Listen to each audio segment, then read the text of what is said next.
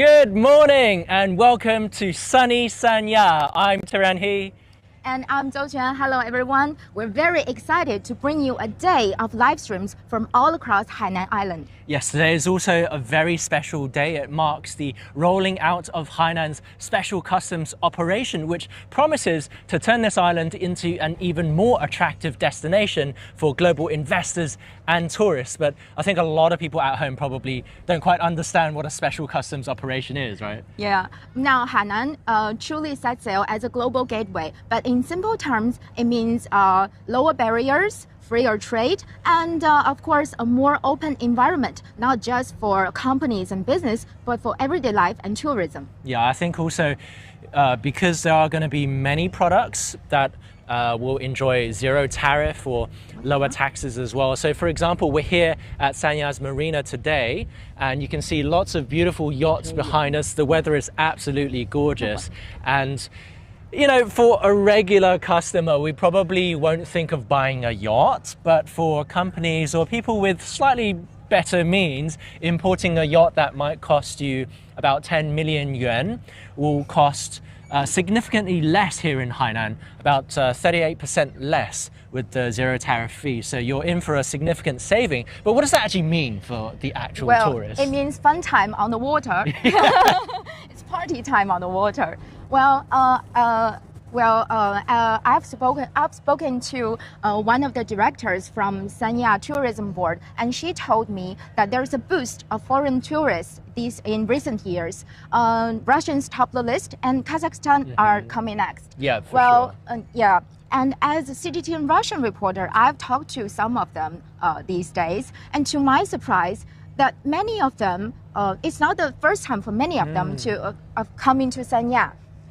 They came here and they fell in love with this place, and they just keep coming back. For sure. And when I asked them what attract them most here, of course the 3S, the sun, the sand, and the sea. Yeah. But also there are many other things that attract them. For example, the convenient flights, the mobile payment, and the nice hotel and resorts and services, local friendly people, and of course the open island atmosphere.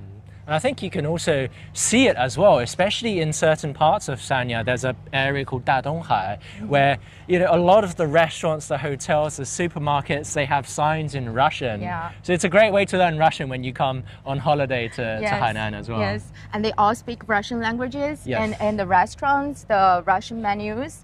Yeah, so it's very convenient for them. And for some of them, they also love the traditional Chinese medicine. You know, the massages, the wellness treatments. The cupping, the acupuncture. Yeah, and for sure, the health tourism is also becoming more popular these days. For sure. And I think it's not going to be just limited to, you know, just a few countries too. Because of the new visa-free policy, you'll be seeing visitors from over 80 countries coming into Hainan visa-free. Yeah, 86, I think. 86, exactly. Countries. And you know, we were talking about yachts today. Before coming to Sanya, I've never been on a yacht before. And it doesn't feel like something that is accessible to me. But surprisingly, chartering a yacht, renting a yacht is a very popular thing to do here in Sanya. And it's actually very affordable. Yeah, how many for an hour for our yacht? I think it's during off-peak season, it's about 400 to 500 yuan for 3 hours. So for the morning, and then for the afternoon, slightly more expensive. So you can rent a yacht for about the equivalent of $60, $70. Just go out, hang out with your friends. Speaking of which, this is our yacht. And we've got our friends on board already. I can see them. Ruyway, good morning. Morning. Should we come on board? Yeah, let's go. So one thing you got to do when you get on a yacht is you take off your shoes, because it can get a little bit wet up there. So this is a little bit of a pro tip for those looking to charter a yacht here in Sanya. The weather is absolutely gorgeous today, so it's a fantastic time to be going out to sea. Blue sky, white clouds. Yeah.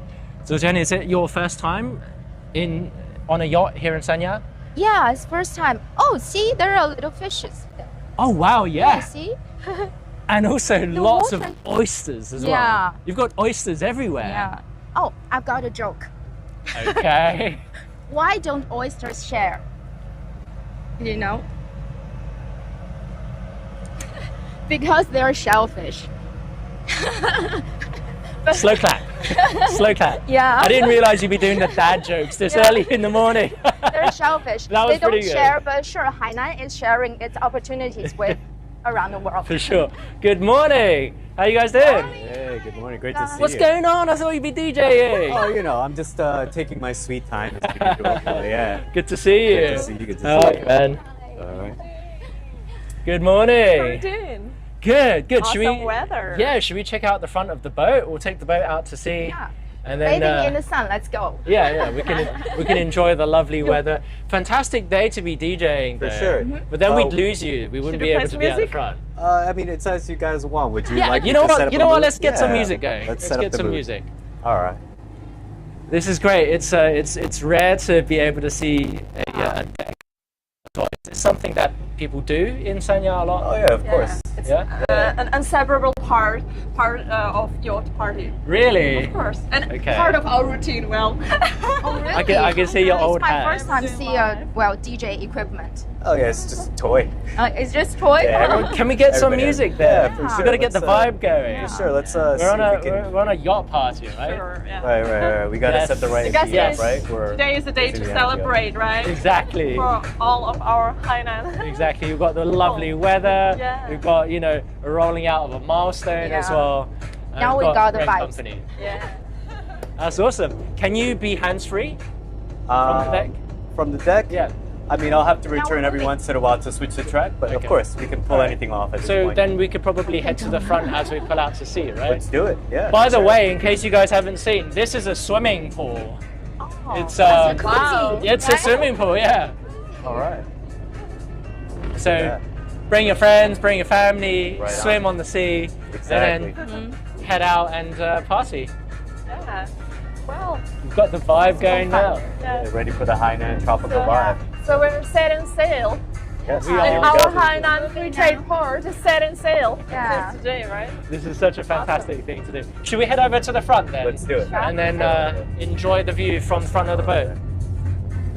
Oh my gosh. This is amazing. Look at this. We've got a very packed marina as well. I can see a lot of boats here. Oh yeah, more and more. Definitely more and more boats. I remember like many years ago, Yeah. like it's been like more like fisherman's little boats there. Here in Sanya. Wow. Really? It was a fisher village, right? I don't remember if it's fishing village? exact this place or a Hongzhou Matou.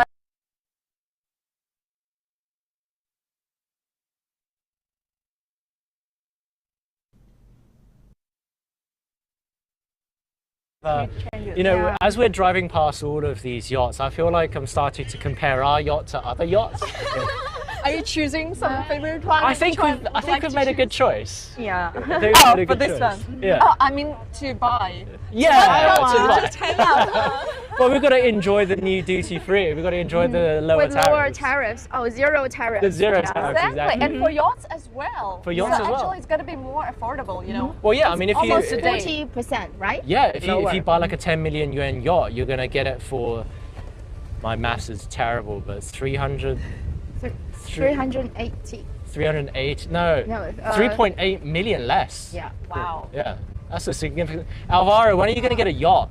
When? Yeah, so you don't have to keep bringing your deck on board. Yeah. Yeah, exactly. I So just you have can to. I just have to parties on the yacht. DJ for a few more Yeah. events like that. I'll be set. Just a few more. Maybe 10 more, and I'll be all right. Yeah. Very near future. It's not quantity, it's quality. Exactly. For sure. So DJ service is not zero Oh, tariff, yeah, it's, right? yeah, it's not cheap. It's definitely not cheap. Yeah. Well, it's gonna be a new product, right? Oh yeah, for sure. Top of the line, everything. Yes. It's Well, what. because you were mentioning before, you've opened up a company, Right. And you're doing all sorts of, you've got various different categories under your company, right? Can you tell us a bit about that? Yeah, the primary one is education consulting to go along with what I've originally been doing here in Hainan, which is related to teaching. Okay. And the second one that I'm really passionate about is focusing on lifestyle events, primarily like health lifestyle events. we go. So, staying out in the sun. Obviously, this is a Yeah. perfect place to encourage a healthy lifestyle. And beyond that, I think the import and export business will also see new waves of benefits with the new policies coming in. Yeah. So yachts and DJ decks. Yes, Yeah. yes. And that's Well, music mixed in treatment. there. Music We can treatment have is some also classes. a We can healthcare. organize Oh, some of course, classes. yeah, Yeah, music why treatment, not? It can be some That would be actually a experience. really fun summer camp for children to send your And you kids will- on a yacht. You will never forget it. Everything sure. you've learned here, you will never forget. But then the parents will be like, why are my kids going on the yacht and not me? No, it's free time for us. Yeah, that's right. Speaking of which, we get onto Yeah. the lounger. Ladies first. Of course. Right, Okay. go. Any Yeah, assistance? sure. Go ahead. Yeah, Take your Watch pick. step. I'll go to the other side. Oh, Okay. All good. Got your balance. And as we're heading out to sea, you can also those are the Phoenix buildings. Right? Yeah, That's Phoenix beautiful. Island. It really is a very noticeable landmark here in Sanya. Yeah. Do you want to sit down as well, Alvaro? Sure. Which side? Grab- Over yeah, that yeah, side? sure, you can All grab right, a over seat, that yeah. side. Yeah. Right on. So actually, just a few days ago, the Hainan Film Festival was held there. Yeah. Yeah. Oh. I'm squinting at you because the sun is so strong today. and sit closer. The Hainan Film Festival you were saying was over there? Yeah, the site was just right there on Phoenix Island. And you attended that as well, right? Yeah, I did some reports and interviews. Yeah. Okay. Oh. So it feels like Hainan is, welcoming a lot of international events these days. You've got the Exactly. golfing, you've got the film industry as well. Right. We've got another speedboat just hanging out Hello next to there. us. Hello. Morning! Oh, that's the wake surfing boats. Yeah, it's a wake surfing boat. Yeah.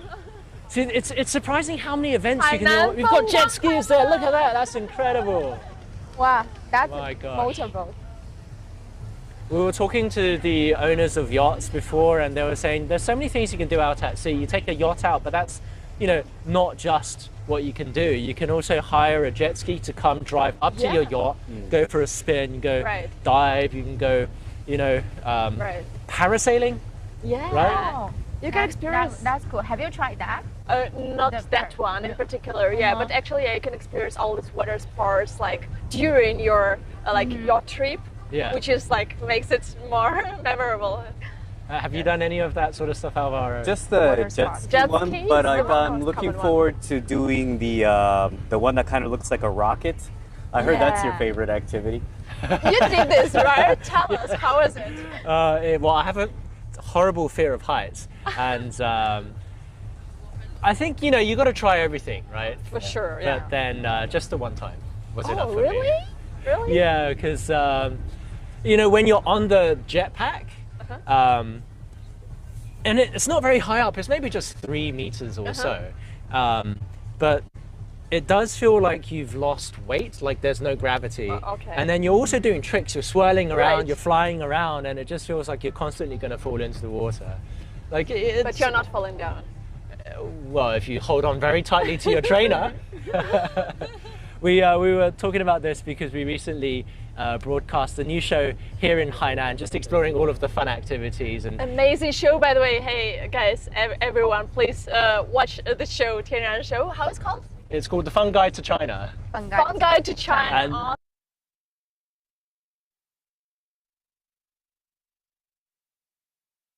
And wow, even me, who is quite familiar with Hainan's every side, every place and every side of life, I've discovered something new. Places, the activity is awesome. Because you've been in Hainan for a long time, right? Well, yeah, I've been bonded with Hainan for a long time. And my first time in Hainan was almost when it was 20 it's, years ago? almost 20 years ago, Wow. maybe 18 to 20 years ago. It was my first when I just just a came to baby. China. Yeah, I was a baby. I was an infant, but I still remember wow, Sanya, and it left a very strong impression. Yeah, and then I've been witnessing the changes all these years and coming back and leaving and coming back and leaving and always keeping this belief that maybe one day I'm gonna have a chance to move here. I even didn't think of it, but I think it was one of the best places in China, the dream destinations. Dream city. Yeah, exactly. And I've been living in different places in China, studying, working, and yeah, now I ended up here. A dream come true. Come true. Living your best exactly. life. How about you, Alvaro? When did you come to Hainan? 5 years ago only, so that sounds like a relatively short. You were amount still of a time. baby back then. It's fine. Yeah, exactly. You just the mustache a grew baby out with a very mustache, quickly. yeah. But originally came to China as kind of like a multi-stage plan of traveling most of the world, Southeast Asia.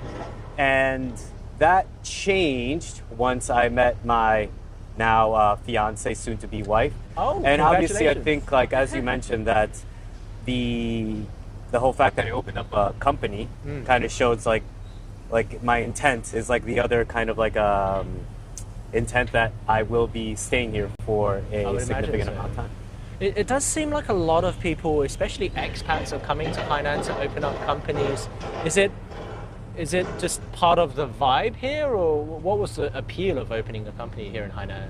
Well, it's not that trendy yet, I guess. Okay. But definitely, yeah. Well, with the new policies, hopefully it's going to be easier, yeah, and more open, more international, you know, so it's going to be more opportunities for international talents as well. Well, and yeah, and I really hope it's going to be like Hainan is going to be more diversified and more international.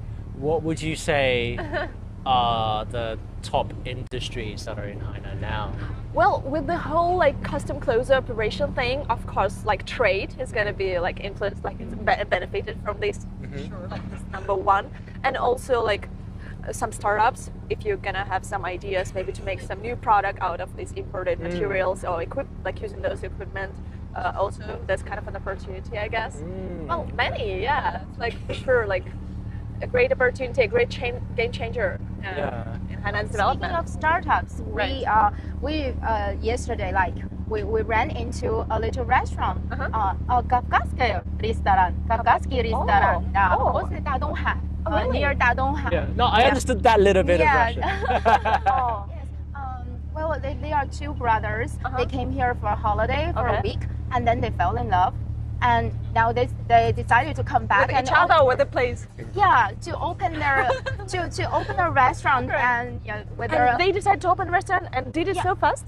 2 weeks? Really? No, not 2 weeks. Like 1.5 months ago, they just opened up Wow. there in Dadonghan. That's fast. Yeah, That's that's fast. And it was Mark and Aslan, the owner's name. And Aslan told me that he was very surprised that it was so easy and convenient to start up a business for foreigners there in China. Yeah.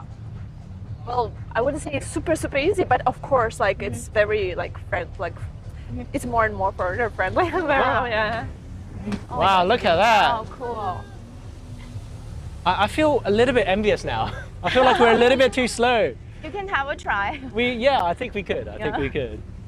Wow, we can see the Phoenix buildings Phoenix right now, buildings. closer this and is- closer. It's such a perfect day to be going out to sea as well. Can you imagine like this didn't exist before, like the whole When thing? back when you first came, right? Well, even not that long ago, yeah.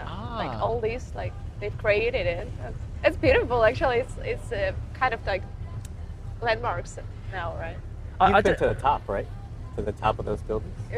Maybe not the very top, but I've been there for sure. Yeah, because they used to have the New Year's parties up there. Oh. New Year's is coming up. Maybe they'll have it again. Well, They you've have definitely been to the top. Like the light show there on the building. on the Yeah, outside exactly. Of the That's building. what it was. I can see it from my place actually. Uh-huh. I think they also did some That would light be show beautiful. about free trade port, about Okay. these custom closure operations. Yeah. Impressive, Wow. impressive. You know, I think a lot of people, when they think of tropical destinations, they might think of ones that are more mature, right? You might go to Southeast Asia, go to Bali, go to Philippines, Thailand. But when people think of a tropical destination, I think China doesn't really, it's not the first to come to mind. Right. But then, like, we've got such incredible beaches and scenery and snorkeling and Exactly. corals, and there's so much to do in addition to all of that as well, right? Exactly. That's also what I also tell people when I meet and tell them about Hainan. It's not just like for those touristic attractions, it's more like the beaches, like the tropical climate, and that's it. But here you also have local culture, like Li and Bao culture. Yeah. So you can experience, a lot of activities, like huge variety of activities, and look, you can learn more about Chinese culture as well, Yeah. right? And now with these new policies, also probably you get more opportunities, and Yeah. well, it's amazing, and also luxury, like all this like duty-free thing, right? Wow, it's also like a paradise for shopping lovers. yeah. True. And you think, just yesterday, I've realized one thing about duty-free policy, because even me, I didn't realize the difference between like before like custom closure and after. So before we had this off-island, it was called off-island duty-free, you know? So to get this goods, like duty-free goods, you had to leave the island and you need to show the your ticket, return ticket. Yeah. Only in this case, you can buy goods and they will like refund taxes, right? But now also Hainan also supports on island duty-free, which means that we who live on the island or even if you're not living the island, you can get those duty-free products. That's great news for us, right? Yeah. So I'll give you my Christmas shopping list. And yeah, that's true. That's true. I just need a bigger bag. We've got colleagues here that they bought new iPhones yesterday. Already? Like, yeah. And was it a very significant discount? I don't know, like 2,000 yuan discount. That's maybe, quite a lot. without the tariffs. That's a lot, yes. Oh. Okay. And I think musical instruments are new. Also portable musical instruments are now in the expanded duty-free category as well. So if you're looking to get a new portable deck, I do like my toys. So. Yeah. there You can get a new toy. Exactly. And many products actually, because I've heard like before it used to be like 21%. I think all of all products were tax-free, and now it's 74, Significantly right? more, yes. So they expanded this list, Yes, the yes. scope of those goods. So it's gonna be more diversified, the bigger variety of everything, like not just makeup, like I don't know, like products. Yeah, and bags and Yeah, but like pretty much everything, yeah. pretty much everything. including yachts, Oh, including yachts, Including yachts. cars, and luxury cars. luxury Yeah. cars. And now that like it was some Aston Martin car, like was imported to, is it right, to Hainan, and that was the only, like, and I think one of the most expensive cars. Oh, it was the most expensive cars imported in Hainan to Hainan. Okay. So yeah, but another direction of Hainan's development is becoming a luxurious tourist destination. Yeah. Wow. Aston Martin is a little bit out of my range. Yeah. Maybe just a yacht for now. But I remember coming here and then looking online, and they have these like Groupons essentially. Like you can rent an Aston Martin or rent a Porsche or rent like a luxury sports car for a very low price. Yes. Just like you can with a yacht. So it's these luxury goods that. Right. I grew up in the UK. These things were very, very far from my class, right? So I could only look at it. But here it's something you can actually experience for something that's Exactly. very So affordable work too. harder and try to get it Aston Martin. You could probably rent it for a decent price every day. Yeah. Salvador, tell us your story. Your My impression. I don't know, like your what do you think tell about us your- new policies or like the changes of Hainan? Well, no, I was actually thinking about how the policies would directly affect my specific business. Yeah. And, I think the more obvious benefits would be in terms of, like, let's say for the education consulting or even for the health and lifestyle, like Right. it would be like the importing of certain like equipment that would get the benefit of the tax benefits. But also like if I wanted to, like, let's say hire talent, like a very well-known like educator from the UK or USA, or a very interesting, like, let's say well-known yoga instructor from India coming over, and like even those services have a benefit with these new policies. And just branching back off into that whole health-related thing, and how you were saying that not many people think about China as a tropical destination. Yep. When I opened the business, I figured, like, why not China? Like, why not Hainan? Like, obviously, I think that a lot of Americans, when they think about like a healthness getaway, thanks to that book and Julia Roberts' performance, like they think about go eat, pray, love in like India. Yeah. And I think that a lot of other yoga and wellness people think, oh, let me go to Thailand or Bali. And like in my mind, I'm just like, why not Hainan? Yeah. Especially if it's for wellness. I mean, China has like hundreds and hundreds of years of TCM knowledge that can be beneficial to people that are wanting to get healthy. So then again, the question in my mind was like, why not Hainan? And I think that opening this business Right. might be a good segue into having that question heard, and then perhaps having people ask the same question. Why not Hainan? Let me go Yeah. check it out. And again, with these policies opening up, I think that it also encourages different kinds of businesses to come in and perhaps to create an environment that will flourish new kinds of collaborations and cooperation and businesses and interactions that, again, will hopefully echo out that whole message. Why not Hainan? That's a good one. Why not? You Yeah. make a really that's good point. Yeah. Yeah, and the medical actually industry is also really developed now. You know, Boao In Boao, Lecheng Yes. is like so famous for medical like treatment and Health like this kind of tourism, yeah. for treatment, like really healing. People come here like to heal, like, sure. and they also have like not just traditional Chinese medicine, which is awesome, and also plus all these new technologies, new Yeah. equipment, new like research, even like the I think the pharmacy industry Yeah. also because they have less like restrictions on import. There's or a there's a something like lot this. of Yeah. R&D in Special pharmaceuticals. licenses A lot. are here, right? Yeah. And it's specific to Boao, right? Yeah. Yeah. Wow, Lecheng, that place. I think you make a really good point in that, you know, it's not just encouraging people to, you know, go on jet skis and buy yachts, but it's bringing in talent. Because, you know, when you, look at that, they're just showing off now. The lady was like, yeah, I know. But yeah, it's not just about consuming, but it's also about bringing in talents and having this, you know, work-life balance, right? You could be working in a city and you're struggling to find some nature, you know, you've got long hours, but here you get off work and you just get on a jet ski. Exactly. You commute to work on a jet ski.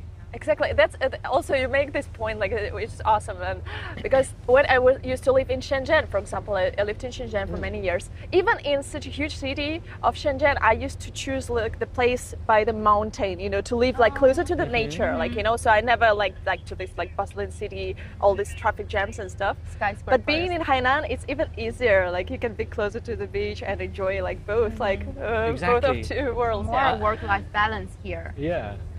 I think oftentimes when people are looking for a place to stay, right, Yeah. you're either choosing like a nice area that's really far from work, Yeah. or like a, you know, not so nice smaller flat that's, you know, walkable or Yeah. easier commute. Speaking of health industry, our colleagues went to the Sanya TCM hospital. Oh, wow. Like they have that place was crowded with foreigners. Yeah. Like they came there for treatments, and the doctors they speak different languages, Yeah. and even so there's no language barrier there. So all the foreign visitors they love to come there for a treatment.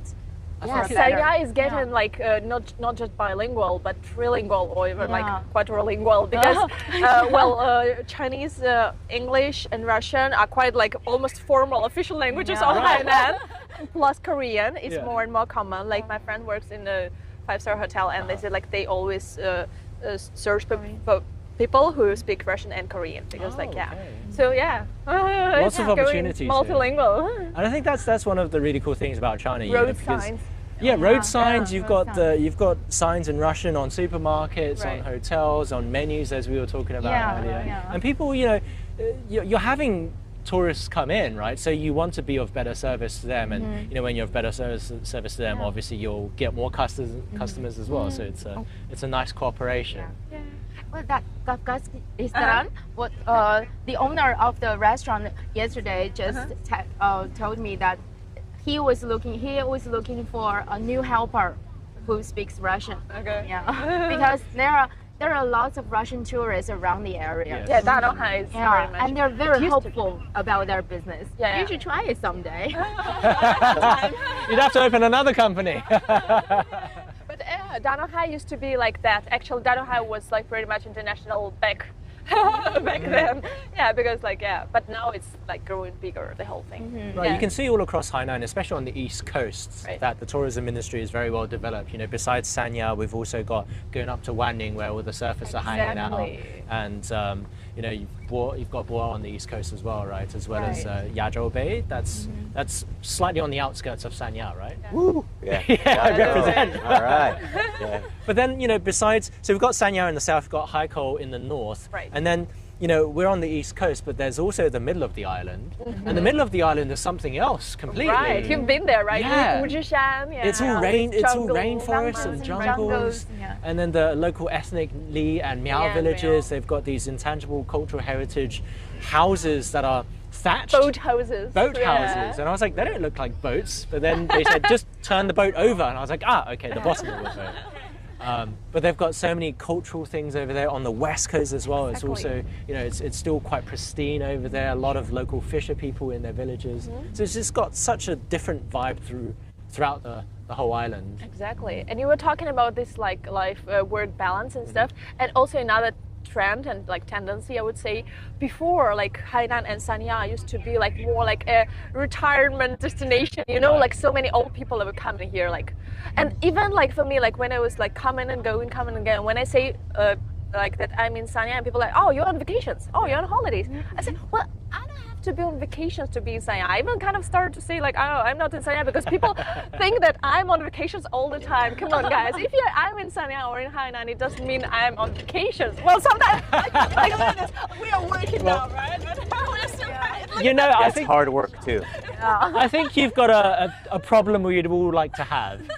It's pretty much a funny thing. Yeah, but you can do things. I mean, like seriously, right? Here now.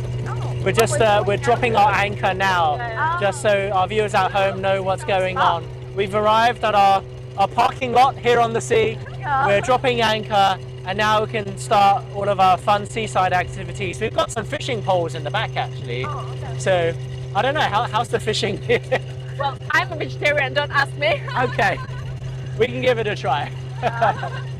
But we can see if there's any parasailing around. We've still got some speedboats and jet skis. And, Now you can compare the boats, compare the yachts. We Yeah. got different yachts here. Yeah. and then maybe, I don't know, do you guys want to go take a dip in the ocean? Well, I'm sure you're gonna do it. I sense a lot of reluctance. You're such an adventurous guy. You like challenges, so And for sure. it's We're actually talking it's a about- bit choppy today actually. Yeah. It's a bit windy. Yeah, here's windy. Well, it's Yeah. always What's the temperature of the water recently? Does I anybody don't know? know. a little bit I guess cold. Karen can we'll have just a have try. to Just jump and in. tell us. give it a try. Maybe 23, 24, like because That's here okay. it's deeper waters, right? That's okay. We've also got some fruit, so Yeah. we've got Yeah. some. We can just enjoy Do the you scenery. know, like for example, what is this? 莲雾. I don't know No, how to I- say it in A English. wax apple, right? What? Apple? Wax apple, right? Wax But I don't know what it's called in apple. Chinese. Wax apple. 莲雾. 莲雾. I think we should actually have our viewers at home Yeah. just get a close up of this because this Yeah. is something that is very specific Quite to Hainan. specific, right? It's Wax it's called apple. a wax But apple. also it's called Jamaican apple. I know. So Jamaican they apple. so it's also like some fruits I guess like it's similar to Caribbean, Okay. like right? Like The question is, do you like how it tastes? to be honest. Because you know the name is very symbolic. It's an apple that tastes like wax. No way. You like the wax apple? No, I've tried the wax apple Yeah. before. I agree with your. It actually It's- doesn't have a, It It doesn't doesn't have really a- taste like Yeah. It doesn't have a strong flavor. yeah. Right? No. But it's juicy. Well, Yeah, it's, it's And what Well, else do we have here? Passion fruit? yeah, like passion fruit. Oh yeah, they have golden passion fruits. And it's also Oh, well, it's this one's quite sweeter. small. Yeah, Normally I was they're going to say they're big normally ones. quite big, right? So there are No, two it's kinds of delicious. passion fruits. I'm quite a fruit expert. I can see tell you've got the bananas on your right, ear. Yeah, I have a close up. Yeah, I've got some bananas like bajiao, real Hainanese bananas here. These ones, Exactly. baby bananas. Yeah, like yeah. It's the exact same thing, yeah. But ones it's are not. It's ripened. not quite the same thing as a banana, right? It's Yeah. slightly closer to a plantain. Right. Like thicker, like Yeah. like- Yeah. But Small I love bananas these ones. anyways. Yeah, but greener ones. Yeah, but coming back to Passion fruit? passion fruit. Passion Yeah, fruit. it's amazing. Like this one is so sweet and juicy because like they've got purple ones and golden ones, and purple ones are like more like sour, they've Sour got sweet taste. sour sweet taste, and this one is sweet taste. Yeah. Well, I love both, but like this one is something special about. Okay, I want to Yeah. quiz you. What are the knobbly ones that we've got down Yeah. there? What is that? This one. Do you know this one? No, wait. She probably knows. Oh, I Alvaro. do. No, wait. Alvaro, do you know? Because I you know? probably know. No, I don't, but it just looks like a mix between a pineapple and a grenade. And Pretty pitaya much. also. I guess it's like pitaya inside, like dragon fruit, but white one with a. It's a dragon like, fruit. It's not a dragon It's not, fruit. but Oh. it's a mix, like maybe it's a hybrid. Is that? It's I think I saw that in fruit store. It's called 燕窝果, right? Actually, Like no. bird nest. I have That's no dragon idea. fruit. Let's try. Do we have a knife? I want to make like. Let's bet. Break it Let's open. bet. There we go. Barehanded. What happens if because you know, like let's like if we have a knife. Yeah, I'll go grab a knife. 我们可以 So I'll go guys, grab a knife. think of what if I won? You know, you jump 3 times. Yeah. All of you guys jump. Everybody jumps if you're all right. Well, I never So specifically your guess agreed is to a it, but- passion fruit? Dragon, dragon fruit. It's kind of really. It's not true. It's not. But inside it will look like white with a black dot. All right. Okay. So is it No. one of your favorites? Or? Well, it's one of like the never red tried one. it. The red Okay. one is very specific for. Careful with the knife. Wow. Should I do it or do you want to do Okay, the honors? do. But it matches your dress. My guess is that 燕窝果. Bird nest I have fruit. no idea what this is. We bought it, but we don't know what it is. Oh, you guys bought it. Yeah. It's hard. White with black dots. You see? Ah. White. On the money. But it's a little bit different. That's true. Yeah. But I still don't know what this is. But yeah, it looks like a dragon fruit, yeah. Can we Yeah. ask Looks like the a dragon captain? fruit. Maybe he knows it. I don't think so Yeah. because No. they come from north. Oh, That's true. Not local. Okay.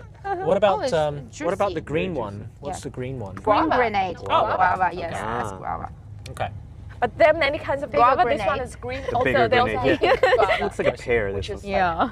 Yeah. It smells like much stronger. The smell. And I know that locals have a very peculiar way of eating raw fruit, right? They like to eat the raw guava, but they dip it in some special salt and Yeah. spicy. And spicy. Right. Have you tried it? Do you like it? The first time I saw it, I was like, why would you do something like that? It's literally salt and chili pepper, and I think sour plum pepper as well. Right, sour plum powder. Yeah. And I dipped it Yeah. in the sour plum, and I tried it, and I fell in love. Oh, And really? then I You dipped did? it in the chili, and I was like, I can't believe that the world is this beautiful. It's surprising. It works surprisingly. Yeah. It's fun. more about the after flavor, I think. Yeah. In your mouth. And it's anti dehydration. How you say because it's water and salt plus sour things. I think it's see. something about like.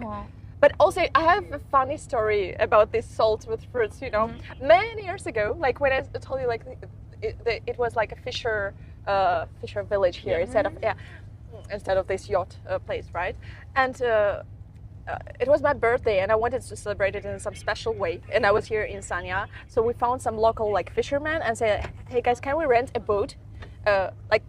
Go with you, like to just around." Go fishing. Not fishing, yeah, but just like a tour. yeah, kind of like small tour, yeah. And we did it, and yeah, it was amazing. We had our own fisherman boat, like it was really cute, you know. And we brought a lot of stuff with us, like fruits and everything. And I brought like a huge pineapple. And the lady, like the lady, she told me, "Oh, you got a pineapple? Let me do it. Like I'm gonna cut it for you." And I'm just chilling, just say, "Okay, thank you so much."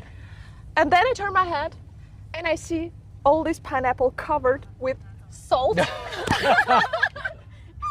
it make it more sweeter? Is it sweeter? It was way too salt. Oh my god, that is my only pineapple on this boat, you know.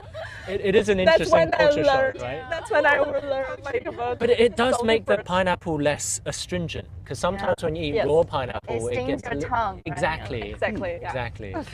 Good to know. Well, a fun experience. Have you tried the pineapple with salt? No, I like my pineapples. You like it organic straight. and natural. Yeah. Yeah. That sting lets you know it's working. Yeah.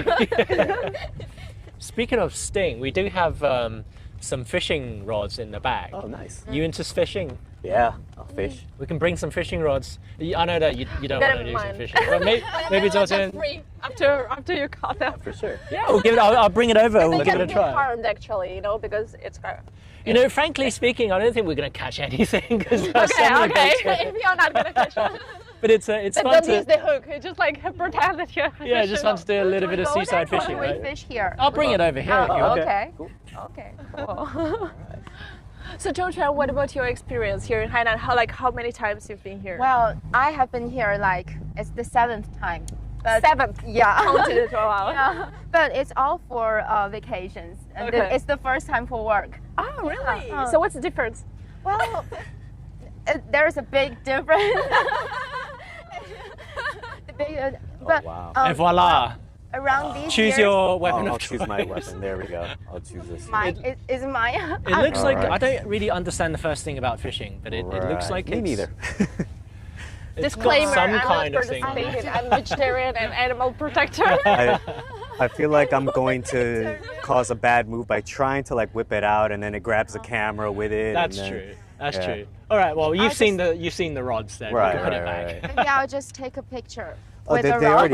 already prep it? Oh yeah, they prepped it with Yeah, a little snack on there. Well, do you know what? While you guys take pictures, I'm gonna go get changed because I think this water is just itching to be jumped into. It's calling your name, huh? It's calling my Yeah. name. It's saying it's very warm. Come, join me in the sea. Wow. Go take a swim. We're gonna get ready, right? Yeah, I'll go take a swim. Awesome. Can't Okay. wait for it. You guys can join.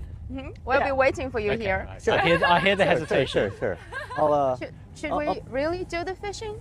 we can try, right? We could try. We just yeah. have to You be can take a careful how picture we. at least, well. Yeah. Yeah. I And can- tell your friends in Beijing that Yeah. you're fishing in Sanya Alright, during let me try December. to Look do at the this weather. And I carefully. can buy some fish from the market as if I caught them. All right. So, maybe Maybe. I just kind of like fling it out. Oh. Nope, that did not work. I've never did fishing before. So. All right. Oh. 这个倒了耶，倒了就倒了吧。Let it be. You all right? Let Need it some be. help? It's okay. Okay. Just about there. And out with you. Nope, that did not work either. We saw this little fish. Ah, Oh, sorry. We saw little fish, schools of fish. all right. Where On the did you dock. see- Oh, on the dock. Oh Yeah. yeah, they're always hanging around at the Yeah. dock for sure. But yeah, Maybe we can get one of them. yeah, if we could, that'd be a nice little treat. But I can't even like. This doesn't go out. This doesn't go in reverse. So like shows how much I know Oh. about fishing because it only goes like it only brings a line back in. Should we call the captain? I think it's good for now. Maybe we should watch somebody that knows how to do Yeah, it. yeah. Watch and learn, and then It's okay. We should we'll We're hire get- gonna a have coach something anyway. to watch right now because Yeah. Tianyan is almost Oh, ready, I oh. guess. Is he gonna make a jump? Well, Oh yeah, he's gonna make the jump. yeah. All right. Let me put this down and away from harm. Yeah. Don't catch Okay. Tianran. Yeah. An elusive catch. Wow. Ready? All right. Wow. All right. Go. That way. Okay. All right. cool. That way. Give me a drum roll or something, please. Come on. Yeah. You gotta do it. Watch out for the gate. And run. See, Yeah. that's the vibe in Can you- Sanya. 15th of December. Can you maybe give me something on the deck? Sure, Yeah. sure. You know, Here we go. can I hold your microphone? That would be kind. Thank you. I don't want to get that wet. Are we ready? Yeah. Yeah, here we go. That's I'm the- actually regretting this idea right now. That's Oh. the vibe. It's You looking know? brisk. From What work is the spot to jump from? Literally, I'm jumping Okay. into the water from here. Woo. Are we ready? Oh, is that Or a you can fish? do a No, backflip. it's a jellyfish. Are you serious? It's a jellyfish, no? Oh yeah, I see it. Careful. But actually, it's not the season for jellyfish because it's too cold for Ah. jellyfishes now. Yeah. Oh.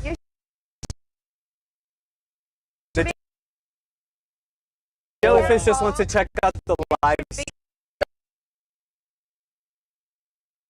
All right, well, Well, three, two, one. Here we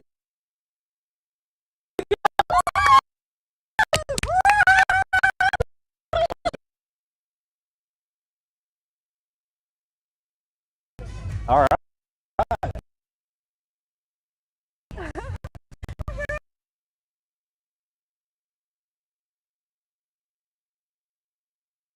one dive away. Careful with the jellyfish. No, the other way, the other way. That way. That way, yeah. Yeah. Run, swim. Run. Stroke. All right, are we going down? Yeah. I don't know. We're Maybe. gonna welcome him.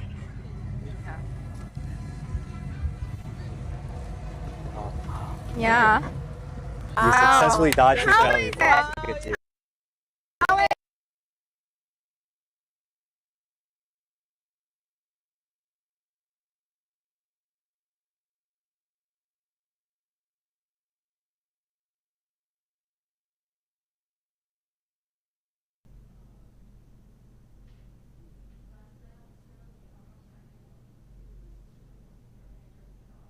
Watching this live stream here in Sanya. But don't go because this is just the first of many live streams. Still a little bit breathless from the jellyfish. That might be a simple.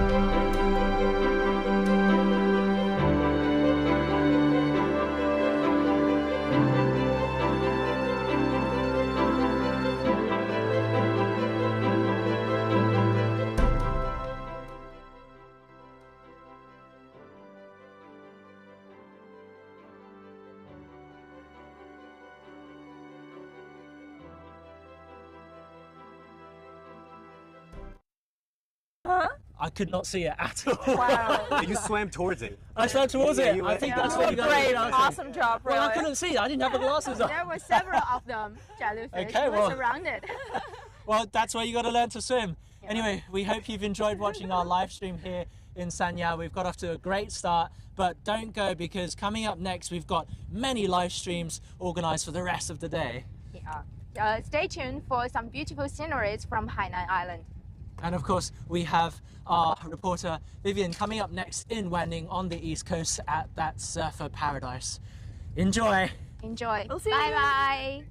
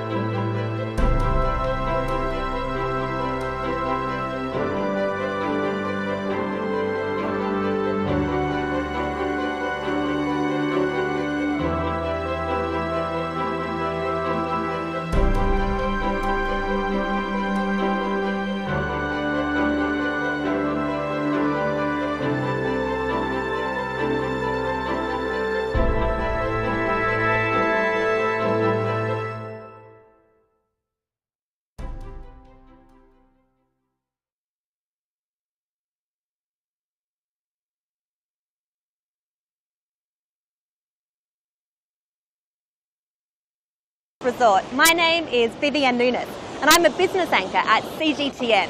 Now that means I'm normally based in Beijing talking about finance and the economy.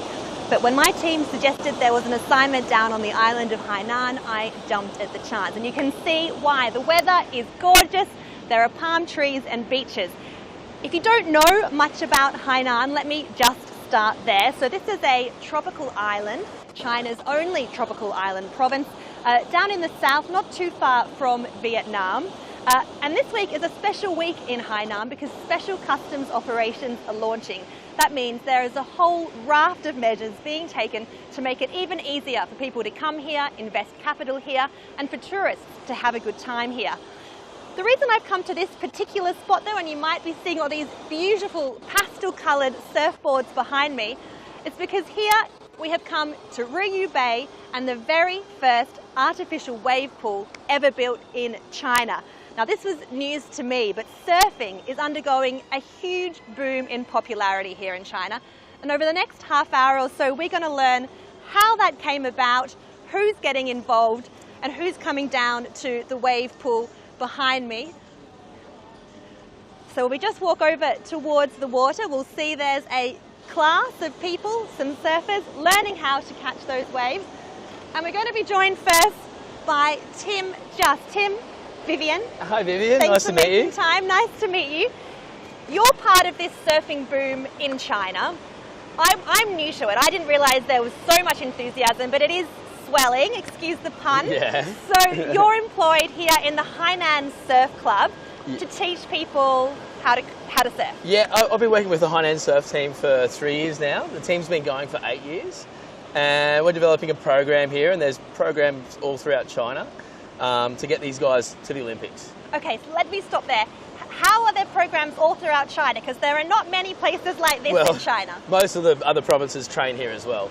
So Okay. there's 15 provinces that compete in the national surfing system, and I think 14 of them train out of Hainan. Okay. During the winter, sorry, and then during the summer they travel abroad to other locations. So this is really being fostered as the surfing hub of China. 100%, yeah. Okay. There are other places in China with good waves, but here's by far the most consistent and the best. Okay, and I have been out to Ruyway Bay because there was a World Surf League tournament earlier in the week. Yep. And I was pretty impressed by the waves there. But then some of the surfers were saying to me, yeah, the bay is good, but there's also the wave pool behind us. So we came to check it out, and here we are. It's only been open a few weeks. Yep. Now, explain to me why you would build a wave pool somewhere like this and not, I mean, in the middle of the country. Like you have a beautiful bay just over there. Yeah, like it's a mixed bag. Throughout the world, they build them sometimes in big cities like Sao Paulo, and I expected them to build one in Beijing first, but it makes sense here because this is where the most density of surfers are throughout China, and we have great waves in winter here, but then during the summer months, it's barely surfable. Oh, really? So yeah, here is the spot. Okay. During summer, the wave pool's like amazing. I surfed this morning and had a great time. It's my first time I actually got to surf the right-hander because Yes. I've been here 3 weeks and it's just been lefts every time I've come. Absolutely. We were here yesterday and the waves were Yeah. coming this way. Yeah. But today they're even more beautiful from a TV point of view That's because right, they're but this coming way, this yeah. way.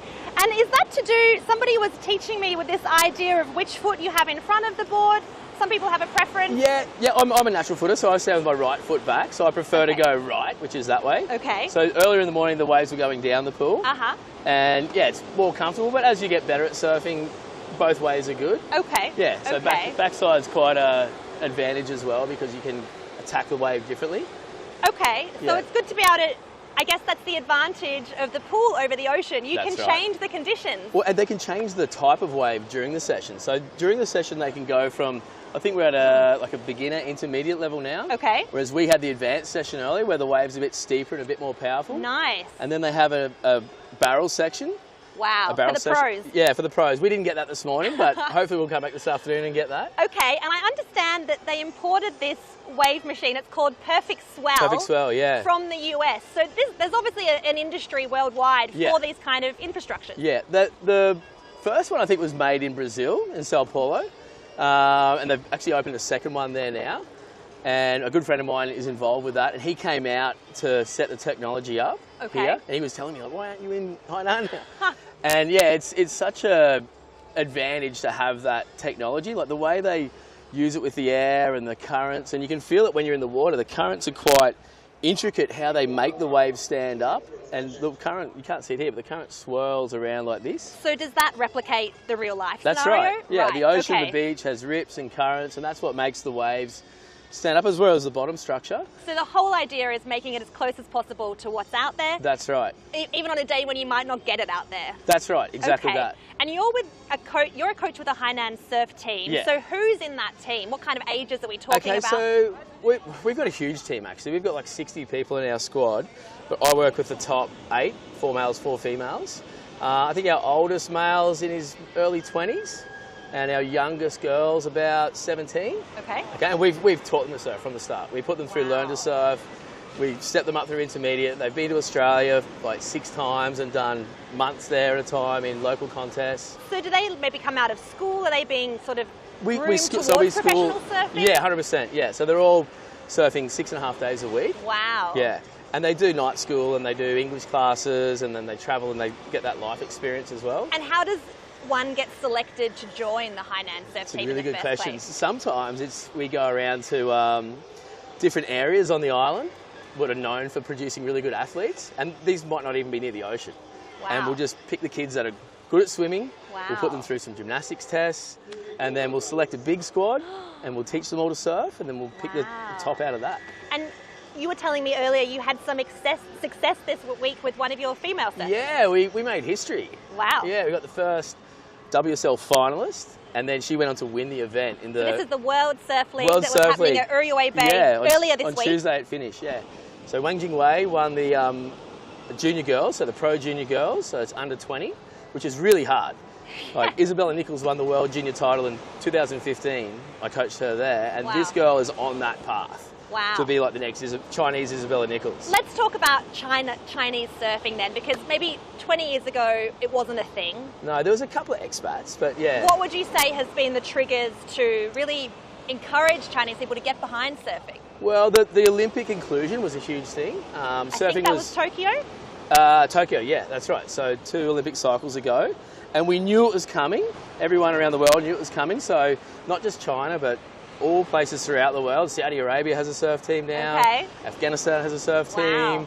Lebanon has a surf team. All these places without waves, or not many waves, has teams. So once surfing became part of the Olympics, there already was a local community here. Okay. It was quite small, but there was a bunch of expats, and there was a core crew of local surfers. Mm-hmm. A little bit of hippie kind of vibe in this local surf scene. It's super cool, like Noosa back in the 80s. That's what I was saying the other day.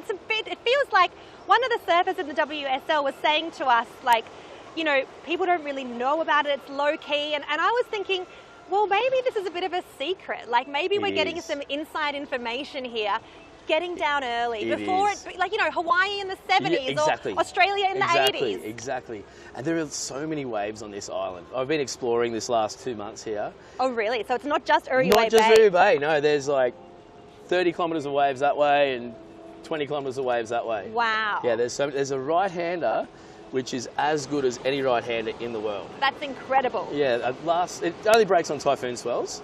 And there was a swell in September, and Harry Bryant and a couple of Hawaiians flew out for it. Wow. And it was like as good as any wave you'll see in Australia or Hawaii. Pro surfers are getting on the plane to come to Hainan when they hear that big wave is coming. Yeah, it's on the map for sure. Wow. Yeah, it's on the map. Okay, well, we've just seen some people go back into the water.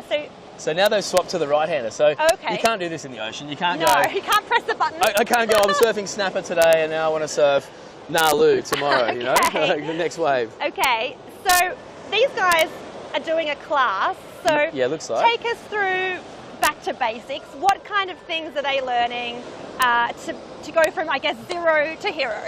Well, it looks like we have a cross-section of skill levels out there, but the first thing is learning how to read the wave and catch the wave, which I found a challenge this morning. I've been surfing 38 years. Wow. And instead of watching the wave come to you, you've got to listen for the wave. Oh, really? Yeah, you hear the machine. Because, yeah, that's right. You can't look out to see because it's not that big. Yeah, and it's only a short lead into the wave. So you've got to listen, and you feel the current start to pick up, and then you just see a little lump, and then all of a sudden it stands up. Okay. So yeah, the first step is learning how to catch the wave. Okay. So I like to call it catching the bus at the bus stop. You can't catch the bus on the freeway. You've got to find where the bus stop is. Okay, and, that's a good analogy. yeah, I didn't miss any today, which I was happy with. Good, I thought I was going to.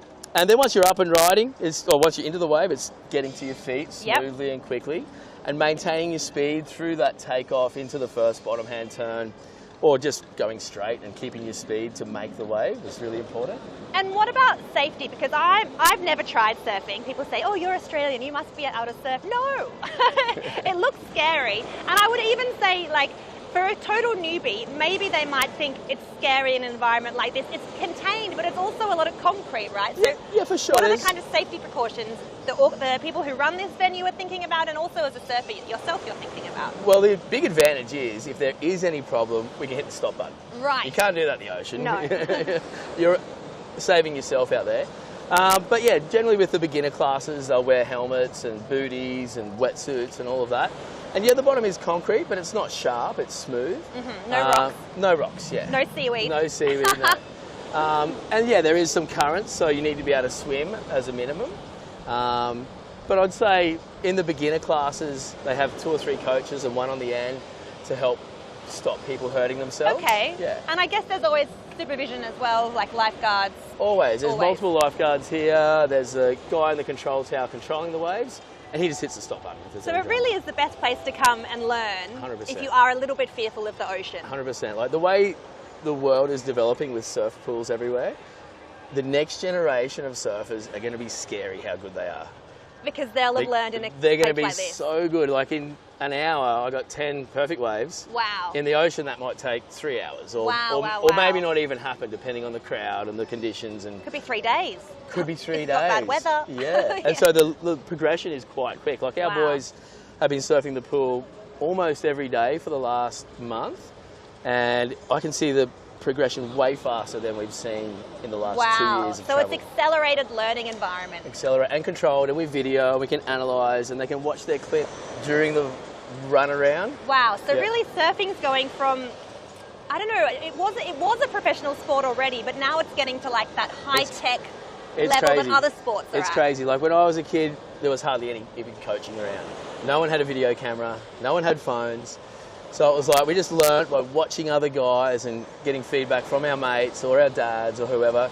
So then it progressed to coaches, having like basic cameras, and now it's like instant feedback. Wow. We can correct technique almost between waves, and it's coming to the point we can put an earpiece in and feed them, So really ideas. technology and data are coming to surfing the way they're coming to everything and we else. can measure too. We can measure force, we can measure joint angles with the video, and so it's amazing. It's so cool to be a part of it in this growth phase. It does sound like a very exciting sport to be in generally, but particularly here in China where that enthusiasm is just going up and up. Oh, you should see the amount of inquiry we have now about how to get into the team, whereas in the past we were like... You were finding people, now now they're coming to us, and they really want to be part.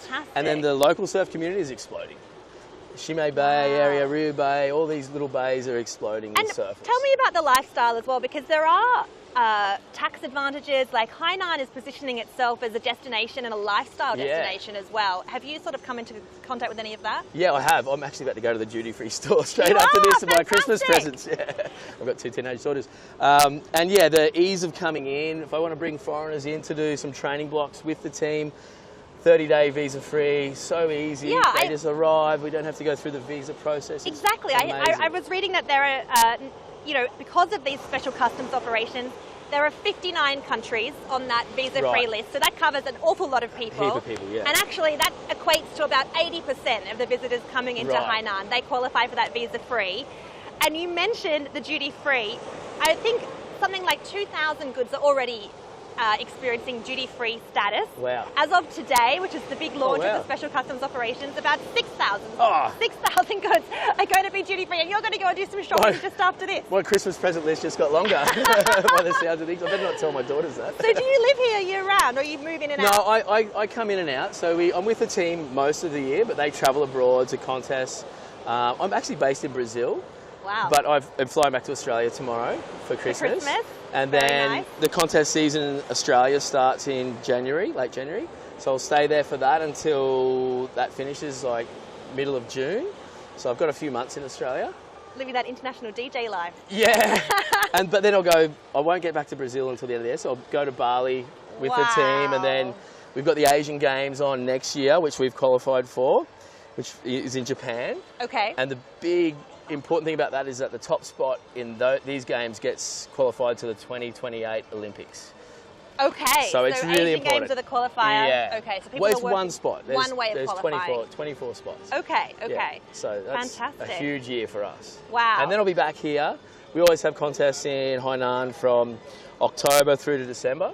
So I'll be back here for the back half of the year. Okay, so that's the peak time for surfing in Hainan, October through December. There are waves all year, but different parts of the island. So Ruyway Bay area is September through to March. Yeah. December, September through to March. And then the summertime here, the south end of the island. So like northern summer, August? Yeah. August, July, August. The Sanya region gets pretty good. Okay. And then there's also some beach breaks north that get good. But there's waves all year. I've discovered so many little... So, and as you were saying, there is a community of Chinese people and some internationals, I guess. There's a mix, yeah. Moving here and spending time here because of that lifestyle. Yeah. Okay, well, Tim, I think we have the Vice President of this Ruyway Bay Surf Resort who's waiting to speak to us as well. But thank you so much. No problem. If you see your student, send them over. I will. But all the best with Thanks, that duty-free Christmas shopping. Cheers, thank you. Enjoy the waves. Thank you so much. Thanks, Tim. Oh, I'm going to grab that mic off you. Thank you. All right, cheers. And I'm going to give it to my producer, but enjoy this sunshine too. Thanks. That was fantastic. Thanks, Tim. Bye. Well, we just heard from a coach, the head coach actually, in the Hainan surf team. What a life he has. Travelling around the world following surf contests and coaching young people. And now we're joined by the Vice President of the Ruyway Bay Surf Resort. Hi sir, my name is Vivian. My name is Juan. Lovely to meet you, Juan. Let me, I'll hold the mic, that's all good, or you can hold it. Okay. Congratulations on opening this new venue. I was just saying this morning how much I'm enjoying the architecture. It's got those kind of 50s modernist vibes. But it has been a long road to open. What was it like opening the first artificial wave pool in China? And if you like, we can walk along and have a look at the waves as we go. Yes. Did you have a try this morning? I haven't had a try yet. I had one of your coaches show me how to get up on the board, but I haven't yet got in the water. Maybe this afternoon. Have you ever surfed before? Never, even though I'm Australian. Okay, that's something you have to do, you know. I think so. Because surfing is really big sport in Australia. Exactly. That's so interesting to me that it's been a big sport for years in Australia, but in China, it's going up and up and up. So it's not a sport we traditionally associate with China, but now is the time it's really booming. So was that part of your thinking when it came to opening this resort? Were you thinking about how popular the sport is becoming? You know, surfing became popular only like before the pandemic, and actually it's quite new sport and it's growing. I think one milestone is when surfing becomes one of the games of Olympic Games. Right. Because that encourages everybody to pay attention on it. You know, before that, surfing is more like a French game. Right, you know? right. So only some like a youngster, they are really enthusiasts, they will pay attention on this sport. But we have a series of TV shows in China. You know, they have some star celebrities surfing in the ocean, and suddenly it become like a very popular. So after attention is being paid on the sports, and the idea of artificial wave pool has been introduced in China as well. So the China Tourism Group, which is the investor of this pool and the whole deal. We have the logo there, China Tourism Group. Okay. We are a state-owned company, and we have the foresight, the vision to focus on the future booming of the sports in China. I think due to our analysis on the comparative advantages of this kind of project, I think it's quite necessary for us to build artificial wave pool like this to balance the disadvantages of surfing in the ocean.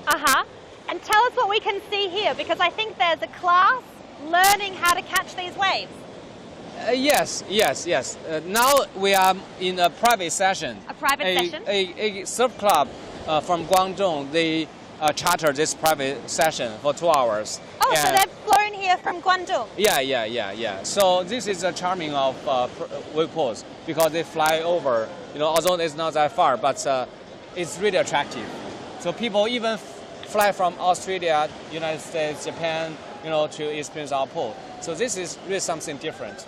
And you're brand new. You've only been open a few weeks. 40 days, I think. 40 days. How's business been? Who's been coming into the wave pool? For now, wave pool is more like a growing concept. So for now, experienced surfers, they have better knowledge about the wave pool. But with the marketing and promotion going on, a lot of beginners are starting knowing us. I think in the future, we will have like a half and half, maybe half beginners, half advanced and intermediate surfers. And how do you balance that? You have some sessions that are for beginners, maybe in the morning, and then maybe you turn the waves up a notch, they get bigger, and you send the beginners out to get some lunch, and then the advanced surfers come in. Is that the idea? So they're not all in together. So it is the beauty of pneumatic wave pools. That means we can easily change the operation mode of the wave pool. So by hitting just with one button, we can switch from advanced level down to intermediate and down to a beginner session.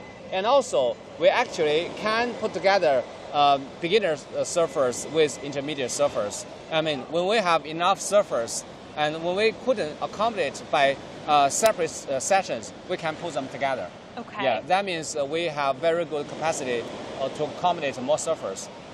Fantastic. All right. And tell me about the machine, because I believe you imported it from America. Yes, and the system we are using now is manufactured and called a company called American Wave Machine, which is a leading company in this field in the world. And they are one of the earliest practitioners in pneumatic wave making system. There are several approaches of making waves: mechanic, pneumatic, hydraulic.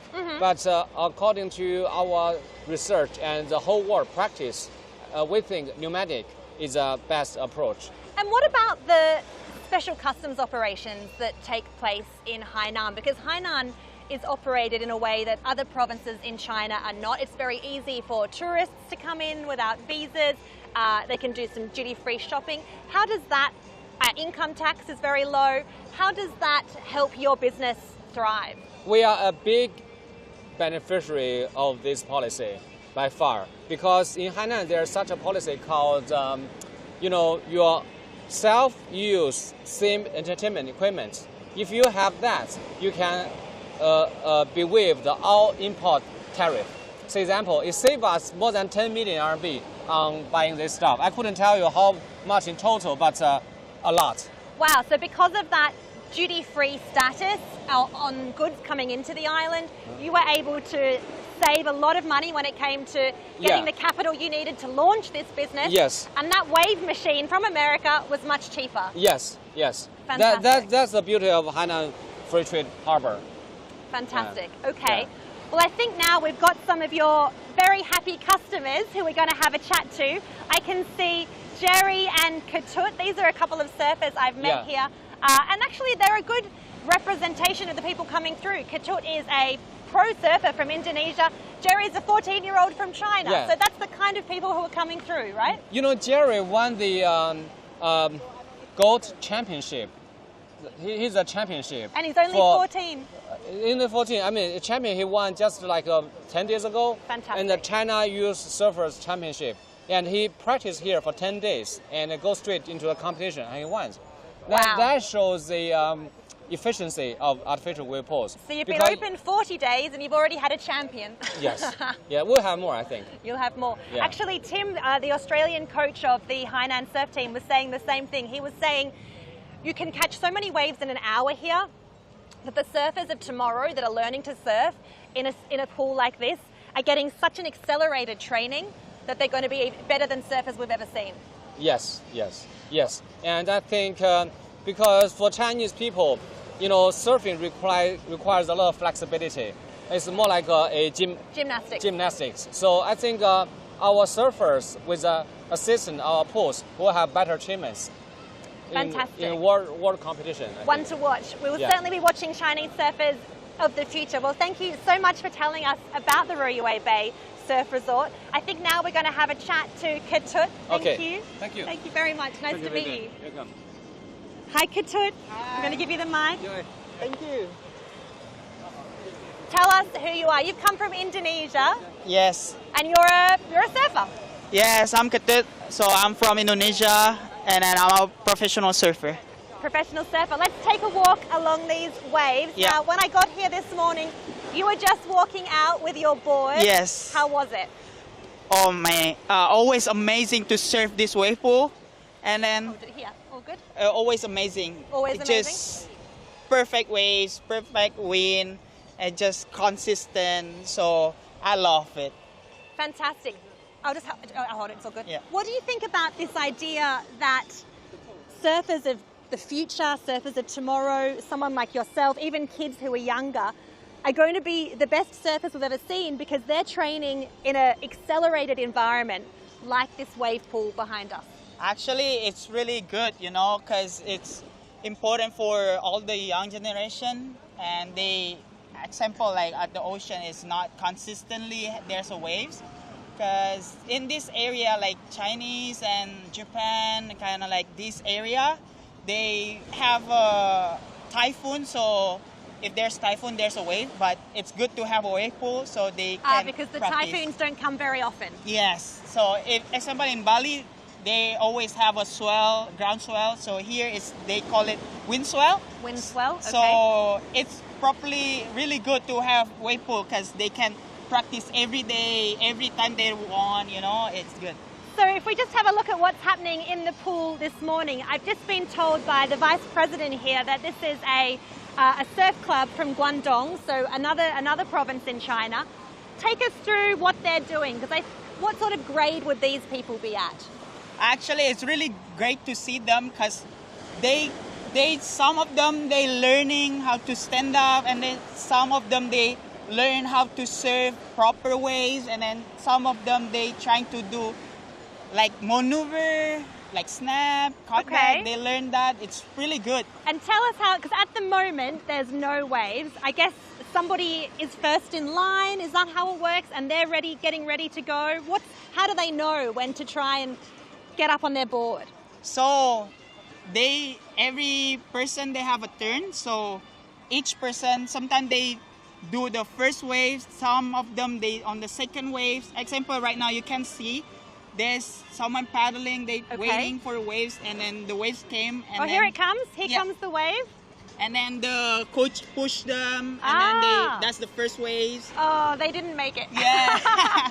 But some of them, for sure, they catch some waves. So the coach is giving them a bit of an extra push so that in case they're not swimming fast enough, they get that oomph and they can ride the wave. Is that the idea? Yes, so they can ride on the waves. Because sometimes, some of them, they paddle pretty slow, and also the wind direction kind of push harder. Okay. So if the coaches push them, so they get extra power. Just like when you're learning to ride a bike and you have that little push. Okay, yes. Somebody's up now though. Oh, I don't know if we can see. Oh, they've just caught that wave. I think we just missed it. But they got up, so that's encouraging. See if we can catch the next one. Oh, here's someone going now. Paddle, paddle, paddle. They're up. Yes. It's doing really great.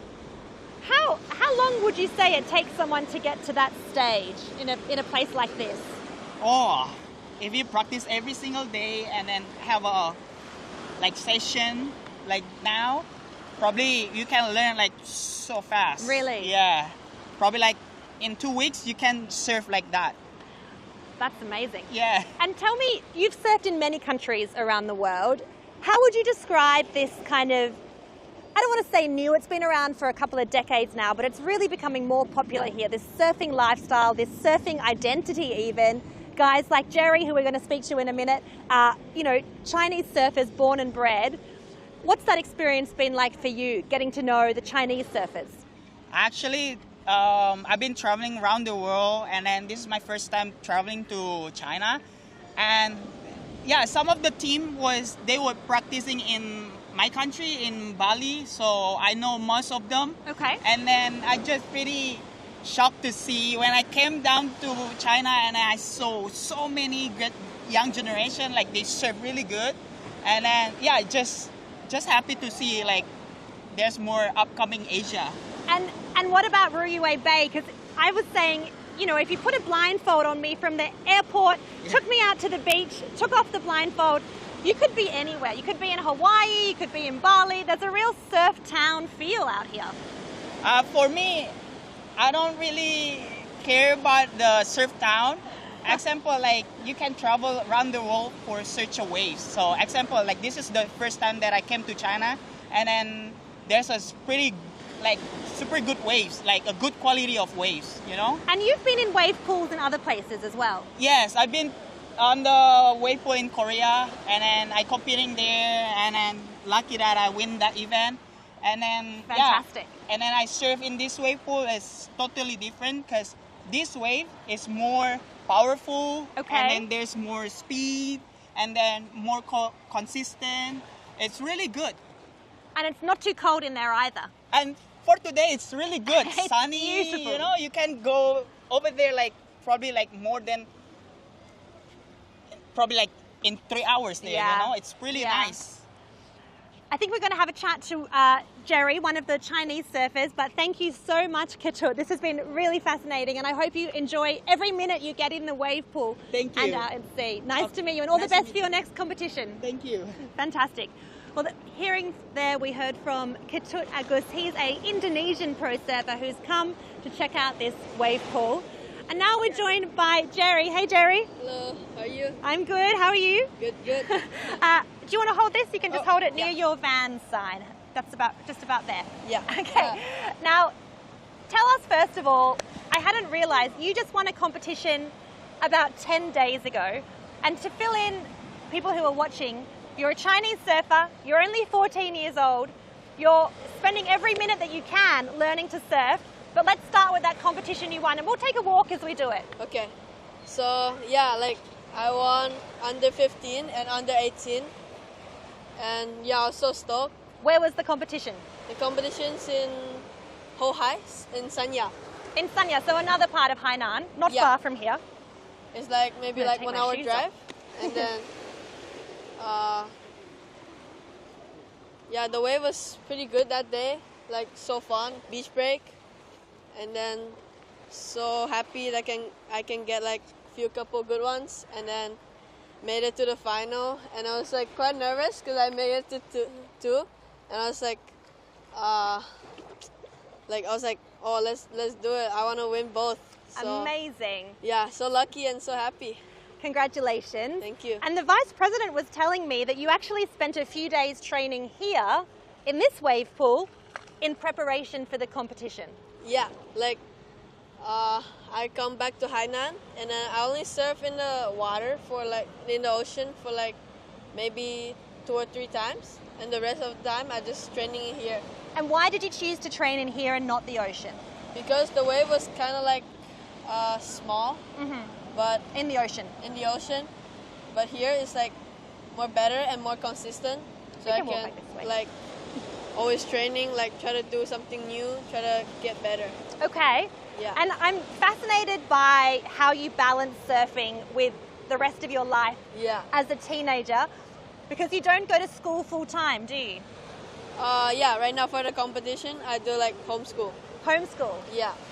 What did your parents say when you told them you want to spend all your time surfing? Because Chinese parents are known for being pretty disciplined. Yeah, like I was used to school in China, and then I was Let's get our feet wet. Yeah, and then we were just surfing, like in the weekend, and I just keep on surfing, and I like it a lot, and join some of the competitions, and I'm like getting better. So what part of China are you from originally? I'm from Ruyway. Ruyway, okay. But I start living in Hainan when I'm 6.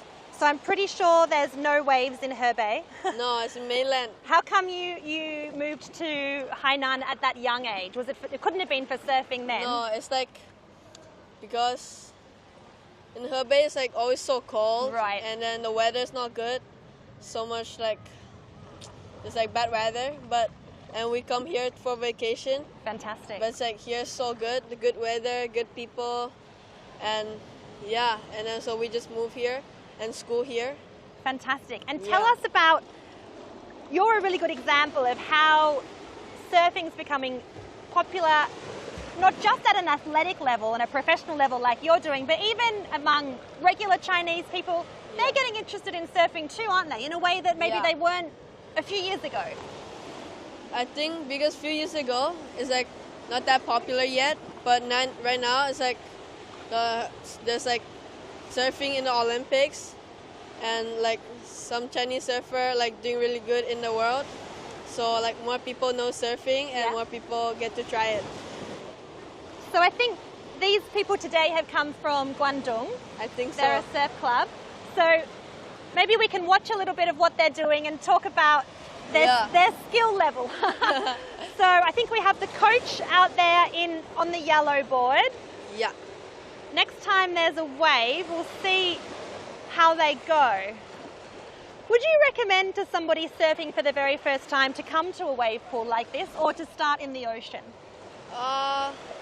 Maybe like if you're a very beginner, you should try here because it's easier to catch wave, and then easier to catch wave, easier to practice like pop up, like turning.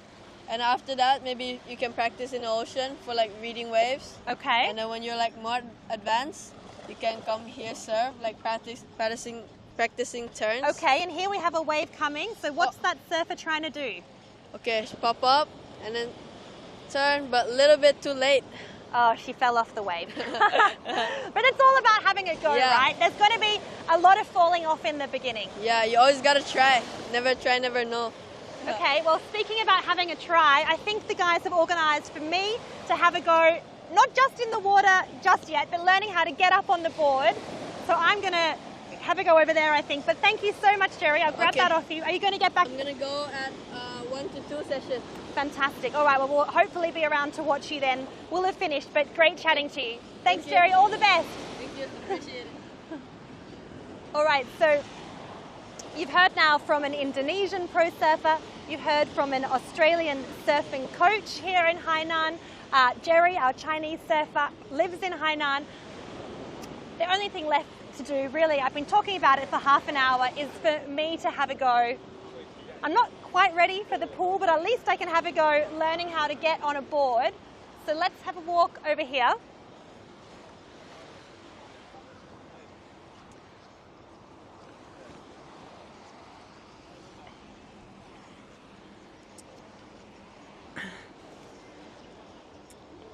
All right.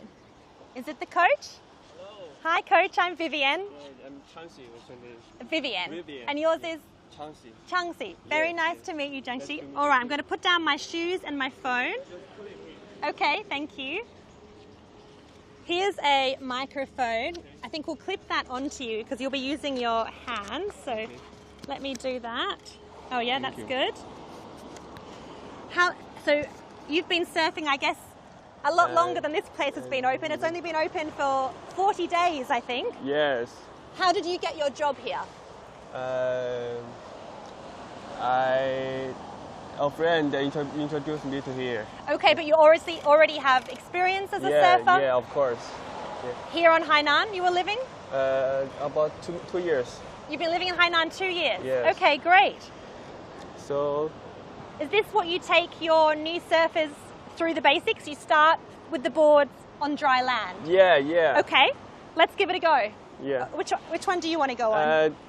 You can go on that one. This is yours. Okay. Thank you. And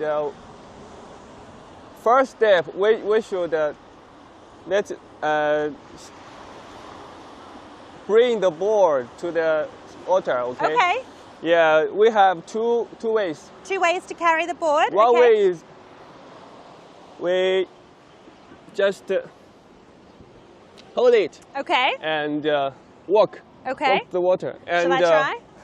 No. Just watch me, okay? Okay. And we just walk. And when the water is almost up to your knees? Up to up to our knees, and we put it in the water. Ah, okay. Okay. And we move to the tail. Okay. And one hand hold the tail, and another hand hold the surface. Okay. And we push. Push and walk. Okay. So we walk to the area Okay. So from the shallow water, that's Yeah, what you to do. the deep water. Yeah. Into the deep And water. the second way is when we put it on the surface, okay, and we get on. Okay. Just I told you yesterday. Yes. Yeah. First, hand. Yes. Second, your Should we thumb. have another go? I think we should. All right. No. Watch me. Watch Okay, me I'll watch once you and first. yes. Give us a demonstration. 1, 2, 3. Okay. Okay. And paddle. 1, okay. 2, 3, and paddle. Yes. Yes. Okay. So Oh, we haven't done that one yet. It's your turn. Okay. Okay. So I'm We started. picking it up. This is the nose and this is the tail. Ah, okay. that's the tail, I think. Yeah. Yeah. Okay. You stand here. Ah, I've got to stand on this Yes. side. Okay. And we just Pick hold up it. the board. Okay. Yes.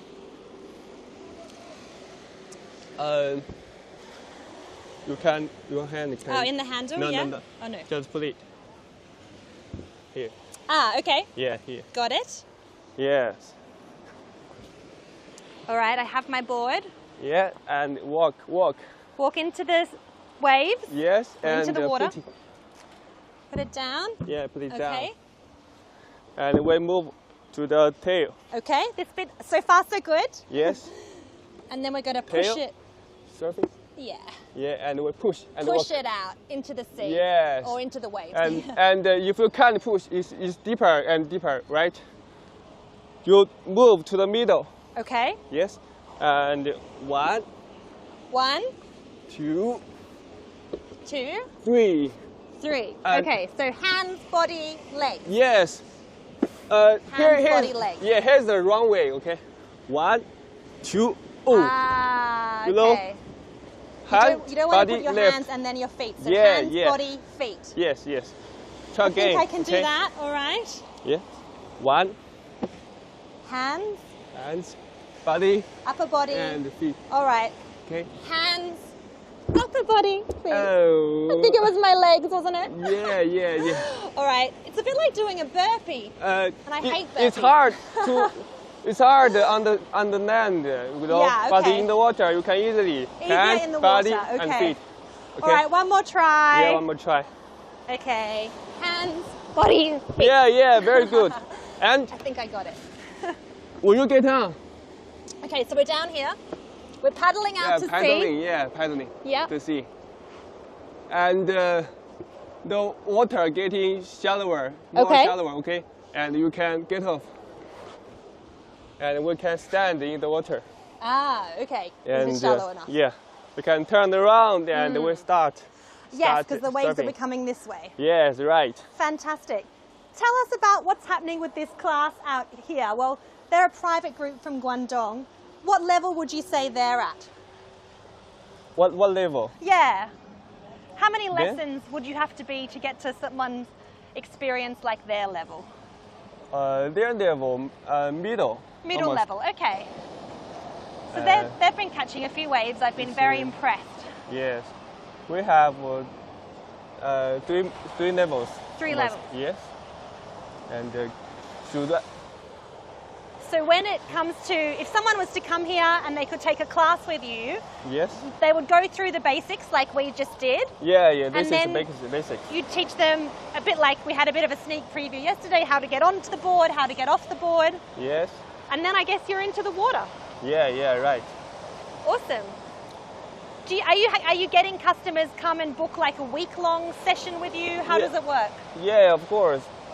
They sometimes they book they live here They live for here. almost a week. Because there's a hotel as well. It's a Yeah. resort, isn't it? Yeah. All right. Well, I think we're just about out of time, Coach. So thank you for taking me through that. Maybe we'll just get our feet wet. Yeah, okay.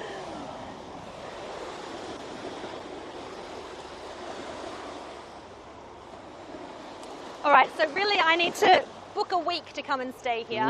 Yes. And then I can learn to do what these guys are doing. We have a discount. You book the room and you can serve for free. Sounds pretty good. Yeah. All right. Well, thank you very much for your Yeah, time. Thank you, Vivian. Well, you've been watching this special broadcast from Ruyway Bay Surf Resort. I hope you've learned a lot about how popular surfing is becoming in China, how the surfing community is really growing here, and also how businesses and tourists taking advantage of the special customs operations here.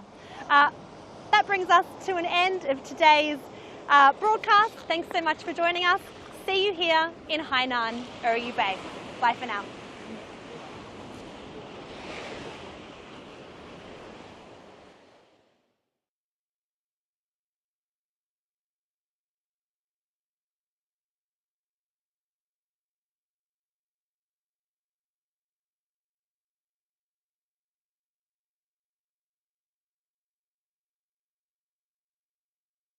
Policies can be used.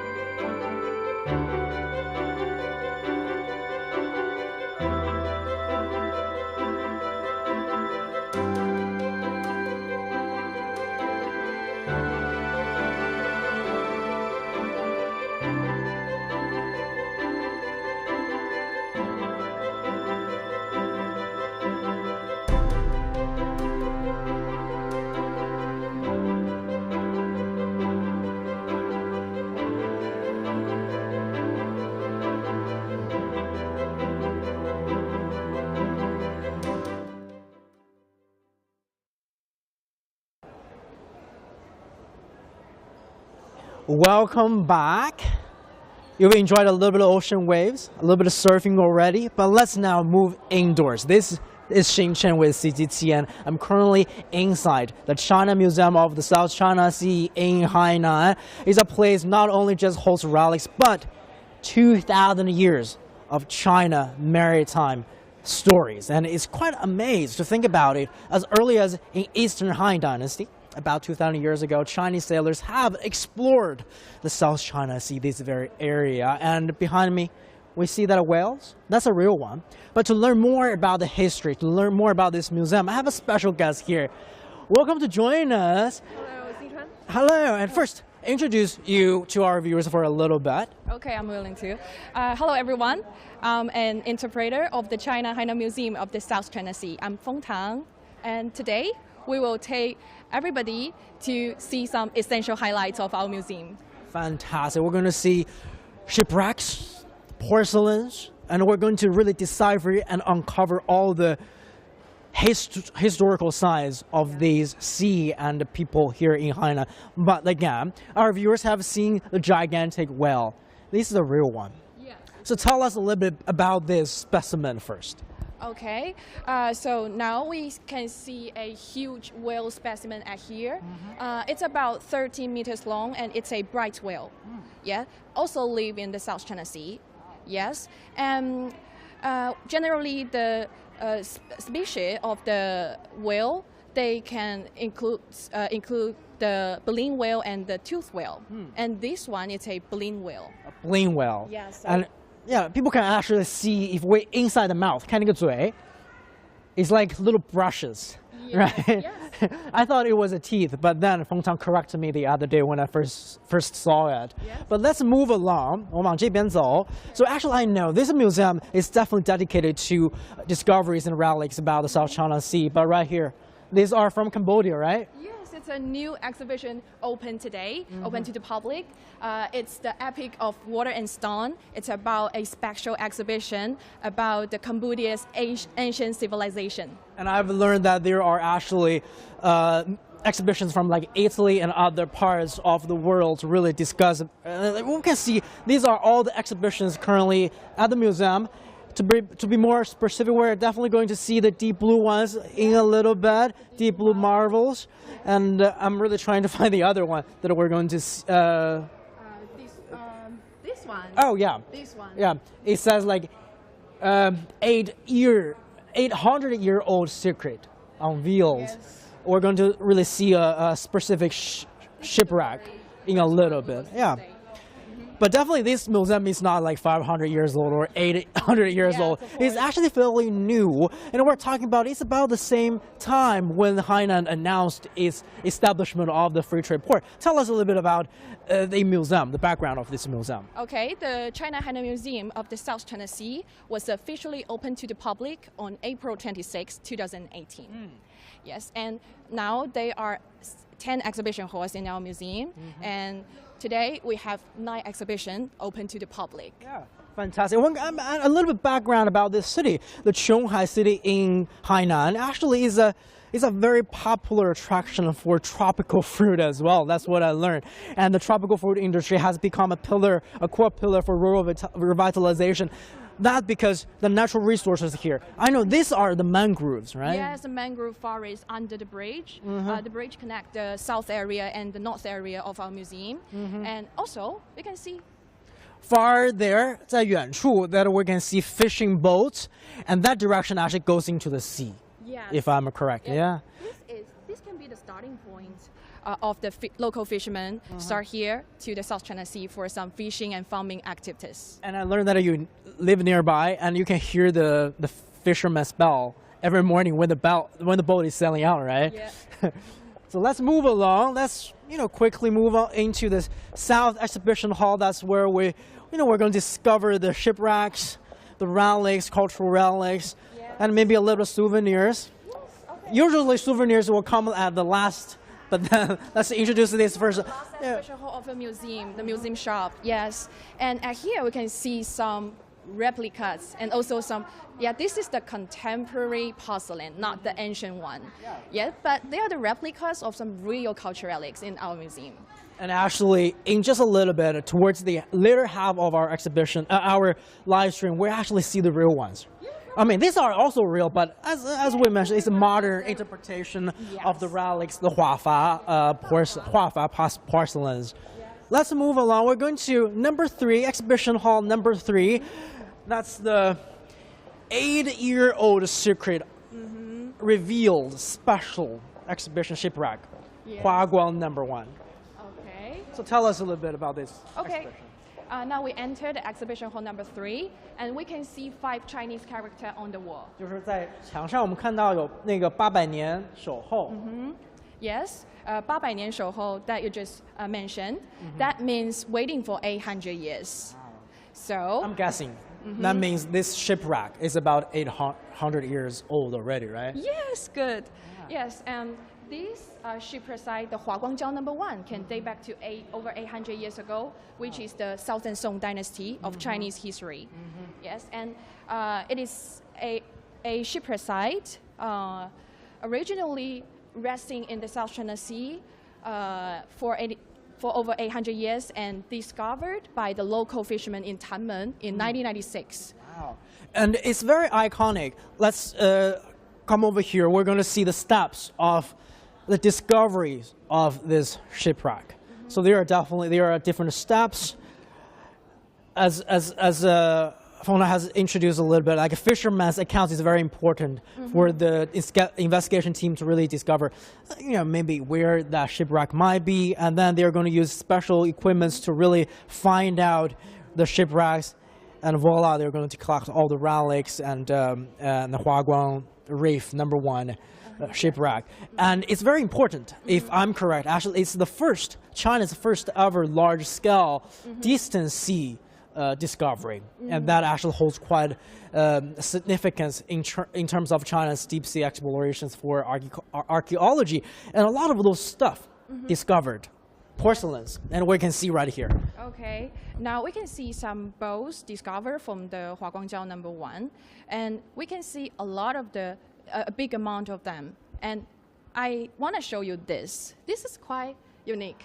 This one, yeah, inside the bowl at the bottom, we can see a Chinese character, right? Ji, yeah, right? Ji. Yeah. That means Jixiang. Lucky, So, yeah, luck. lucky. Yeah, yes, luck, fortune. It Yeah. symbolizes lucky. And they also have these kind of bowls also have another patterns. Yes, like the floral pattern inside bowl. Yeah. Okay, and in the Song, according to the ancient literature, in the Song Yuan dynasty, the local people live in this the south. This area. Yeah, Near- no, Southeast Asia. Oh, Southeast Asia. Oh, Yeah, yeah. they- because they they're didn't- exporting it. They're exporting They to didn't overseas. use the porcelain bowl. So yes, the ancient Chinese businessmen, they sold this kind of bowl to the Southeast Asia and changed their food style. I can see that's bowls, and we can see some vases or whatnot. What are these? These are the powder boxes. A powder box. Yes. So in ancient times, the ancient ladies they can use this kind of container for holding their powder flavor, the powder flavor, and also to containing some like accessories. Okay, so think it's like a jewelry box, but also it can be for makeup, the powder.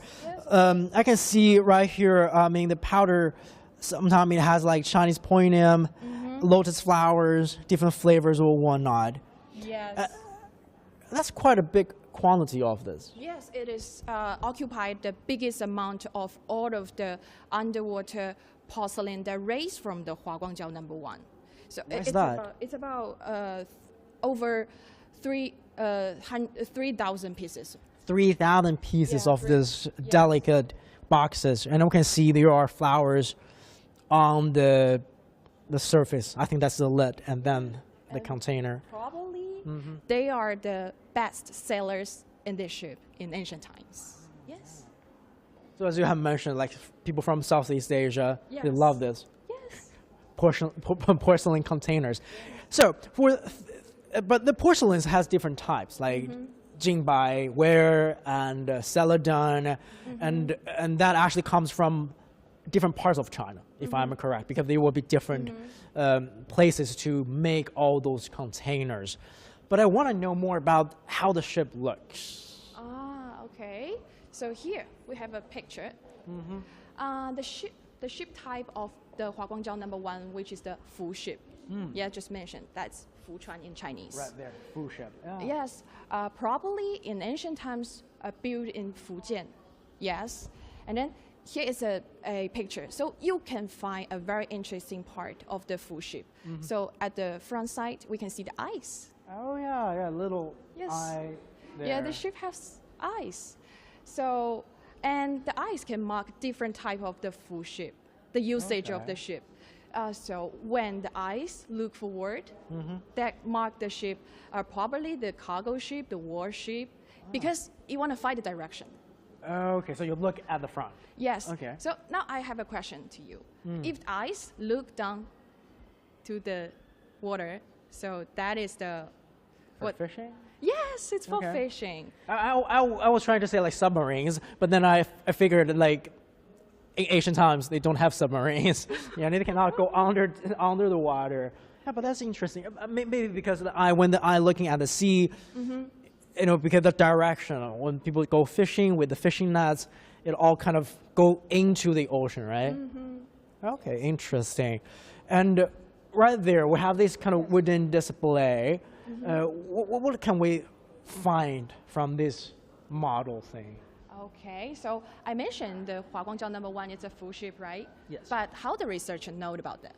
How they found how they define it's a full ship? So from this model, we can find the answer, one of the answers to mark the full ship. So from this model, we can see a very signature shipbuilding technique, that is the watertight subdivision. Okay.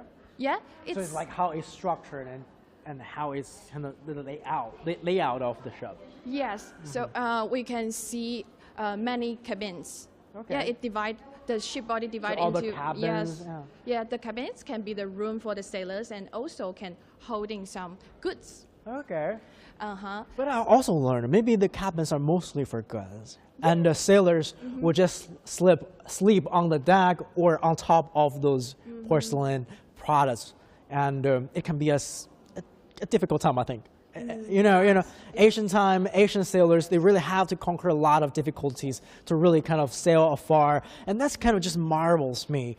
Think about like, we have this literature record of 义物志, the record of rarities. That's maybe one of the earliest records of Chinese discoveries of the South China Sea, and there is one line saying rising sea with shallow water and a magnetic stone. And think about 2,000 years ago when people sailing out in a wooden boat, and they have to sleep with porcelain wares or whatnot. But I know here in this museum, this display kind of mimic how the ship looks. Okay, the restoration scene. Tell us a little bit about this. We can see planks, wooden planks, and we see vases scattered around. What can we tell from this? Okay, this is one of the essential highlights in our museum. It's a restoration scene of the Huaguangjiao #1. So basically, this is like the sea A bed. part of it. And we're underwater, Yeah, right? underwater. In the glass, we're underwater. Yeah, and we can also see there is a screen, right?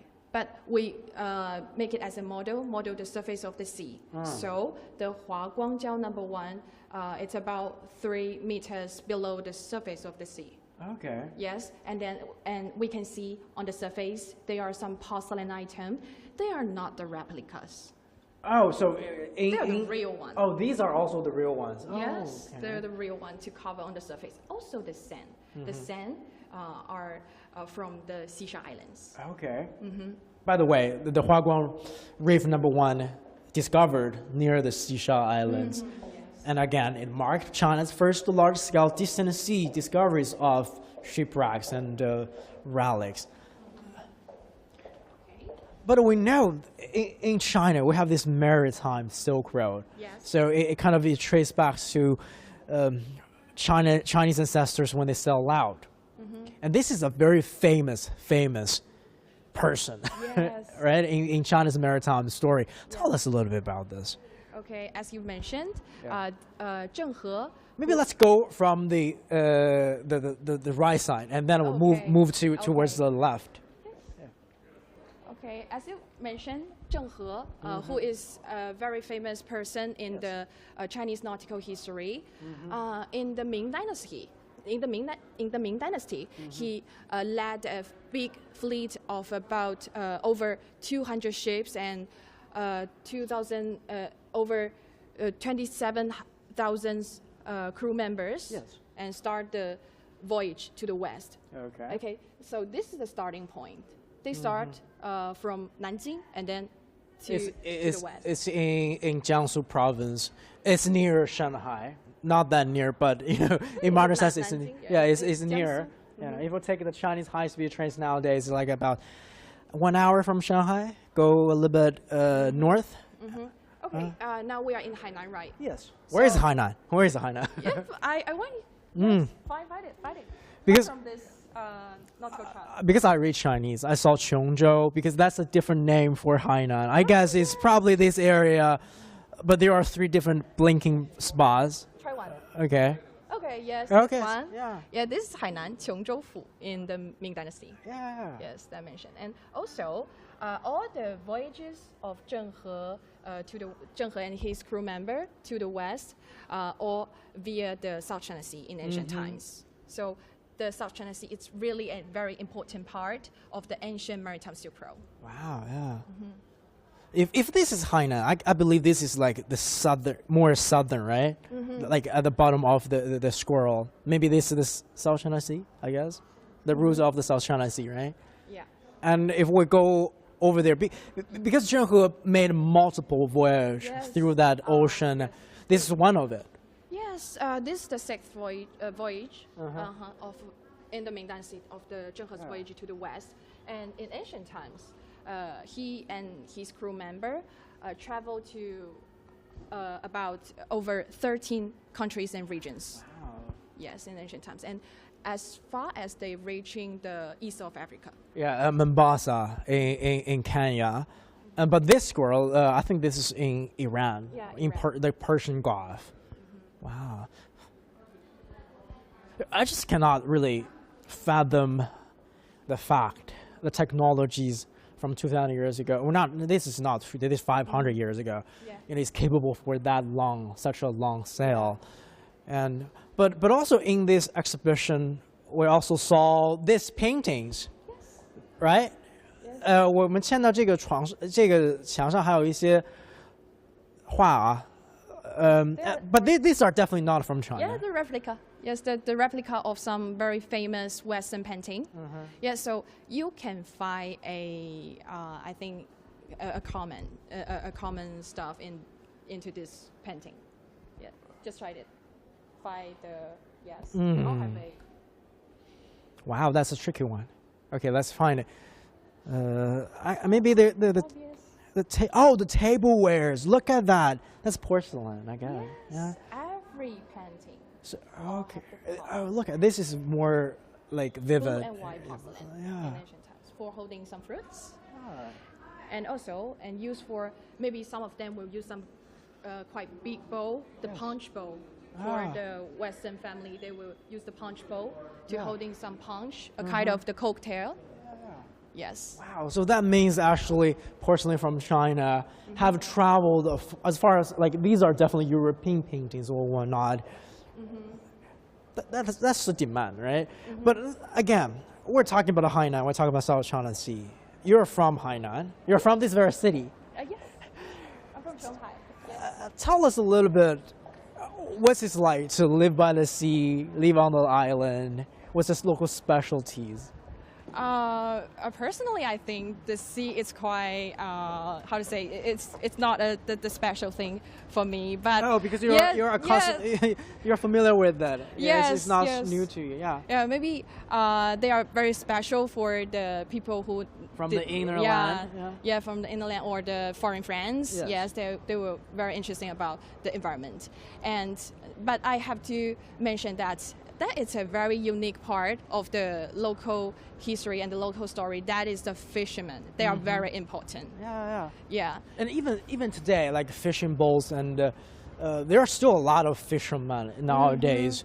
And I think the local government has done a pretty good job in preserving that. For example, in Sanya, they relocated some of those like older Asian men to better ports so that they can actually have a better environment to dock their ship or whatnot. And we're entering another exhibition right here. It's the South China Sea Fishery Exhibition. Yes, so firstly we just see from the wall. Also, two big Chinese character. It's the name of the exhibition. That is, in Chinese, that is 坐海. Okay. Yes, and we use the English to describe it. It's the alive at sea. But 坐海, these two words, even in 普通话, in Mandarin, 坐海, it's not a very, it's not that common, Yes, so the 坐海 actually derived from the Hainan dialect. Can you say it? In Hainanese, that is 渡海. Okay, so that's basically the local people, when they're sailing out, they're going to say that, right? Yeah, so it's about the farming and fishing activities. All of the farming and fishing activities that fishermen will organize at sea. Interesting. Yeah. Let's 张海，你可以往前看，我们看这个展吗？ Look at this. We can see like different tools. Yes. This is the tools for the fishermen. They build their own ship. Yes. Yeah. In the old times, they will use the specialized tools for building their own ship. And in this room, you can find there are many mannequins. Mannequins to copy the fisherman's life at sea. Yeah, it's how what do they do, and These little sheds. Yeah, Yes. that's cute. And when they go to the South China Sea, when they found some island to live, they have to find the water, the fresh water. So yes, they will also to build some wells to to find the water, or for like to get some rain water, and then to keep. Yeah, because when people we cannot drink seawater, right? Yeah. So we need to make wells, and we need to find those kind of drinkable waters. And we can see these little fish there. Quite unique, maybe Yeah. many of you are. That's Nemo. Yes, that's Nemo. Also, Dory. Nemo and Dory also live in the South China Sea. Wow, I've learned that there is a great biodiversity in the South China Sea. Yes. Cultural reefs, different fish species. That's pretty cool. Yeah. And at this part, we can also see some specialized tools for the fishermen, like they collecting some snails like this. They will use the unique tool only for this. Oh, okay. So that like a spear or like a thing that's for sea snails. Yes, that's only for this kind of sea snails. In Chinese, we call it 马蹄螺 or 公螺. Yes, only for this. Interesting. So it's like for fishermen, live by the sea. It's not just to get the fish and sell the fish, but people also eat the fish. Yes. Tell us a little bit of the local cuisine, maybe. Local cuisine. Yeah. Have you ever tried the seafood? Not yet. Not yet? Yeah, not yet. Okay. There are a lot of the seafood, and I think the seafood in Hainan it's more sweeter than other than other cities' seafood, because I'm the local. I think yes, I love my hometown, so I have to make a recommendation for all of you to try the local seafood. So think about it, in Hainan, it's not just for coconuts, it's also for seafood. Yeah, also one of a very famous dessert that is qingbuliang. Yeah, have you ever tried it? Yeah, I love that. It's the sweet is with the coconut milk, and with all those kind of like dry days or whatnot. And that's one of the most famous things from this part of China. But it's definitely, we will see the history, and we see that shipwreck or whatnot. But also that whale, with also that biodiversity and all that. And we're talking about the free trade port right now. The Hainan has established this free trade port system, and the special customs operations started today, December the 18th, 2025. And that means there will be provincial policies that are really kind of boost the connectivity, the island with the rest of the world, and also, duty-free imports or whatnot. Do you love shopping? Yes, definitely. I love shopping. And I know on the island, people actually can enjoy a little bit more benefits from that special operations as well, to have that duty-free products in. But again, and then we can see, for example, the Huaguang Reef #1. This area, this has always served as like a route for China to kind of transport cargoes and to link with the rest of the world. And, the opening up scenes of this area has always served as a very important like a gateway or whatnot. And Hainan has served as a broader like gateway for China's opening up or whatnot. And we're entering another exhibition hall, and we can see letters on the ground. What does that mean? And what's the difference between this hall, this exhibition, and the one that we just saw, Huaguang Reef #1? Okay, when we start visiting this room, we can see on the floor there are some depth. Yeah, it marks the development of Chinese underwater archaeology. So we have like minus 100 meters, a maximum diving depth achieved by some archaeologists during the second Chinese underwater archaeology technical diving training course back in 2010. Yes, this is the depth of 100 meters. Yeah, and we go there. 70 meters. Yeah, 470 meters into the sea, the depth at which the first artifact, a small greenish yellow glazed jar, was recovered during the first deep sea archaeological investigation back in 2018. This is the first time for the deep sea project, the deep sea Back investigation. in 2018, the same age as the same time, in the same year when the museum is open doors. Yeah. And this is the over 1,000 meters deep in the sea. Okay, so this also in 2018. 18, yeah. Yes. And then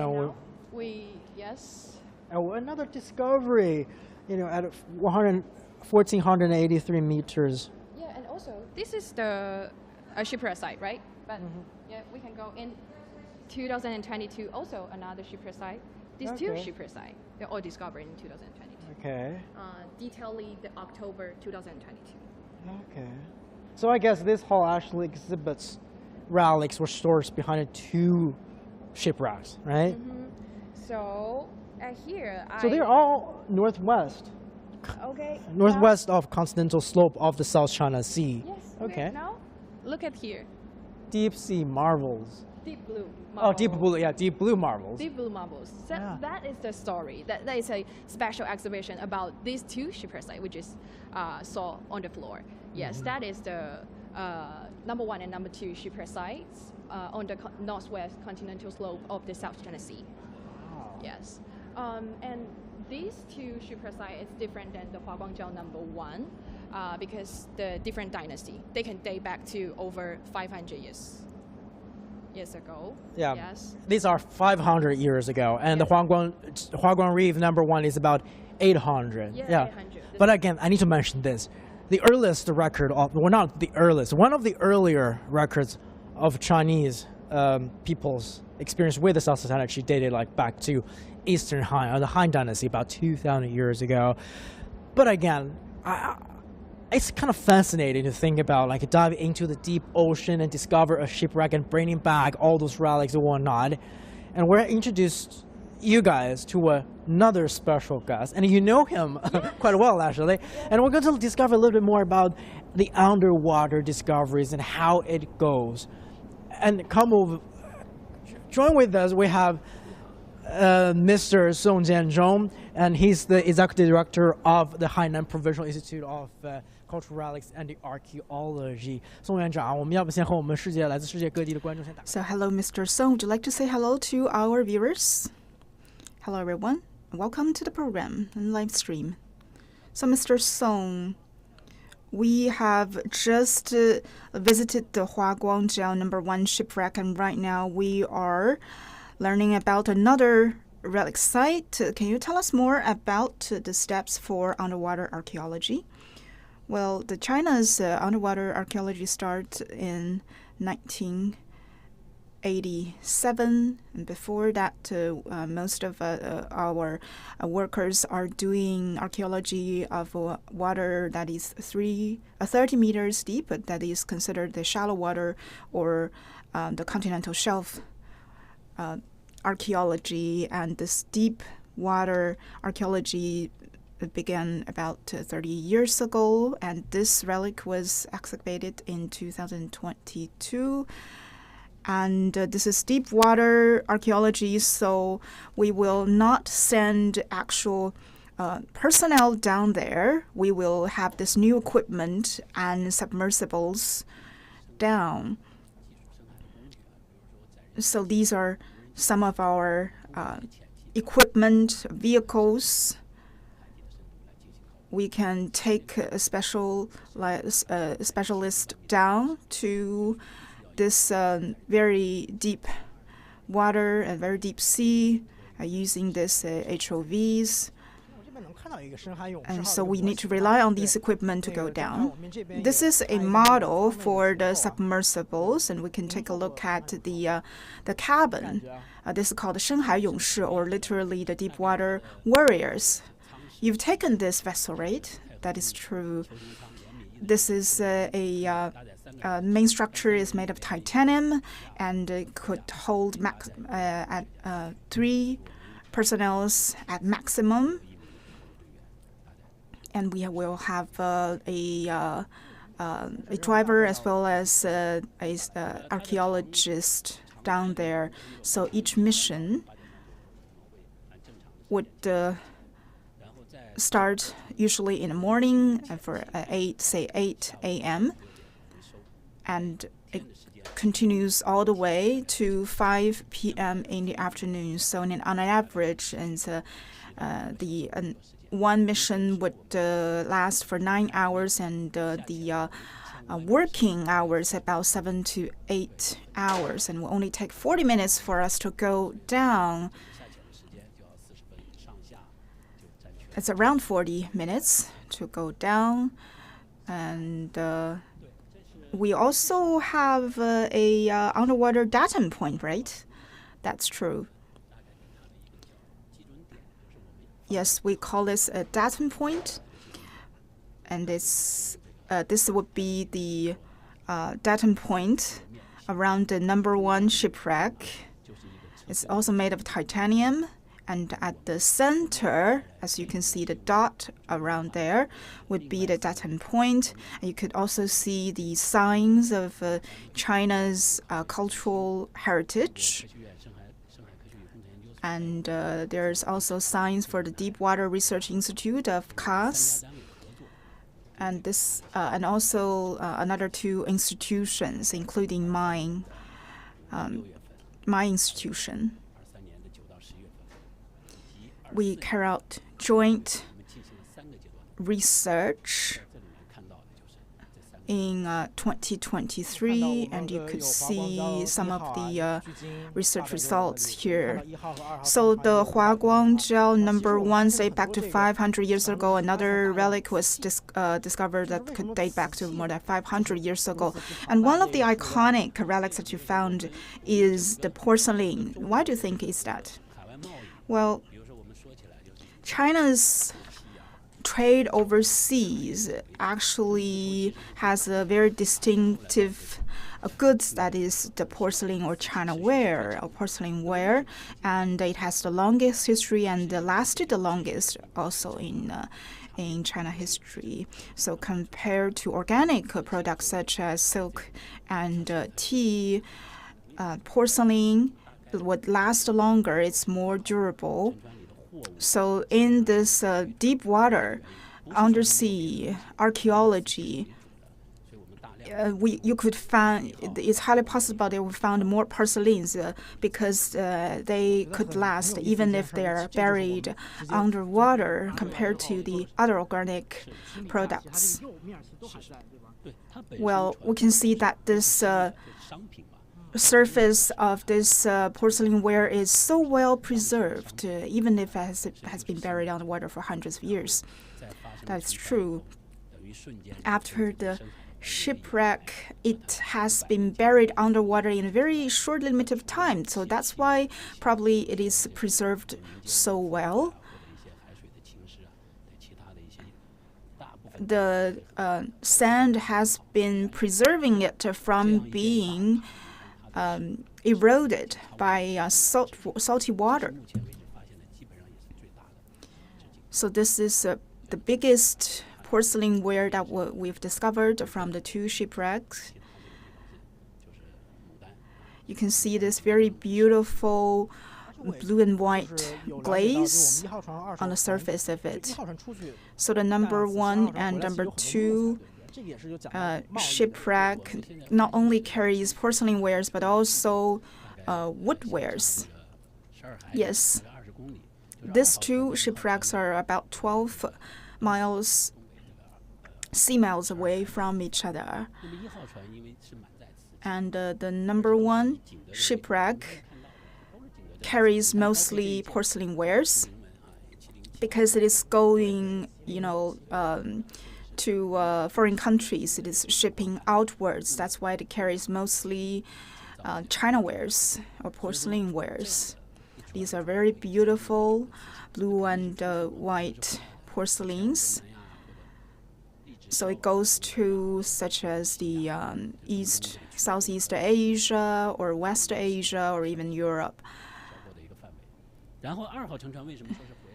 So the reason why we say that shipwreck number 2 is a ship going back is because it mostly carries ebony or this black wood.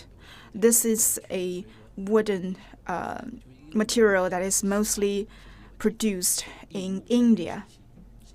This kind of hard wood is quite precious. That's very high value back then. So this is like a fracture of our trade patterns. We ship porcelains outwards, and then we purchase or procure wood or this other these other local produce from overseas. You could find that there are a lot of porcelains. Do you have any stories you'd like to share during the process of underwater archaeology? Well, one thing impressed me was a porcelain ware that we discovered in shipwreck number 1. We could find the date of production on it. We have speculated that it was produced in the Zhengde reigns in the Ming Dynasty. That is during the reign of the Zhengde Emperor. But we haven't found the clear signs of that. But by the end of the third joint scientific research, we finally discover this clear sign or symbol that could would determine the exact date of produce of this China ware. When I came here earlier, I found that a lot of young people are interested in archaeology, or especially underwater archaeology. Do you feel the same? Yes.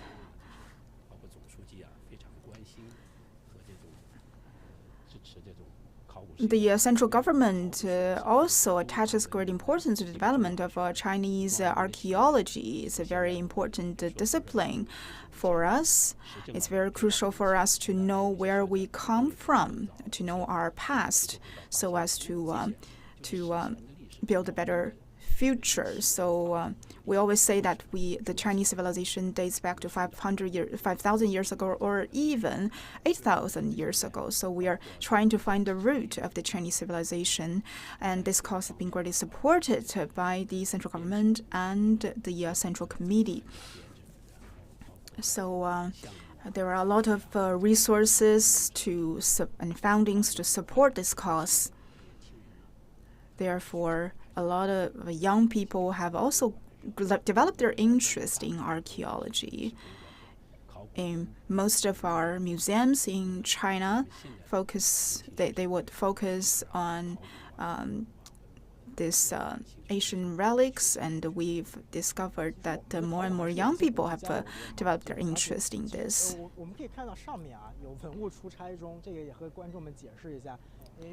We could see that signs on the billboard saying that the relics is on a business trip, so which means that they are on loan.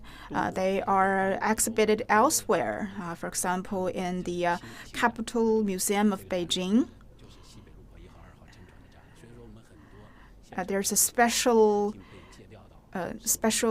exhibition there in the Capital Museum of Beijing. So if you're in Beijing, you could come over and take a look. And it's a newly open exhibition, a special exhibition right there. So a lot of our relics are on loan to the Capital Museum. We've discovered a lot of beautiful patterns on this porcelain. Water birds and lions. And it reminds me of the lion dance. Well, Yes, but lions are not actually an original creature here in China. It only was imported in the Eastern Han Dynasty.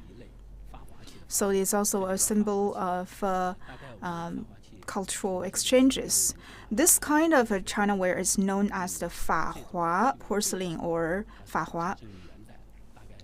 So it dates back to the Yuan dynasty in Shanxi province.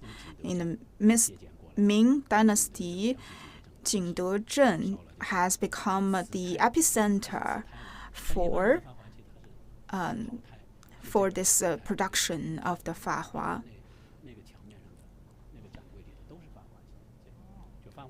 You could find a lot of Fahua wares in these display.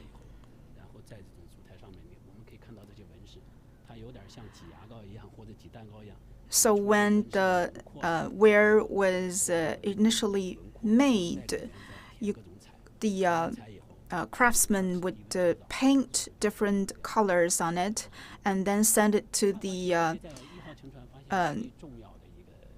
crate for a second shaping so as to consolidate the color.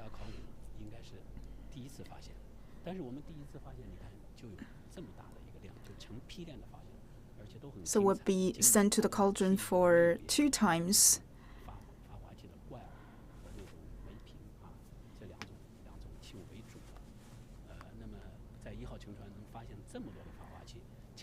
In Shipwreck number 1, we've discovered a large amount of Fahua wares, which means that it has become a very mature export goods in the Ming Dynasty.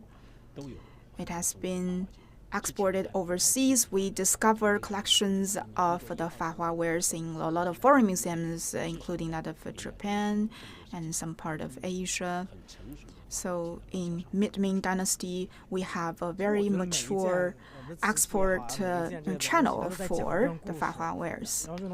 I believe that each piece of the porcelain ware is telling a story, telling the story of the sailors, of the craftsmen. Thank you very much, Mr. Song, for that lovely introduction. Thank you very much. Song Jianzhong, the Executive Director of Hainan Provincial Institute of Cultural Relics and Archaeology. And come back, I know we are bringing our guide back, and we're going to talk a little bit more about all these discoveries, because they have all little shapes and stories behind these, right? Yes, and we can see in this showcase some Su Sancai wares inside, and they are the ewers at the upper part. Okay, firstly, first I'm going to explain a little bit. Su Sancai, so plain tri-colors. So that's literal translation of Su Sancai. Yeah.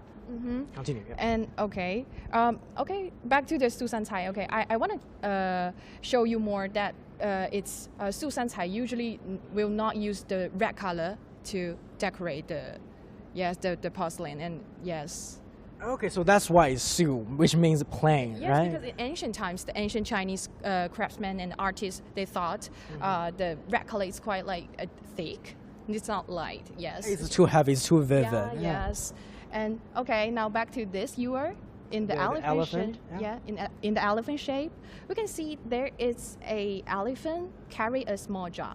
Yeah. So in Chinese we call elephant 大象, right? And the jaw, and in Chinese we call it like 平.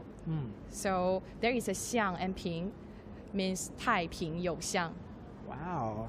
It's there for Chinese character to explain this pattern. So it means peaceful and also good fortune. Yes, and also the good harvesting. Yes, and we still have 2 bird shape. These are cranes, right? Are they? They are the heron, the type of heron. Yes, the heron we can see the heron, the flying bird, carry a small lotus. Heron in Chinese we call it 白鹭, right? Yeah. And the lotus is 莲. So there is 鹿 and 莲. Okay, 一鹿莲科. Okay. For Chinese character, also to describe this kind of pattern. So in ancient times, 一鹿莲科, that means can have a good promotion in work or Studies. yes, get good progress in study. Yes, Get good grades. Yes. Yeah. So rooted in Chinese culture. yes. Study hard, work hard. Yes, that's the good wishes to everybody. And they come over here because these vases, if our viewers remember earlier, we saw the souvenirs. Yes. They look quite the same, right? Yes. But these are the real things. Yes, these are the real culture relics. So we just see the replica in the museum shop, the souvenir shop. So this is the real one. So they are the Fahua ware, very rare to see in this world. And also in this archaeological investigation, this is the first time to found this kind of Fahua ware in a underwater environment.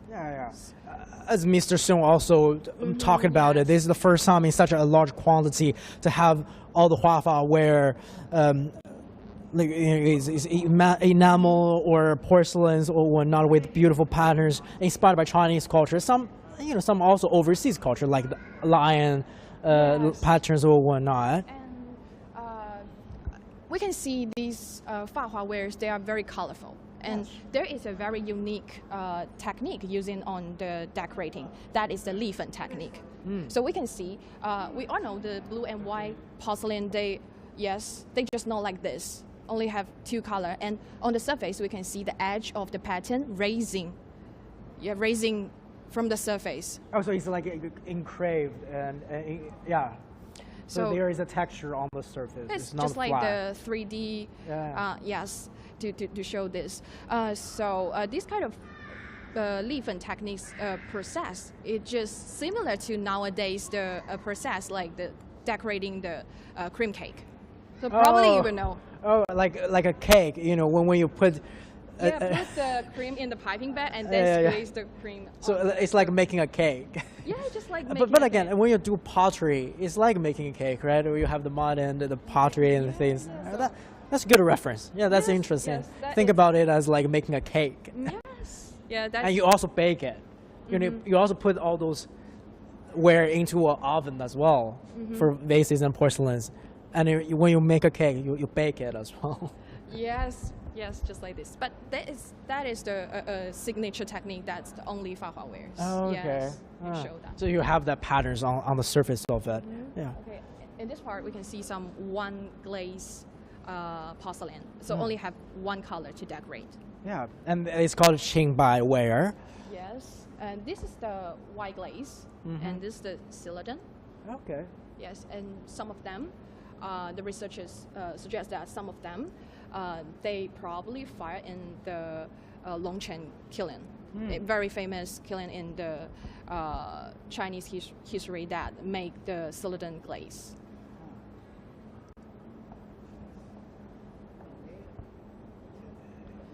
Okay, and I would like to show you a very unique one. Okay. This one. Which one? Yeah. This one. The blue one at the upper part. Okay. Why is that?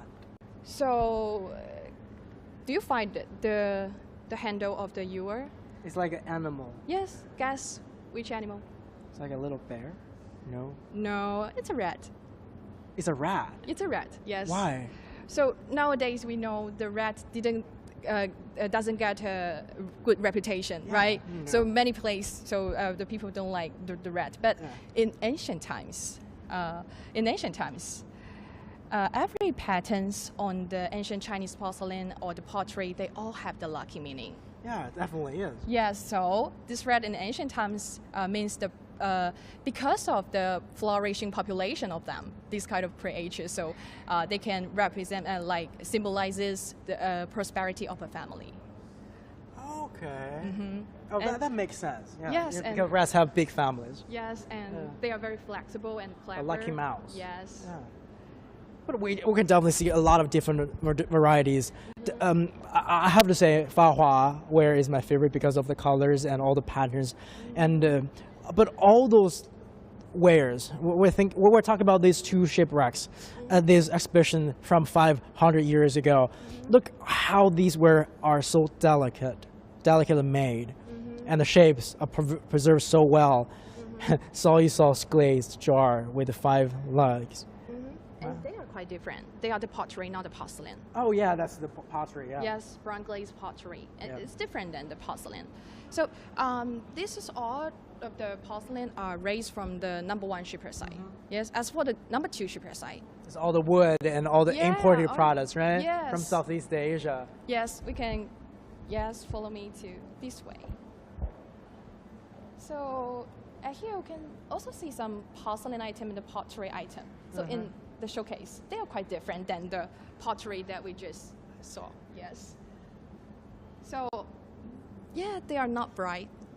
No, they're not brighter. They're than not like glazed. Yes. Right? So you can guess why. Oh, because they use it. It's not the new ones. Yes. So okay. Yeah. So probably the sailors' daily wear. Okay, so basically these are the sailors when they use this to drink water or do whatever. Yes, for just as the container. Oh, but again, we have to kind of make it clear for clarification. For all the large amount of porcelains, why they are in such a neat condition, because they are new. They're exporting it to overseas or whatnot. Yeah, for selling, so they have to be the new one. And in this water tank, we can see the original woods, from the #2 shipwreck site. So this is That's the imports from outside China. Yes, from probably the tropics, like the Southeast Asia, like Sri Lanka, India, etc. Yes, and this is the ebony woods. Yes, in ancient times, we can see in this water tank, it's well preserved. Yeah. Right. So, and from this photo, you can also see 2 different types of the woods. This is another one, not the ebony. This one, it's quite long. 我们来个近的上这个照片看一下。I can see a little. That's crabs, right? Little sea creatures. Yeah.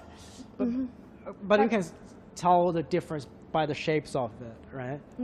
Probably this one is the ship structure. But the ebony on the surface, we can see there is no sea creature. Why is that? Why is that? Because it's very hard, a kind of hardwoods. And then the sea creature cannot eat them, so they can very good preserve in the even in water for 500 years. So that is woods from 500 years ago. Wow. So nowadays when we see it, the ebony log, yes. And also in ancient times, this kind of ebony can make some like furniture or the bones of a fan or like chopsticks, just spoons, so just like this in ancient time.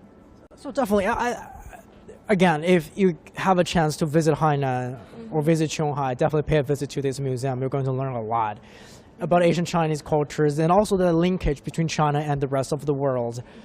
And again, we're doing this live stream because today marks the launch of Hainan Free Trade Port, when the special customs operations take fully effect. And I believe more than 80 countries, people from more than 80 countries, 86 to be more specific, can actually enter Hainan visa-free, and people can take a cruise ship to visit Sanya. That's one of the larger cities here in Hainan, and pay a visit to discoveries of the underwater scene here. And that's a linkage between the Chinese civilization and the world, and we can see the connections of this part of the region. That's also the one that you just mentioned about the elephant and that jar on top of it. Yeah, but this one is quite different. It's also the recover one. Yes, all of the cultural relics in this room have to experience the conservation process and then go into the showcase. So this one also, but the handle, the tail of the elephant, it's already broken. Yeah. So, but this one is also the recover one, and this part is the last part, also the third section of all of the exhibition. It talks about the conservation process of all of the underwater culture relics.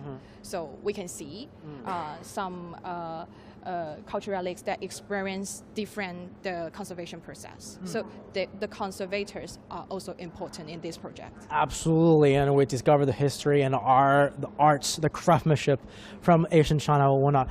Thanks for tuning in for us, and that's all the time that we got. And but stay tuned. Don't leave, because we're going to also have more things to come with us in a little bit with our colleagues in other parts of Hainan. And I believe after me, they're going to discover the healthy style of living here on this island for elderly care or whatnot. But that's all the time that I got here in the museum, the China Museum of the South China Sea in Hainan. Thanks for watching.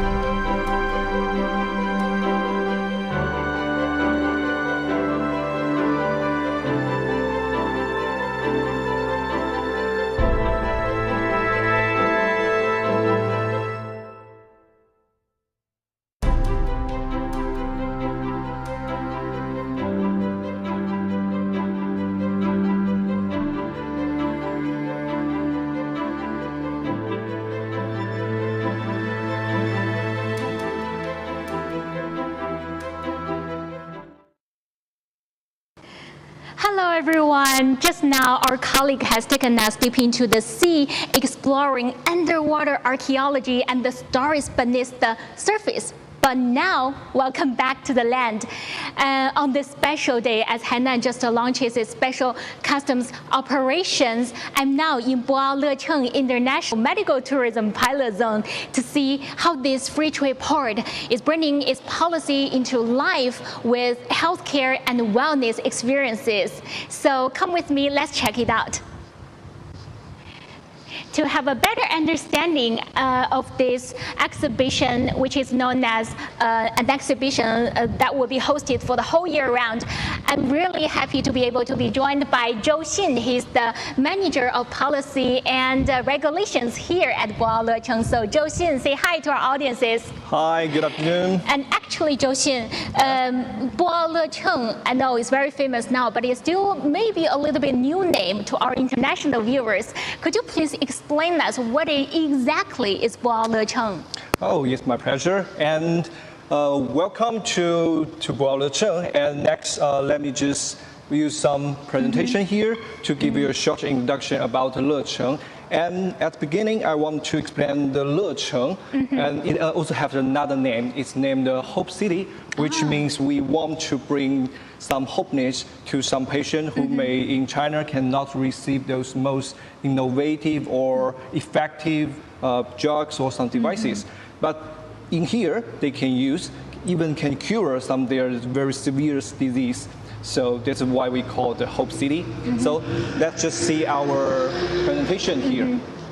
And the first logo is the Asian's rising star in medical tourism, because except in Asia, except Singapore, Thailand, this Le-Cheng, we want to build its next very famous worldwide medical tourism destination. So it's a superstar in terms of medical development. Yes. And we can see Le-Cheng is a global window for China to link international advanced pharmaceutical and equipment markets. Except Le-Cheng is also the first choice for those global enterprises to make their product landing here and finally quicker into Chinese market.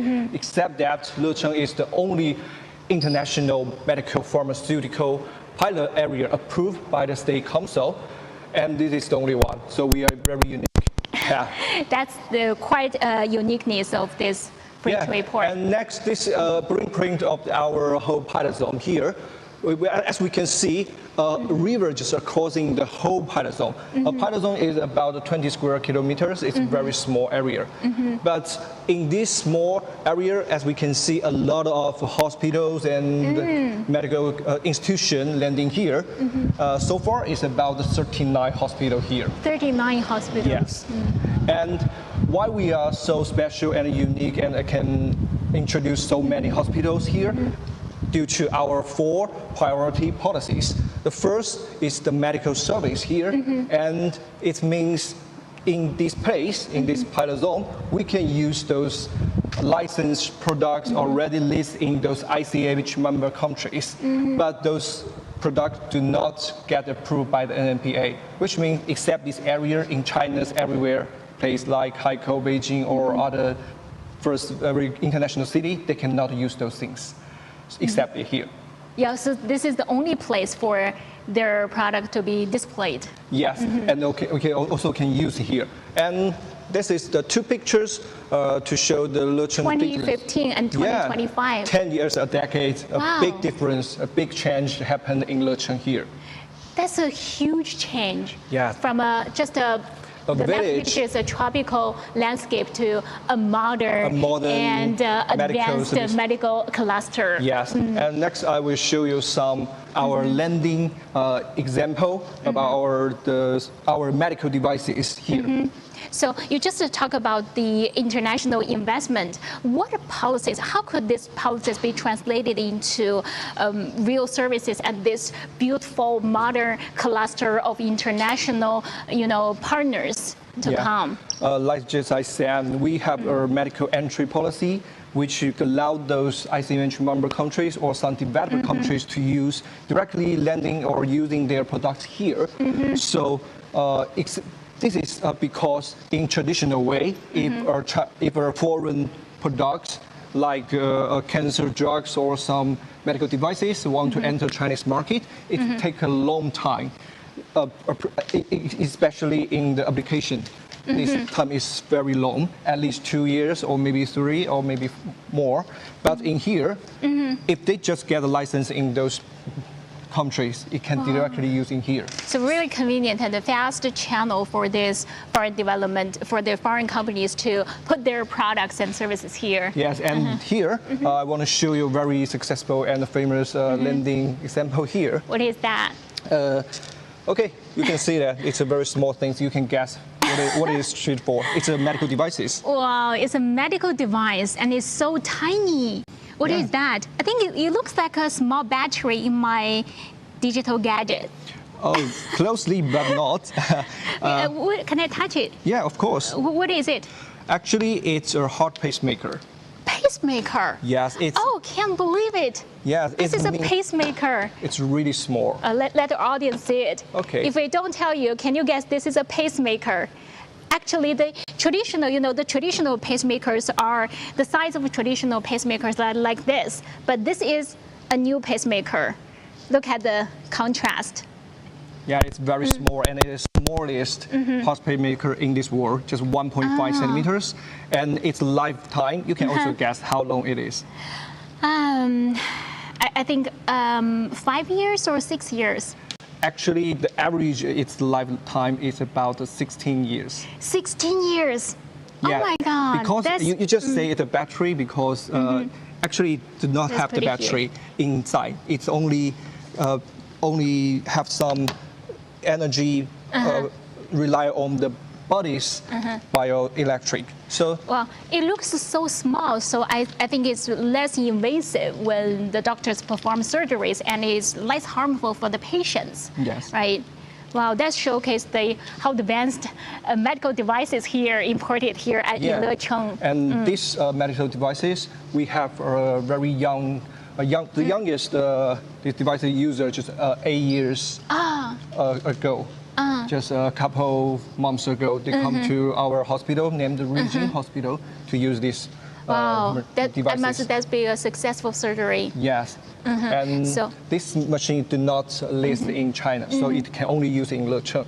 Wow, that's really unique. And I think that's the real benefits brought out by the free trade policies that really benefit ordinary people like us. Yes. And speaking of foreign investment, what about international cooperation? I think there are a lot of international partners are teaming up with their domestic counterparts here in China. Yeah, just talk about international cooperation, like just the devices company, Maternic, and this exhibition area belong to the very famous American devices company named Boston Science, which is really impressive to introduce their product here. And except these two companies, we also have many international famous pharmaceutical company working here, and they introduce product here, and also to using their very cutting edge therapy here. So these therapies would help patients to have I think, a more precise checkup for their health. Yeah, is that exactly? So next is a check machine. A health check. Health checkup, right? Okay, we can see this MRI machine, but it's different between the normal we're using in the hospital because it is a 7-point version, and the normal we use is the 1.5 version. Well, so it's really big difference because it's mainly to use for the clinical trial. And talk about the clinical trial and research, I want to refer another golden policy in Lecheng. It's the real world study. Like I just said, the first policy is we can use those licensed out product here, and while using those products, the using data of those products can also apply an approval to using the application of this product finally entering the Chinese market. And so far, we have the 21 products quickly enter the Chinese market, and the shortest one is only 4 months. 4 months. Yes. But I think usually the whole approval procedure will last maybe a year. Yes. They have the times. Yeah, it depends on the different products. Some may be very short, 1 year, but maybe some, some cancer drugs it's really severe and can not simply to using for our patient, maybe take long. So in here, the average our real world study policy is about 8 months to have a product get the registration from the NPA. Well, Zhou-Xin, today's big news is the launch of the special customs operations. I think with this new policies are implemented, there will be more tourists, more maybe international patients coming into this tropical island. And how about the readiness? How about the preparation for accommodating international tourists? Okay, just like I said, there are 39 hospitals in this pilot zone. So many of those hospitals, they have their international departments, and also we also to include some very famous and good foreign professors, especially in the doctor, in different subject. So I think Lecheng have enough capability to receive those international customers. But in the future, we will improve to our medical service care and service level. Well, speaking of hospitals, in a few minutes, we will visit a rehabilitation hospital, which is, I think, is a representative example of how this place is transforming the policies into real services. And thank you so much for joining us, Zhou-Xin. And we have a clear understanding of the whole picture of this place. And what we are seeing here actually today is how this Lecheng, or Hope City, is bringing hope through those new policies of free trade and high-level opening up. And in a few minutes, we will visit one of a good example or one of the representative rehabilitation hospitals here in Lecheng in Boao. And let's take a closer look on the ground. But before that, let's have a short break and take a closer look at this beautiful landscape in this tropical island. Stay with us.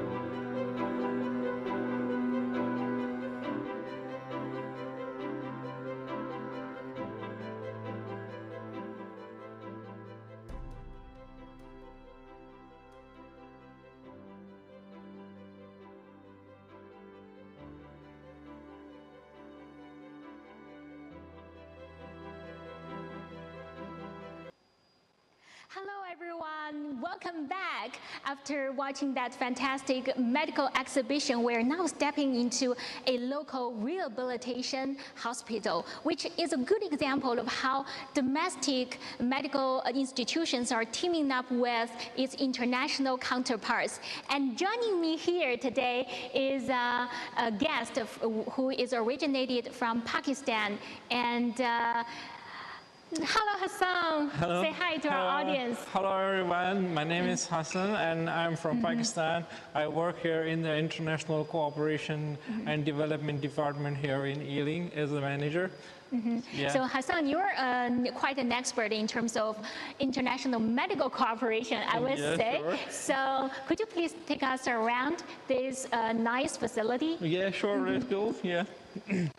So this is the Sino-French Rehabilitation Center, which is the biggest milestone of this Wao-Lechang policies. Currently, I think we have the most advanced equipments from all over the world, like different places from US, France, Italy, and different countries. Like there is more than 200 of rehabilitation equipments, which is currently available for users. Yeah. So Hassan, you have been living here for quite some time. What makes Lecheng different from other places you have ever visited or lived before?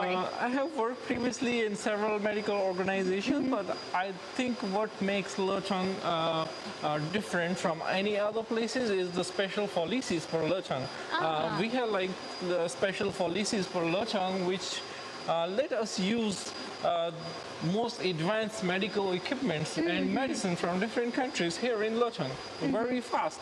And the other thing is its real-world data platform, which is which gives Lecheng the systemic advantage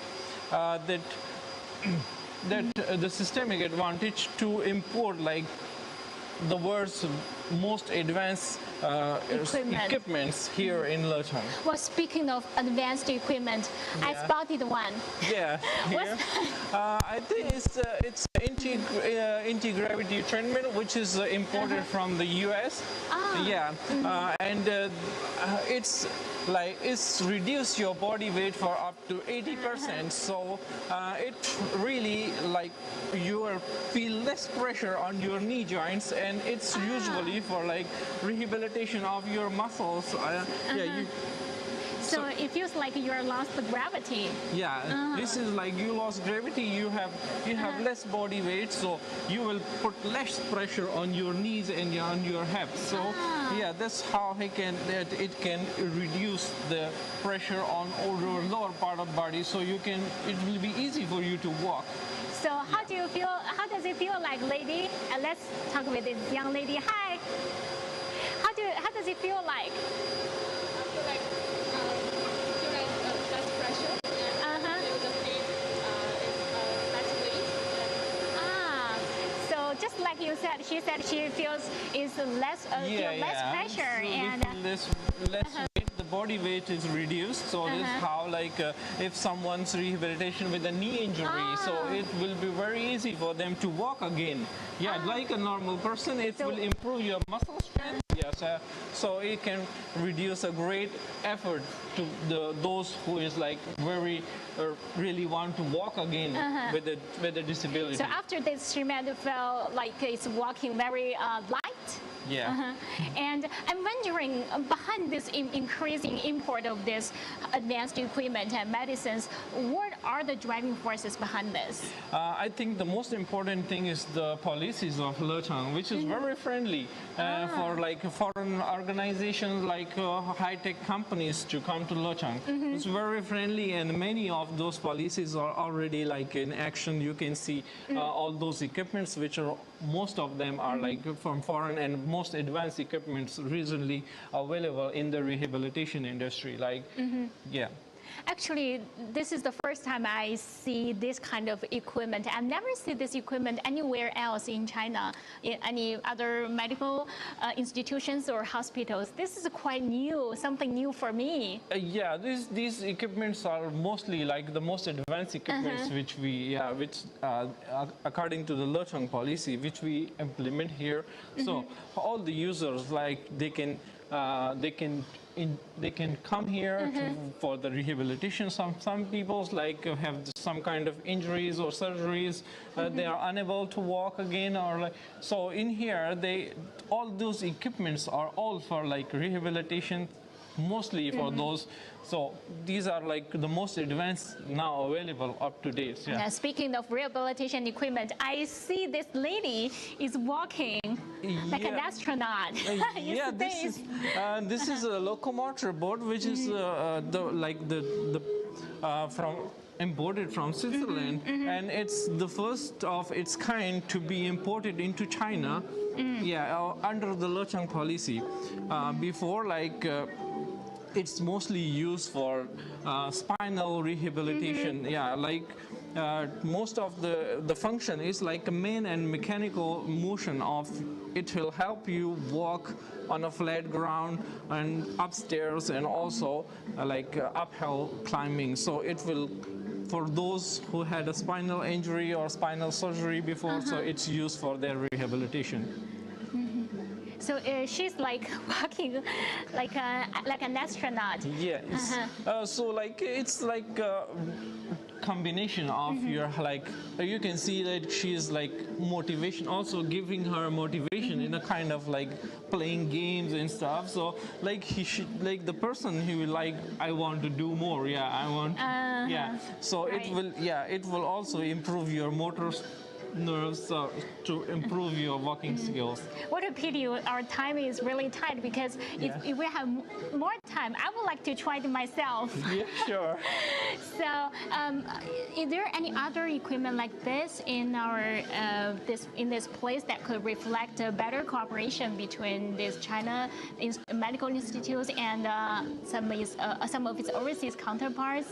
Yeah, there is a lot of equipments. Yeah, as I said, that we have more than 200 rehabilitation equipments, which we already imported from different countries under the Lecheng policy. So, well, let's come to today's big news, the special customs operations here in Hainan. And what do you think the future opportunities that might be generated after this big move? The special custom operations mean more faster implementation of customs.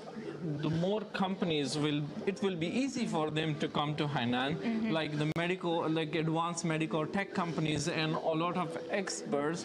They will be very easy for them to come to Hainan and really nourish themselves from the policies of the Lecheng. I think in the future, Lecheng will pose the key place for this medical health industry. Yeah, actually, Lecheng, just now a staff at the exhibition told me that Lecheng has another name. It's Hope City. Yeah, it's Hope City. Yeah, I think that's the meaning of this place. Yeah. Through this implementation of such free trade policies, this place create hope for not only for international businesses, but also for ordinary people, for patients, for those who aspire for wellness. Yes, sure. For the world, and that's all for this place. Today we are seeing how well Lecheng, the international tourism pilot zone, is translating policies and documents into real life experiences. And speaking of real life experiences, my colleague will bring you to our next stop, the Sanya Atlantis. It's a destination that is, I know you must have visited there before. Yeah, it's a fantastic place that is a combination of leisure, entertainment, and tourism to a whole new scale. But before we go to that place, let's have another look of this beautiful tropical island of Hainan.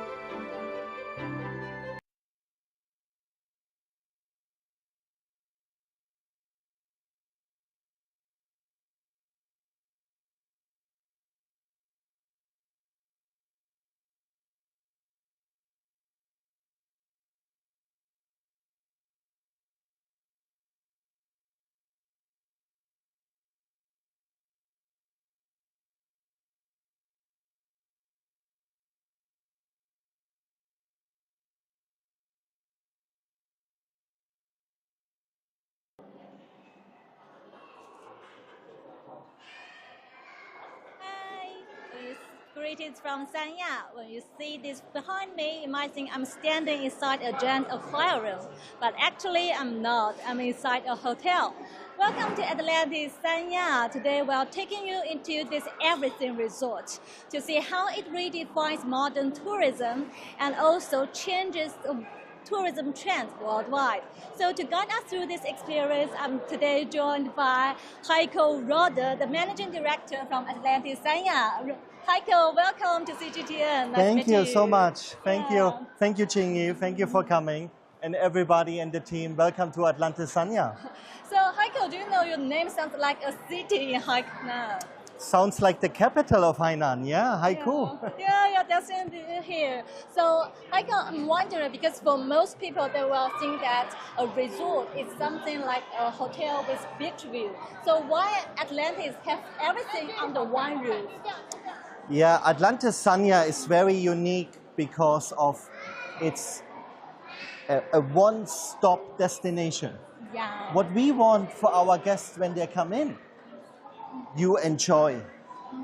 You check in and you stay with us. You no need to leave the building. So besides what you said already, we have a fantastic beach. We have a lot of offerings, which I'm more than happy to share with you in the next couple of minutes. But yeah, you will find everything here, from trade facilities, the guest rooms, the food and beverage outlets, shopping. It's all in one destination. Anything what you like to do, you can just do it in-house. Yeah, so we see this aquarium here. So I'm wondering, because this must be the most photographed place in Atlantis. Yeah. So why we have this kind of equipment is at the heart of a hotel? It comes a long way back, because in our first Atlantis, at Atlantis the Palm in Dubai, we have something similar. It is our way to give back and also to showcase the marine life, what Sanya has, what Hainan has as the most southern island in China. So over here at our aqua lagoon, you will find 16 million liters of water. So this is a very large lagoon, actually the largest lagoon in China, with a total of 280,000 different fishes. Wow, the number is huge. Yeah, the number is huge. You will find anywhere of 280 to 285 different species, but so much more on the marine life inside this lagoon. Okay, so I'm wondering, because you just told me that this place is not only for display, it's also for protection and conservation. So why is it so? Yeah, this is quite interesting. For example, here we have a booklet which we have in all the guest rooms. And the guests already, after they check in, they can have a look on who is with us, who do we host, because we are not only the home for humans, for check-in, but also for marine life, for fishes, who we have also rescued. For example, Yang Guo over here, which is a green turtle. And I hope that he might swim by in a couple of minutes. So but we can see them? Yes, he is here in the lagoon. Wow. And Yang Guo, for example, he's with us since 2020.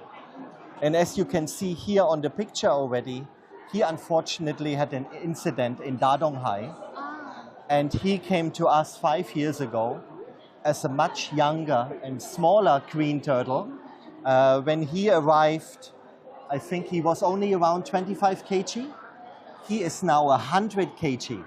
Wow. So he became a big green turtle.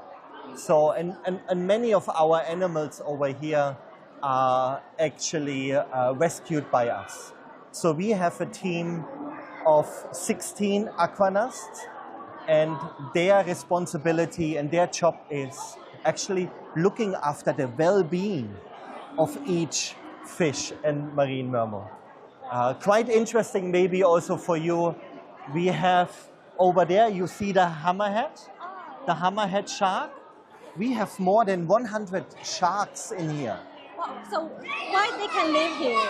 Is this the right condition, suitable environment for them? Yes, the condition is sea water, which we clean, which we filter. We have a very high-tech filtration system to ensure that the water is the best you can get. So we have a whole team of water specialists, water quality, to make sure that the seawater which we use is in perfect condition for the 280,000 different marine mammals inside our lagoon.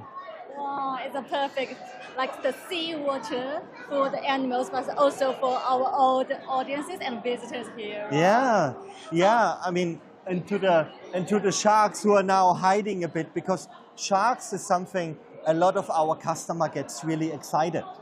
Yeah. So we have more than 100 sharks, more than 6 different types of sharks, hammerhead, yeah, they found all a new home with us here in Atlantis, Sanya. Wow, so it seems like it's not only a visual spectacle, it's also an emotional and educational place for families, especially with those with children here. Yes, children is our top priority. We want the children to experience the sea life. The children are extremely enthusiastic when they come. They want to see the different fishes because it's a unique opportunity when the children come with their parents to engage, and they can also look behind the curtain to see how do we feed the fishes, how do we look after the fishes medically to make sure that they're all in the best shape and circumstance. Oh, it's so interesting. So what is our next stop, Michael? Our next stop, Hainan is famous for some sweets. So what we do here in the avenues, we have various different shops for our guests. Not only for in-house guests, for anybody. When you look around, you see a lot of day visitors who come, have a look at the venues, enjoy the water park, the lost chambers. But what we also want, of course, and which is a tradition of having something to bring home, either for your family, for your colleagues. Hello, 欢迎欢迎. Thank you. Okay, perfect. This is the tea from Hainan called Zhegu tea, and I think it's from the local leaves, right? Yes, it's the local leaves. You can actually see it over here. Yeah, it's like a ball. Yeah, it's like a ball, exactly. The way it looks. So this is a local Hainan tea, and the team over here, they give this one as a little welcome. Oh, so everyone walk into the shop can have a taste. You can taste tea, and like us later on, maybe taste a little bit of a traditional coconut chocolate. Wow, can I have some try? I'm Yes, so hungry you're now. hungry. Okay, Yeah, sure. time for afternoon tea. Sure. So here we have different offerings over here on magnets, or it's just some memories of your trip to Sanya, because when you travel back, and we have a lot of guests, souvenirs who like to bring it back to their families, or even to the classmates back in school. Is this a coconut? Yes, yes. You can see it on the color. That's actually a young coconut. If it's still green, it's a young coconut. So when it gets older, you are to... It will change the colors into a more darker or even brownish color. Well, it seems like indeed a Hainan accent. Yeah. Now. How many years have you been living here? I've been living here for 1.5 years now in Hainan. But altogether, I have been in China for more than 16 years, on and off. I had left for a couple of years to be with Atlantis in Dubai, for example. Oh, yeah. So, and then, thank you, 谢谢. And then when the opportunity arose last year, of course, Atlantis, Sanya, you can't say no. Yeah, so show me your knowledge about Hainan. Yeah, here Hainan, because of the climate, you will see a lot of fruits. You have tried the tea already. Here you have different fruits, from guava to coconut to mango, very traditional. You will see a lot of, I think the most fruit you use here would be coconut and mango. And that's what people also like to eat when they come down, especially now in the north of China. It's already cold, so you come down to the south, you enjoy the sun, you enjoy the waves, the birds you can hear every morning now, and you enjoy the fruits. And a lot of our guests looking out for seafood and for fruits. And when it comes to, again, bringing something home, I think there's a lot of flavors over here which the guests prefer. Yes, exactly. This is a kind of toffee. Oh, perfect. So nice. Thank So you. nice, so 谢谢. sweet. So what are we having here? We have coconut toffees. So I think the team over here has coconut, has also coffee and also tea. So the coconut toffee, it's a great souvenir. It tastes very good. You should definitely try it out later on. I have already taken it. Yeah, So perfect, good. perfect. Yeah, But I saw something familiar. Last time I went to Hainan, I bought this coconut scented candle. Yes, and I yes. found it's interesting because it's named after like Shakespeare's play. Yeah, so I Yeah. bought the is well, that one. Exactly. And besides the place, also of course has different flavors, different scents of Hainan-inspired fruits. So anything what you will find in Hainan are made into candles. And then of course also very traditional with the coconut shell as a base. Oh yeah, because I bought this one and when I lighted it in my home in Beijing, and I felt okay. I get back to Hainan again. The breeze, the smell of coconuts, and also all the happy memories. Yes, of Hainan. yes, yes. Yeah. Because you burn it on and you have it at home, and then you have Sanya Huangying Ni. Sanya welcomes you. Yeah, Yeah. the smell is the memory Yes, itself. correct. Yeah. And the taste. Yeah, sure. I'll get this. Yeah. So now over here we are in our avenues. Yeah, it's a commercial street. Yeah, it's our commercial part, our commercial street of the hotel, because we have learned in Dubai that with a large hotel like us, we have more than 1,300 rooms. So at any given time, we have around 3,000, 3,500, for the public holidays up to 5,000 people in the hotel. And when we have so many people and so many customers in the hotel, they would like, what do you like to do? You like to go dining? Yeah.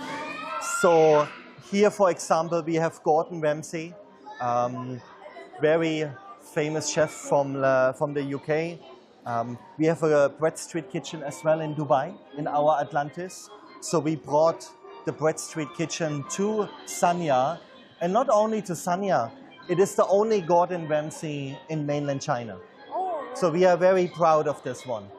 You definitely have to try the beef Wellington. Can I have the chance? Sure, sure. Then, of course, Pop Mart. We have different shops, what the families would look for. Again, children here make the decisions. But So- when here, so a lot of international visitors. Yes, right? yes, So, yes, yes. Especially when the special customs operations kick in, I guess there will be a lot of more increasingly numbers of international tourists from different countries. So what efforts have the resort put into to facilitate those visitors from different countries? You can see that over the last 1 year, we have learned with the Hainan Free Trade Zone or port that more foreigner visitors will come, like it was many, many years ago already.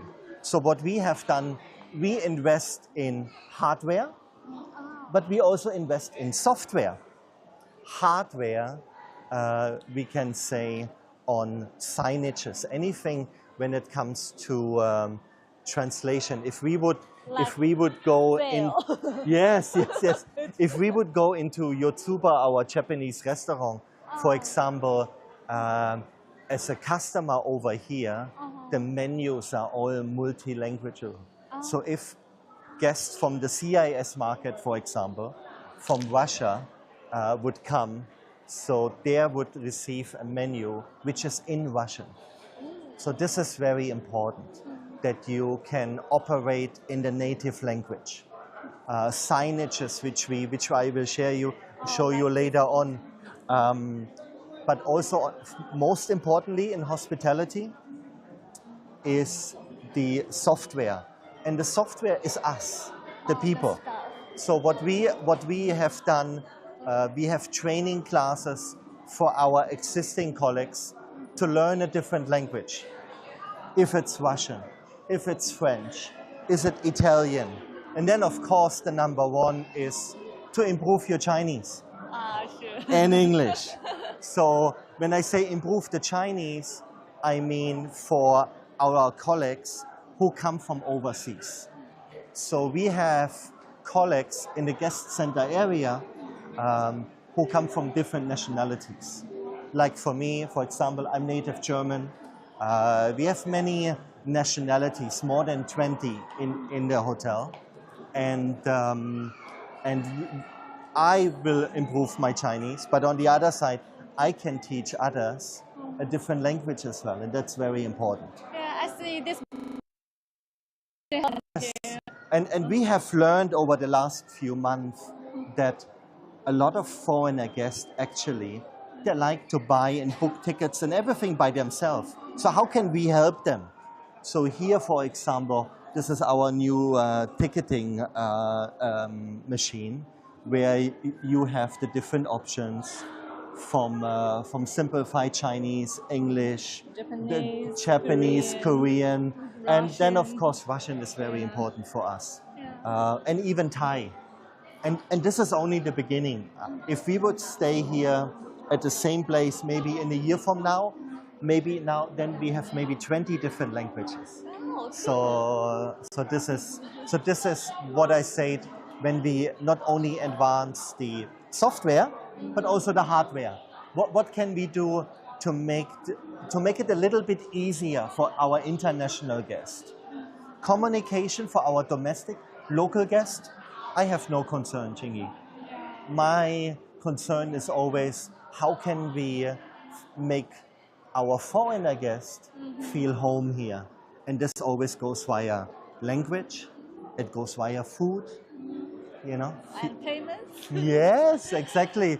Payment platforms is definitely something we have improved a lot over the last few years.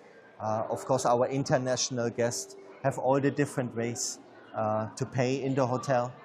We even help guests who come, especially from the CIS market, the Russian-speaking guests. We help them to set up, for example, our Alipay. So it's a one-stop.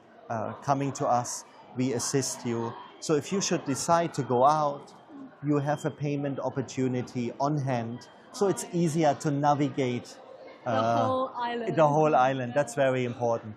And what we also have just recently launched is, for example, a bus shuttle, where we can bring our foreigner guests to different parts of the island, like Dadonghai or Yalong Bay, where you can just sit back in the bus. You go for a day to a different beach, you see something else, and then you come back to us. So, and that's also we learn from the guest feedback, and that's very important in any business. You learn from your guests. What are they looking for? How can we make it more convenient? Okay, so today we'll give you a surprise because I also invited our reporters from the Spanish and French departments. Oh, so wow. you can have a chance to understand how their target countries expecting from Atlantis, Sanya, and from Hainan, and what they want to be facilitated here. Okay, wow, that's a great surprise. Yeah, I think it's a way to get in touch with them because I see we don't have Spanish and French over there, Correct. so maybe it's a chance to get closer to their tourists. Yeah, perfect. More than happy. Yeah. Yeah. And she told me that she has already ordered some food Oh, wow. on this street. Wow, So maybe we excellent. can Yeah. go there and to take a look Yeah. how it looks like. Perfect. Yeah. Excellent. Here you will still see opportunities for our guests who come to us and maybe don't have to ride. With no luggage. Most of them have. But if you decide to upgrade, and have more, so we have plenty of options here. If it comes to swimming wear, if it comes to beach wear, so there is a lot of options for the guest. Well, if I have time, I want to change my clothes over there for the holidays. Yes, yes. And also really depends on how the weather will be. You can always buy a couple of items which you need during your stay. We just walked by over there for the sun cream, for example. So it's a one-stop shopping.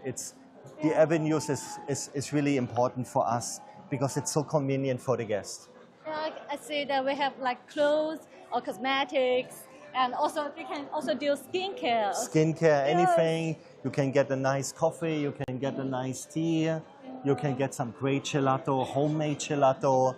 So once you come in, It's a you perfect. no need to go out anymore. Yeah, I can stay here longer and well spend more money. as well. Definitely we want the guest to stay longer purely because we have so much to offer that we really want the guest to experience it.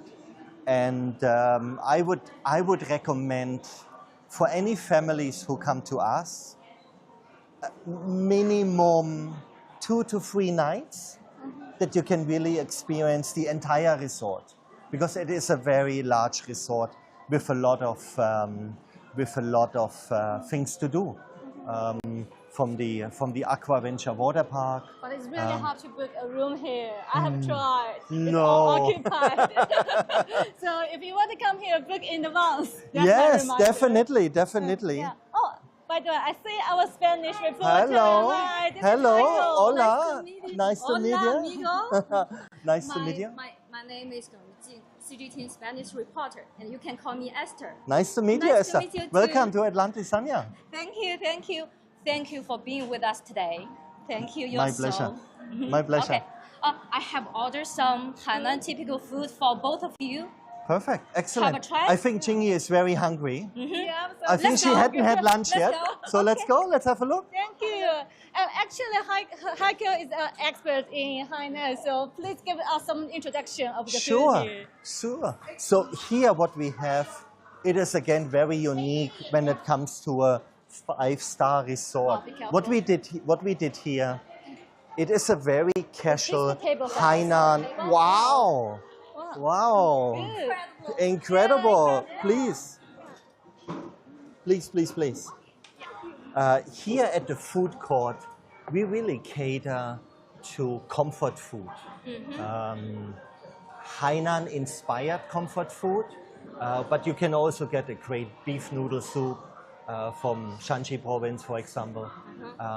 But we want you and the guests to try what is so unique to Hainan food. Hainan food. Hainan food. You know, when I was so surprised when I see these snacks. I never knew food can be presented by this way. The plate is unique. Before you to arriving, I have taken a lot of pictures, sharing with my friends. Good, thank you so much. They have everything inside one plate, just like the Exactly. Atlantic Sanya. Exactly, everything in one place. Yeah. And here, this platter we created for families who decide, let me join, let me try what Sanya can offer. And from the savory items and over the sweets, gives you a good idea what Sanya has to offer or what Hainan has to offer. Who likes spicy? Me. You like from spicy? Wuhan. Oh, Spicy. good, Yeah, UK excellent. spicy. Okay, so what I will do, I will just, I really want you to try the Hainan local yellow chili. It has a very good spice level. So then we have the sauce for the wenchang chicken. This is a half chicken. It's a deep fried chicken, very crispy on the skin, very juicy on the meat. Over here we have beans, winched beans. The beans, all again, everything from Hainan, but here we add a bit of a chili. We add onions and a little bit of a soya sauce. But then we have a soft shell crab. This is a soft shell crab, yes. Then we have a prawn cracker. Here you see the prawns inside, the shrimps. Oh, yes, I can see it. Yes, and this is a cracker. It has a few vegetables inside with carrots and zucchini.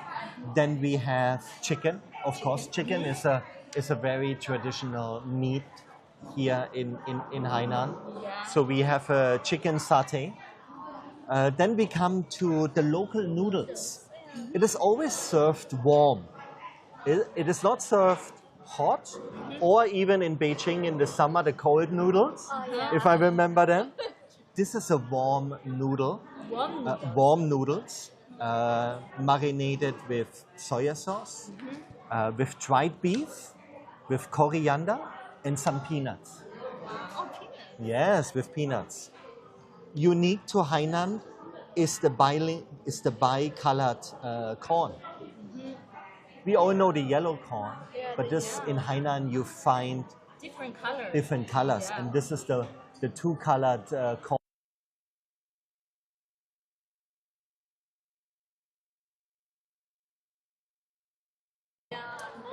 And then when I move the platter to you over here, you have glutinous rice. You can nearly call it a glutinous rice dumpling. There is brown sugar mixed with coconut, with shredded coconut inside. Inside. Yes. So it tastes like coconut. Yes, inside tastes like coconut. Then pandan leaves, which is very traditional in Hainan and to many other Southeast Asian countries. Pandan leaf, you can make tea out of it, you can make many things out of it. We using it to do a pandan cake. Cake. It's a soft sponge cake. I like it. Coconut has to be. Yeah. Then we have waxed fruits, and we have dragon fruits. Yes. And last but not least is our glutinous coconut rice. Yeah, it's shaped like coconut. Exactly. Yeah. We steam it in a whole coconut. We fill a coconut with glutinous rice, with coconut milk, with different ingredients, a little bit of red sesame, and then we steam it, like when you would steam dumplings. So we would steam the entire thing, and then we cut it like a cake. That's why it gets this shape. And this is perfect for 3 to 4 people. So for the 3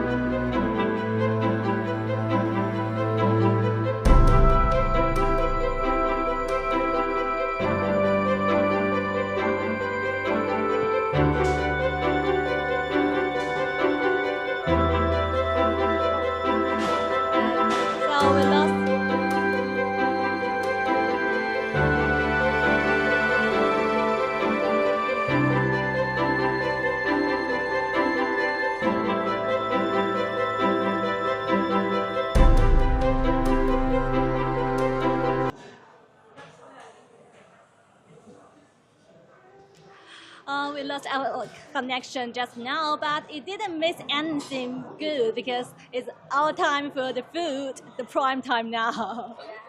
Yes. I want to try. Have a try. So may start with the chicken.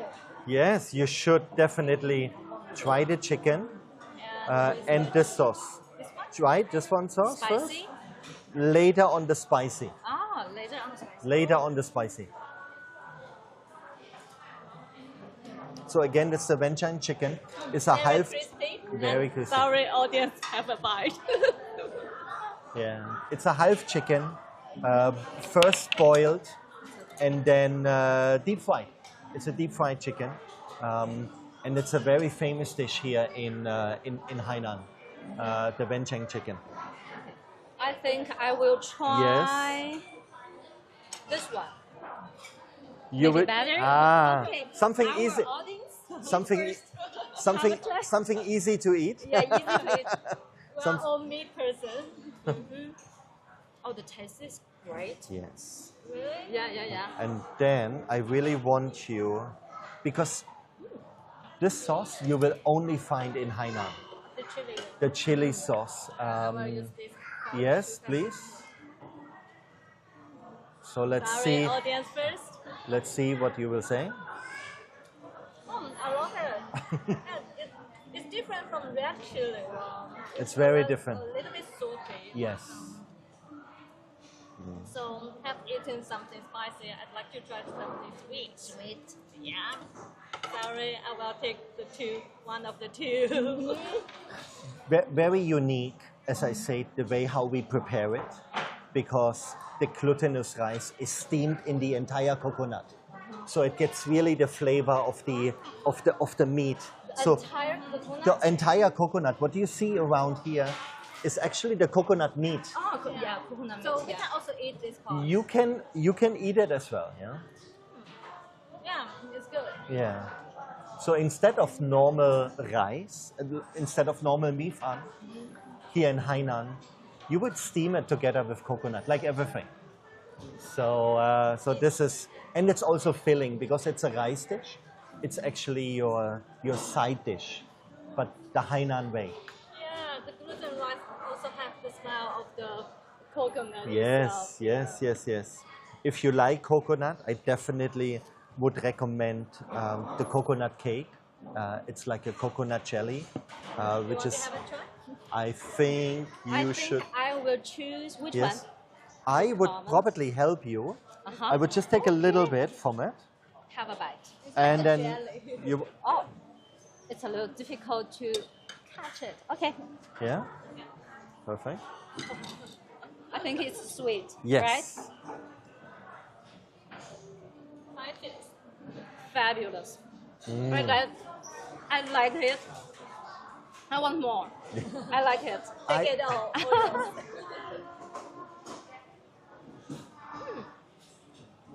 So you have different flavors, like I said, with coconut, with pandan, inside the brown sugar and the coconut, shredded coconuts. So it's really, it's one dish, everything together, where you can have a great taste of Sanya in Hainan. Yeah. And I found one interesting thing is that local people is very acquainted with cooking food with local vegetables, local leaves, make good use of that, right? Yeah, you know what? A few days ago, I went to Mauna village. It's a small village of Li ethnic group. Yeah. I saw villagers cooking rice with bamboo tubes. Absolutely amazing. Can you show us how it yeah, looks of course. Yeah, they stuff I the have rice videos, yeah. into the bamboo and Yeah. steam the whole. Look Oh at wow! that. Oh, they They use are the cooking. fire. They're cooking. So yeah. in one thing long bamboo. Yeah, with rice. It So smells one person like. take one. Okay. I think. If you Okay. eat a lot, you can take two. Perfect. I think I Yeah. can get three. So next time, let's go there together. Let's try. Great, great. Perfect. Deal. Perfect. So, are there any more dishes for us? Or just Yeah. this one? Yes. I No. have ordered a special dessert for both of you. Oh. Guess Okay. it. Guess it. Dessert. Typical Hainan dessert. Typical Hainan dessert. Yeah. Let me just move this over here. And if we are in, It's called Jingbo Liang. Yeah.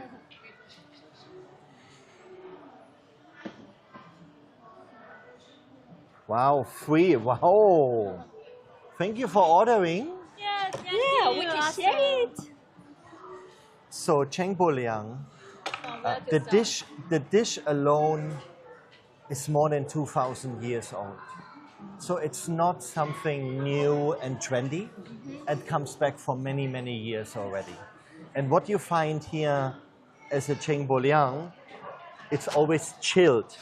It's always cold when you touch it. Oh yeah, So especially it's- for the heating weather. Yes, exactly. And this is where the meaning comes from, where the locals, but also of course us as a guest, coming to Hainan, and we feel warm. We use Jingbo Liang to cool ourselves down. It's really great. It's cooling our body, and the base is coconut. So you coconut again, exactly. You have coconut milk. You have baked red dates, traditional Chinese red dates. We slice them and we bake them in the oven. So when you take the red dates, it gives you a crunchy taste, which we want. You will try it. You will try it. It comes, of course, it comes with watermelon. It comes with, toppings are rich. yes, very rich. The topping you will find shredded and roasted coconut. It has a strong aroma of coconut. Yes. Yeah, it What has we nice what we also do, we have a machine which can freeze, which can make ice cream or gelato. We use this machine with fresh coconut milk and a bit condensed milk, and we make our own shaved coconut ice. So it's an innovation here, or The machine, yes. So this was really done for us, but you can actually add any type of ice cream you like. We have just decided to use something again very local with coconut taste. Even more, it cools you down. And additionally, you find here, for example, different beans. Red beans, green beans. You find chili over here, type of like, you would say, Quailingao. oh yeah, it's So Quailingao, so this is a kind of jelly. Correct.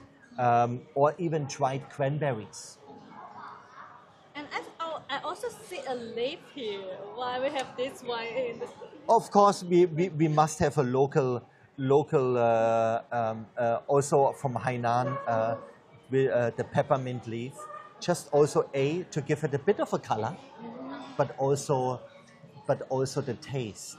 the taste Yeah. with the flavor. of Exactly, mint. exactly. But we'll leave it there, right? We can't swallow it. You actually can. You Really? yeah. we can. Yeah. Right? Let's we try. Can eat it. Yeah, let's try to get try. Yeah, it cools me down now. And especially with the red dates, which is baked, you have a nice crunchy flavor to it. The taste is rich, Taste is very rich very rich. Yeah. Yeah, I think it's and cooling, interesting. Yeah. and very cooling. Yeah, in the hot summer or hot temperature, if we have this bowl, happy. A lot of locals will have it in the afternoon, like now, like us, perfect, or even in the evening after dinner, to really cool down before they go to bed. So the best choice. It's the best choice. To make a good decision. Yes, and if you stay with us, of course, we even have it in different restaurants. In the buffet restaurant in Safran, as a guest, you can mix it by yourself. I'll make by So myself. you get the coconut milk, the chilled coconut milk, but the ingredients you can mix yourself. I can Really, choose the you can food I choose. want, Yes, the exactly. fruits I want. Exactly. Tailor the Qingbu Liao. Exactly. It's a tailor-made Jingbo Liang. Wow, Yeah, and even in our lounge on the 48th floor, which is mostly for our suite guests, we also offer them the options to tailor-make their own chengbo in the evening. Everyone has Everyone his loves own it. chengbo. When you come to Sanya or to Hainan, you have to try chengbo. Yeah, definitely. So I'm wondering, as a German, which one is your favorite dish in Hainan? I definitely really enjoy the wenchang chicken. I like it because of the crispiness of the skin and the meat so tender. And I love sweets. So this, for me, is always a go-to. So how about you? Which one is your favorite today? This one. Chengbo liang. Yeah, I like coconut. And in this hot temperature, I want this one right now. So have you already cooled down now? Is it okay for you to go outside to feel the sound, to feel the breeze? To feel the summer? Yeah, to feel the summertime in winter time. We can always come back. Yeah. Let's have a Perfect. look. Perfect. Take a tour I'm so happy that you enjoyed Yeah. our traditional Hainanese dishes. Love it. So after our live, I will come back to finish them all. So our next stop is the It's Aquaventure the water Aquaventure park, right? water park, yes. So as you can see, the avenues are always the link, the connectivity from the hotel Link to directly to the Aquaventure water park. Yeah. Yes, yes, summer is coming. In other finally parts we're in China, already very cold. So come to Sanya, enjoy the warmth. Yeah. So finally we arrived here at the water park. And so I think for most people, this is enough to fill the whole day, right? Yes, many of the families already entering at 10 o'clock in the morning when we open the water park, and then will really stay on here the whole day. Because once you go in the water park with so many rides and so many slides, you no need to leave anymore. So we have everything there what you need. Many different restaurants. You have lunch in there, you have afternoon tea in there, and then you come back in the evening, and from here you just go back into the avenues. Yes, and you go in, eat food, you come back to the room, and then you come back. And late in the evening, you can go to our seashore. You can also see our dolphins. You can see our sea lions. So there's a lot to offer at Atlantis, Sanya. It's a one-stop, everything at your food stop.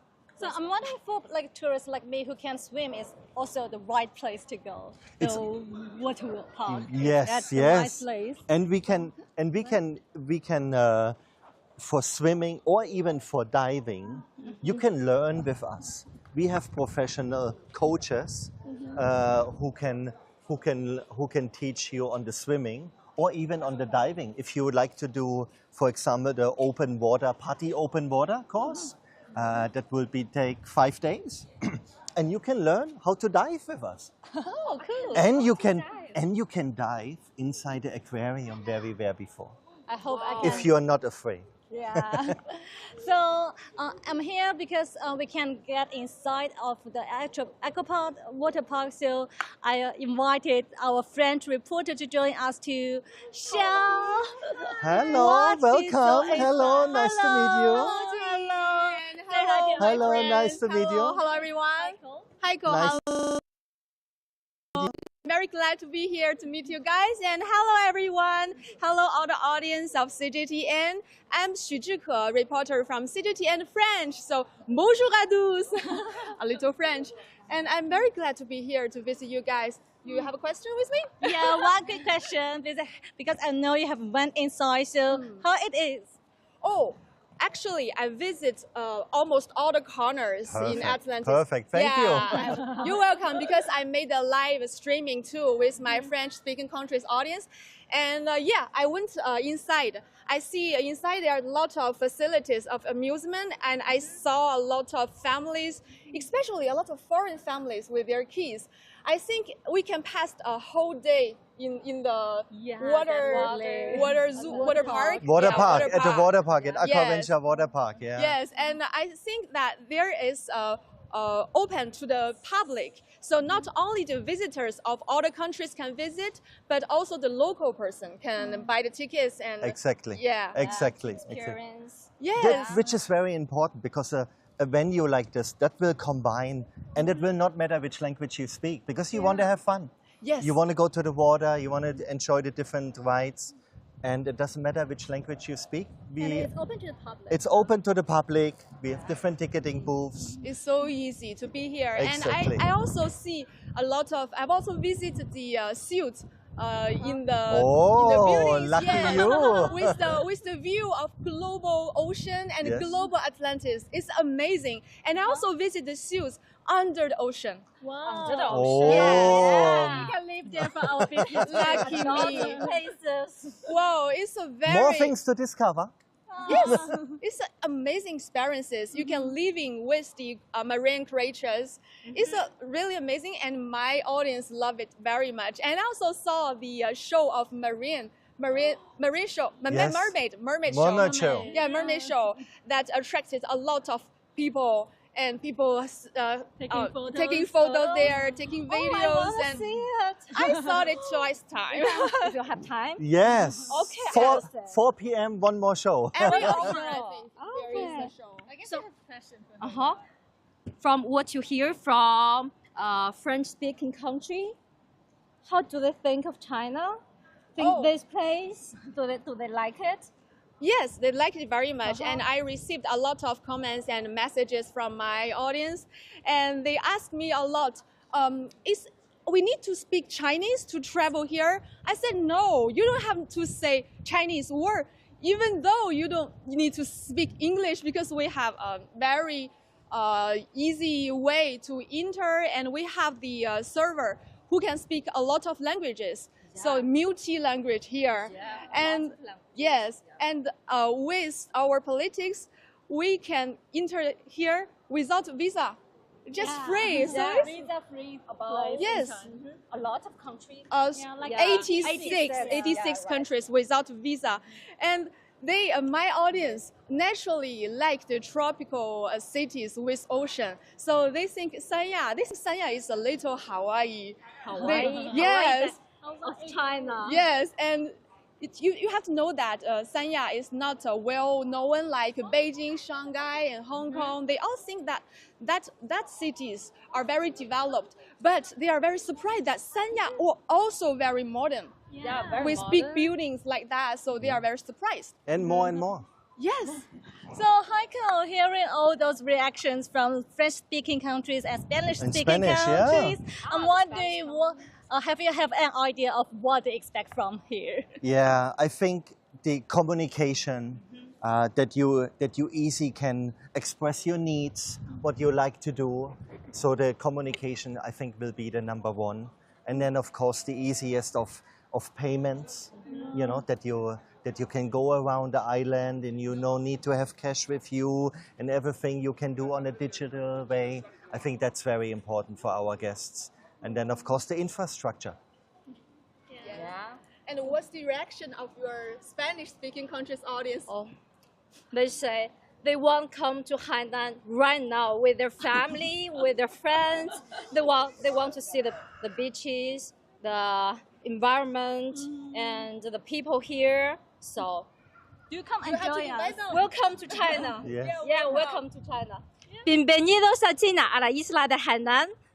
Ok, je suis ici, vous invite chaleureusement à visiter la beauté de Hainan. Yeah, your turn in German. Und ein herzliches Willkommen hier in Sanya auf der Insel Hainan. Willkommen. So let me translate. We are in Sanya. Welcome to Hainan as the special customs operations kick in. Welcome to Hainan for tourism, for fun, for entertainment, for cultural exchanges, and for businesses. And now, actually, this is only the one chapter of Hainan's tourism story, and there are more breathtaking scenery lie ahead. Let's check it out.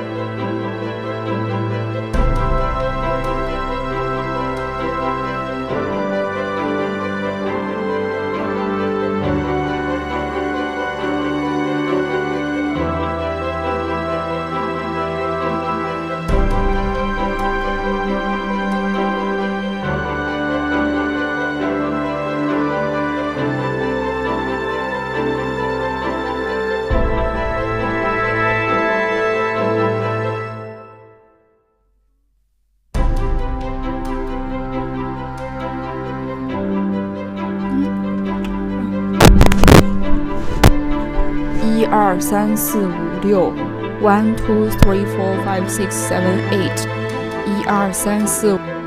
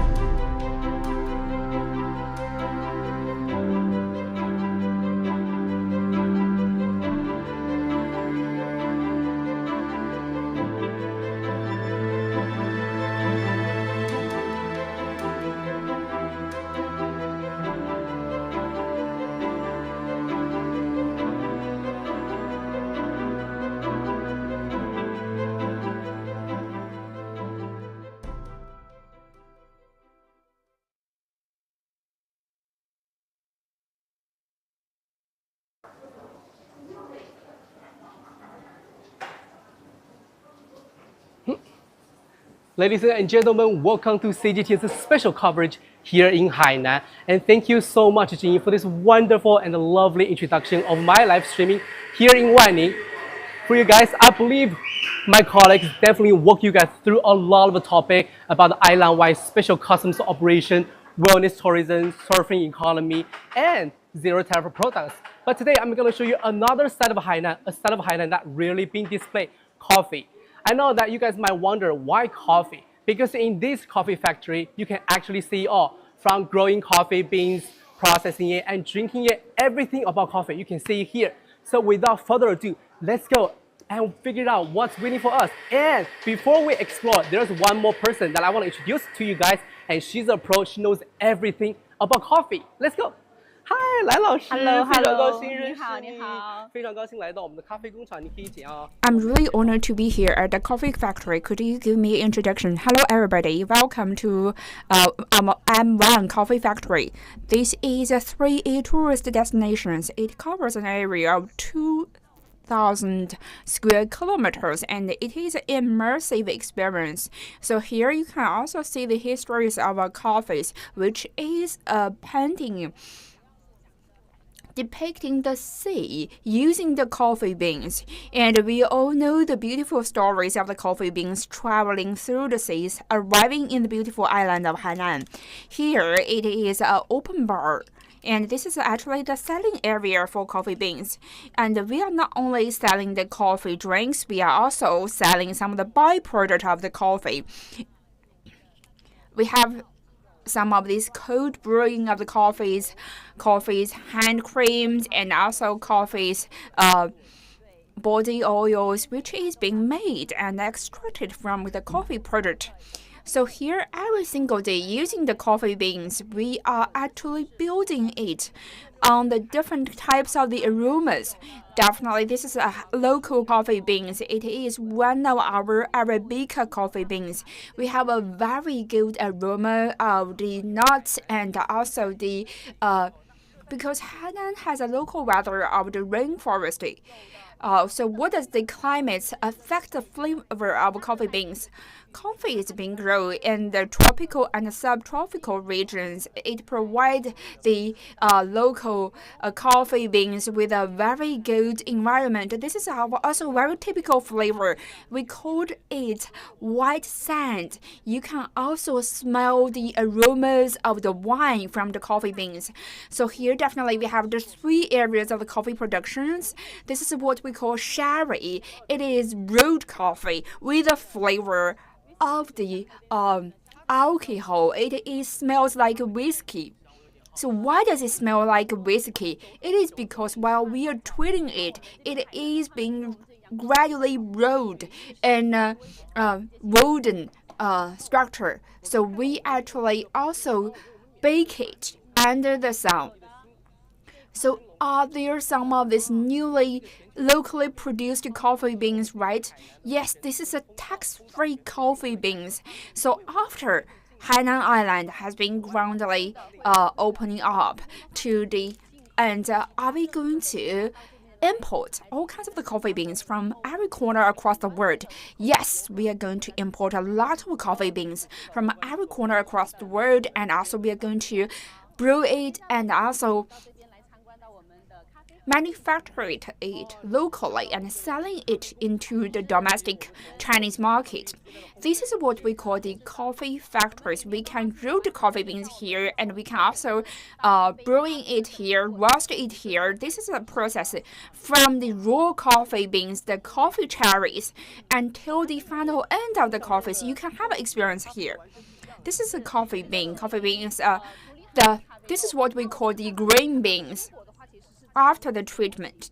So at the very beginning, if you are seeing the nuts, the coffee nuts is red. It's what we call the coffee cherries. And inside, it usually have 3 layers of the coffee's peels. So this is the external layers, and it tastes very sweet. This is what we call the internal coffee peels, and what really inside it is the silver peel. And it's very thin layer. So, but what we have actually after that is the actual coffee beans. One layer after another. This is the coffee beans, and coffee is just like another fruit. It has so the majorities of the coffee beans is so here we have the 3 different types of the coffees. And you can also see it from the size of the beans. So for the small ones, it tastes like the flavor. And in Hainan, we grow the robusters. It has nuts flavors. And this is what we call the Arabica. And this is what we call the Liberica. Liberica is not very massively produced, and it is only accounting for 1 to 2% of the market shares. And there are some of the Chinese growers, like in Wanchang, we grow the Liberica coffee beans. But because there is a very high concentration of the coffee and the Liberica coffee beans, so we didn't grow it that much. So we also need to understand some of the information inside of the coffee beans. We understand that this is the concentration machines for the coffee beans. It is a testing areas, and this is what we call the 200 grams. You can't smell it. This is the raw beans.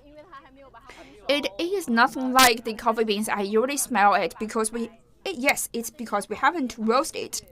So we have put it in to test the water concentration inside of these raw beans. Yes, this is the testing machine.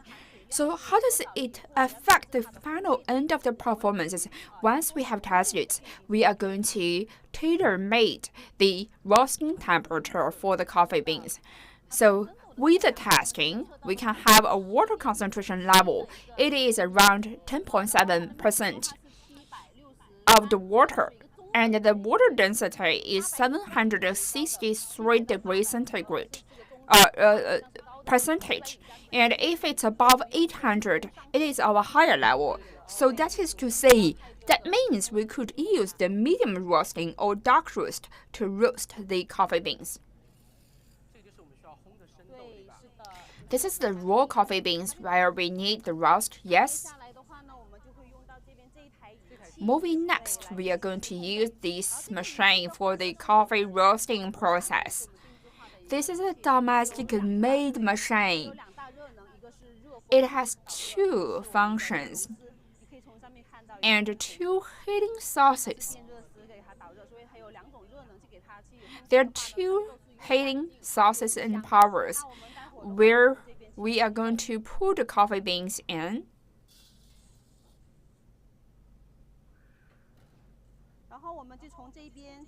And here, after a simple click of the button, the coffee beans are being poured in the machine.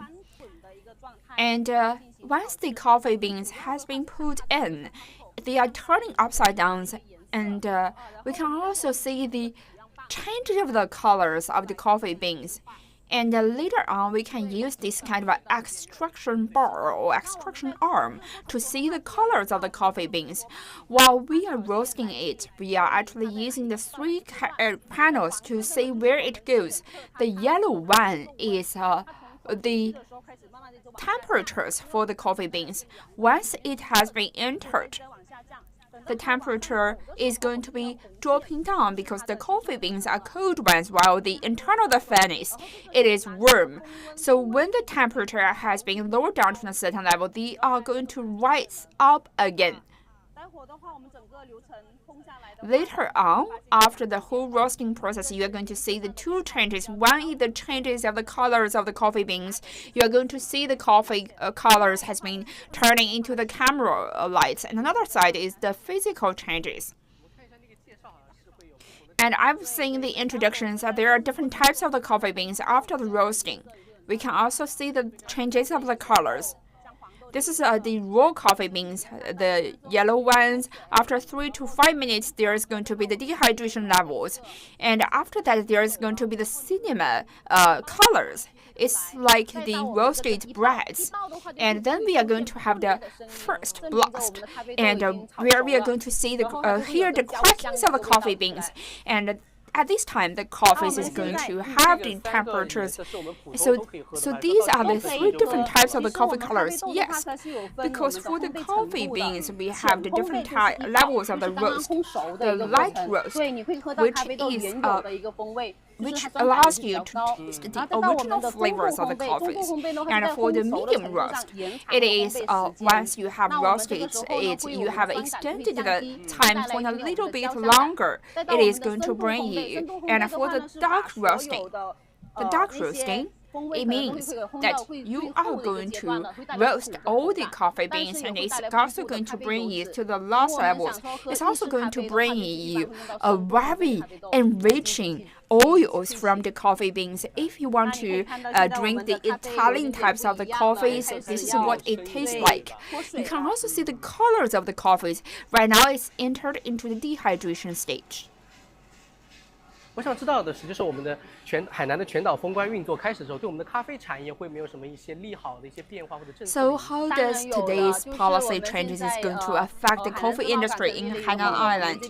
After setting up of the free trade port in Hainan, we are going to have the tax-free policies. We can buy the coffee beans free of tax from every corner across the world. We can also cook it. And we can also procure the coffee beans from the original produced sites, and then we can have the deep processing. Then we are going to generate a whole industrial chain company. So the cool change is about the price levels. Yes, we can actually buy it and procure it. No matter for the tax rates, the price also means the highest price performance ratios. For example, there are a lot of coffee beans which has been exported to the international markets. Do you have?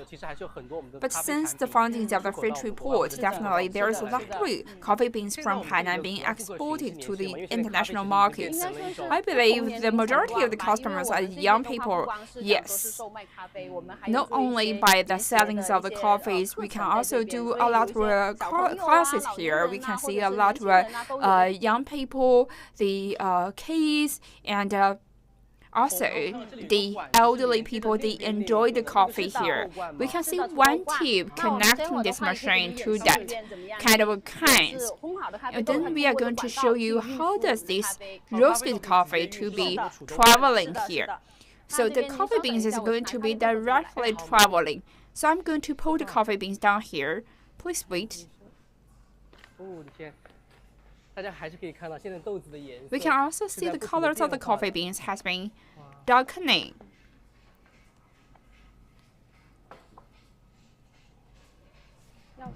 I'm actually So here the coffee has a flavor of the bread. It is being dehydrated. After that, it is going to take like a sweet popcorn. The tube here are being used to transport the coffee beans. And once the coffee has been roasted, we are not going to drink it directly. We need the carbon dioxide. We need to extract the carbon dioxide. And the coffee beans here is going to be transported into the coffee cans, where we are going to test the carbon dioxide concentration level.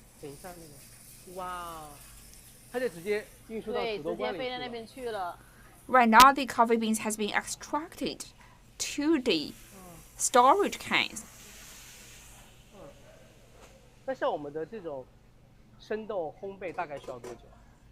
How long does it take to dark roast it? It usually takes 10 minutes.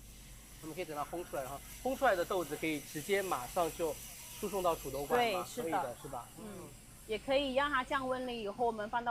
can also cool it down and put it in the coffee bean can. You can also see the colors turning and darkening.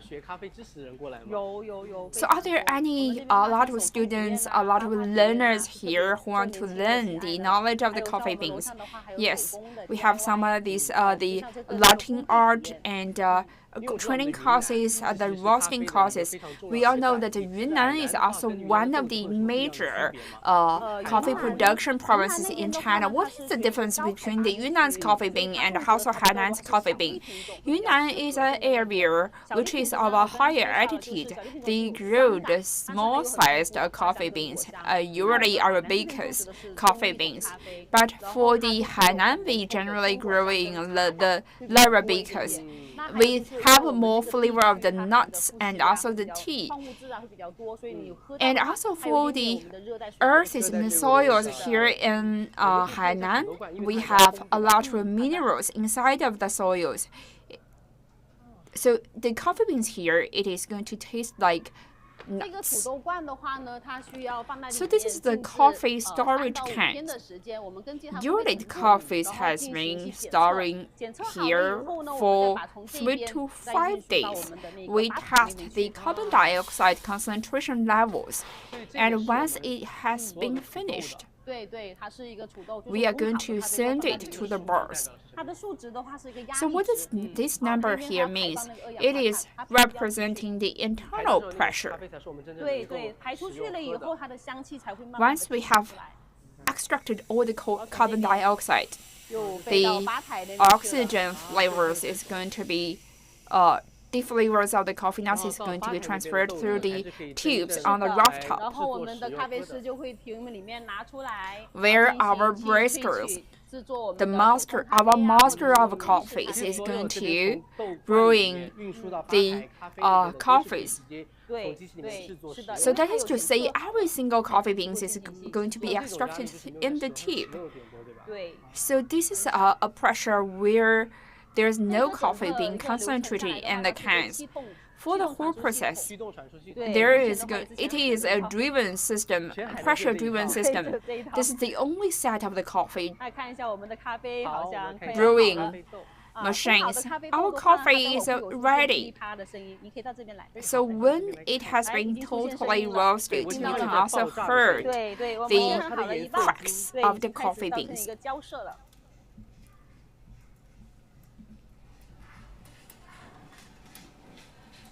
那我们准备就是已经要让它去出炉了，我们准备看一下。It 这边 is 的话，我们让它去一个有冷气风的一 it 个 has 搅拌， been 然后去出 roasted. 炉。 The roasting has been 它为了 completed. 立即的去散热，让它去降 We 温。 need to stir it up 对， once it has been roasted. 上了，所以我们是真的是高温再去烘焙 So 它。 this is about 200 degrees centigrade once it has been roasted. After 1 minute, we are going to store it here. This is the aromas of the coffee I smell every day. 哇，真的有点烫。对，我试一下，就会很苦吗？不会，刚烘了的 It's a little bit hot. 嗯，就像我们平时吃的。 Is it going to be 有点 bitter? 像爆米花有点甜甜的感觉。 It's like popcorns. 好不一样，这是我第一 Tasting 次了解到咖啡的 at 制作，从 the 生豆 tip 到 of 手动 my 的过程。 tongue. This is very different from my daily experience with coffee. I usually grab a cup of them from the coffee shops. 来直接去炒。 So how can we roast the coffees? Originally, we are using the cooking wares to cook the coffees. For Hainan Island, we have some of the local Chinese. We usually add some of these kind of the 你看我们的咖啡豆 coffee 从生到手 bursts. 上变得好 So 大一点 from the raw coffee beans to the roasted coffee beans, it usually takes 2 minutes for the cooling process. 温度仪 And our temperature testing machine, this is what we call the infrared testing, temperature testing equipment. And once it's below 30 degrees centigrade, we are going to send it. 到我们的土豆罐里面去。 Right now, it's 如果高 about 温过高的豆子 40 degrees centigrade. If the temperature is too high, there are some of the residues of the temperatures. And once it entered into the storage cans, there's going to be a second time temperature rises. And right now, it's about 36 degrees centigrade. We just need to be patient to be waiting for the 30 degrees centigrade.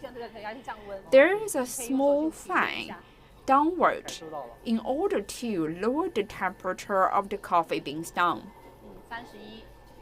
30 degrees centigrade. Once it is lower than 30 degrees centigrade, we can actually store it in our coffee cans. Yes. The tube is ready. 我们让它全部出来。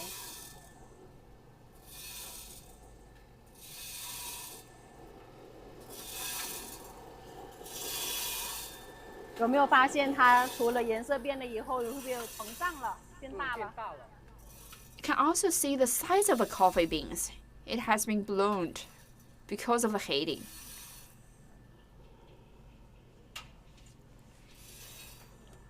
好的，那我们现在开始准备要把它运输到我们那个土豆罐里面去。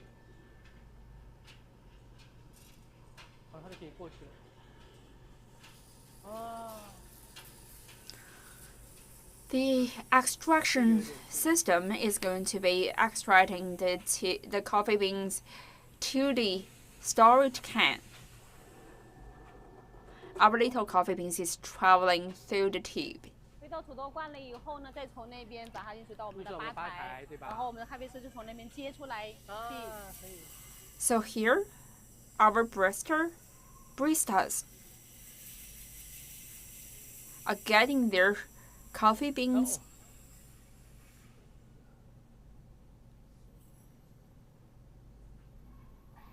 我们这里都已经有我们的咖啡师已经做好了我们的咖啡，每一杯咖啡给我们品尝了。感谢你，麻烦了。这是我们 These are 本 the 地的新 two 咖啡制作的一个。是的。这个咖啡有什么不一样？ Cup of coffee made locally from the Xinglong County. We have added some of the local seasides, so it tastes sweet and salty. Yes, very different. We are about to enter into the second floor, where we are going to make the coffee beans into the art decoration in our day-to-day life. These are the paintings that we are using the coffee hits. Because we all know that coffee beans is not only producing the coffee beans, making coffees, we are also using the slacks of the coffee to make a lot of creative work. So how could we treat with the imperfect raw beans? So every time, we are also going to use this kind of imperfect coffee beans to be prepared for the training process for the kids. So we have this kind of hitting squares where we sun-baked the coffee beans. Every year, we pick the coffee beans for one time. For one tray, it produces for 5 to 6 of the coffee beans. Once we have roasted, there's going to be the 400 grams of the coffee beans. And once we roasted it, from the raw coffee beans, we are going to get 400 grams of the coffee beans. So that is to say, for one coffee tray, it is going to be producing 40 cups of the coffees. So that is to say, this is what we call the coffee aromas, where we are using some of the coffee slacks. After the high temperature sterilizations, the kids can use it to paint it. It is nothing like the sand paintings. The coffee paintings is also going to be produced. I have never imagined the coffee slacks could be used here for painting. This is a self-created. This is an original idea, yes. Coffee is more than drinking, it's an industry, it's also a culture.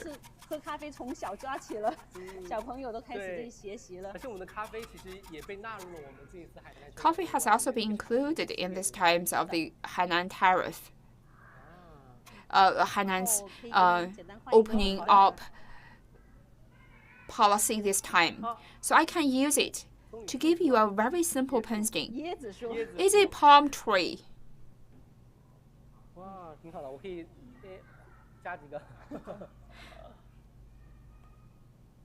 Let me add a few coconuts here. So every single one of us who comes here to drink a cup of coffee can play this kind of a painting process. Yes. Thank you so much.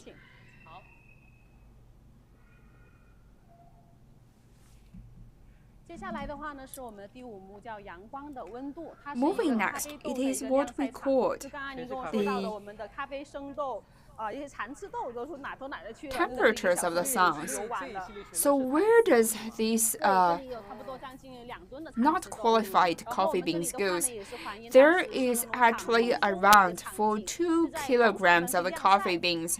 It is the harvest of the coffee beans. So where every single household is growing the coffee beans. This is actually the roasting pans for the coffees. We didn't waste every single bean.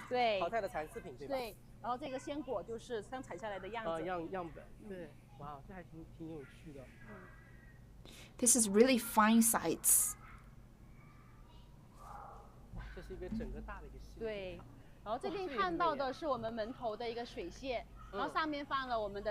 So here, this is the water decoration here.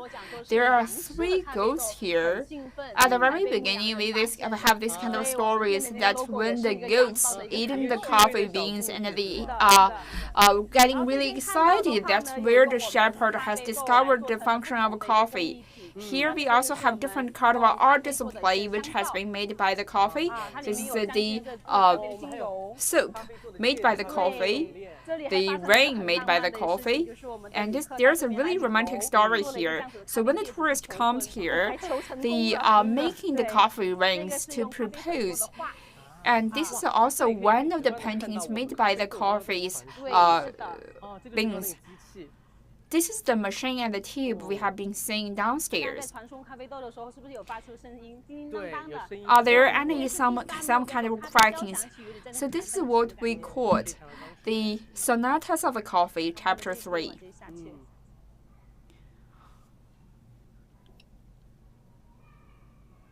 我们其实我们的 M1的 M 字呢，有点像是我们的来源于我们的羊角倒回来的一个感觉。The name of M1 coffee factory actually comes from the inspiration of the goat's head. This is a coffee factory where every single one of us can enjoy the culture of coffee, learn the culture of coffee, and also experience the culture of coffee. We also have a lot of the byproduct coffee beans from the different regions. Coffee beans from the different types of production.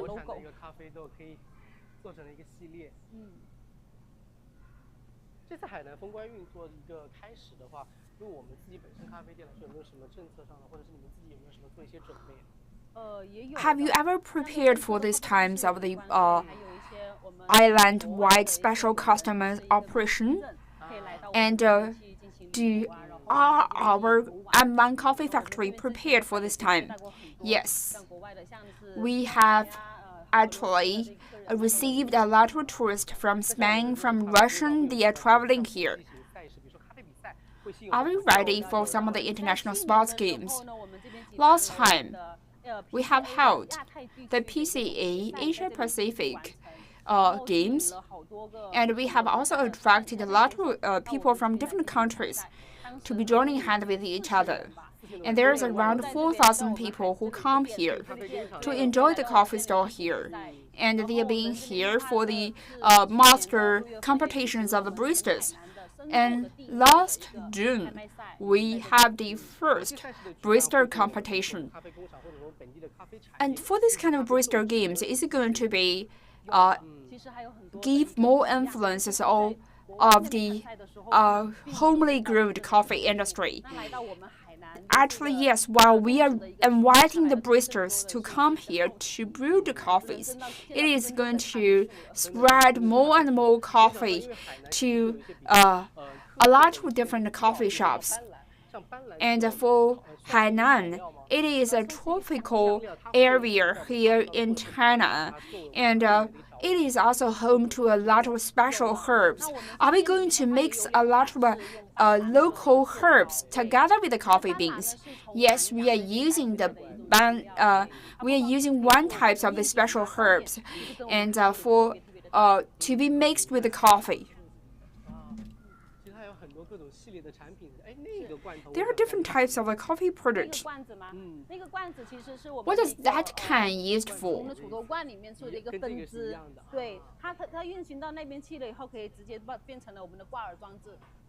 And once we have operating here, we can actually bring the coffee beans back.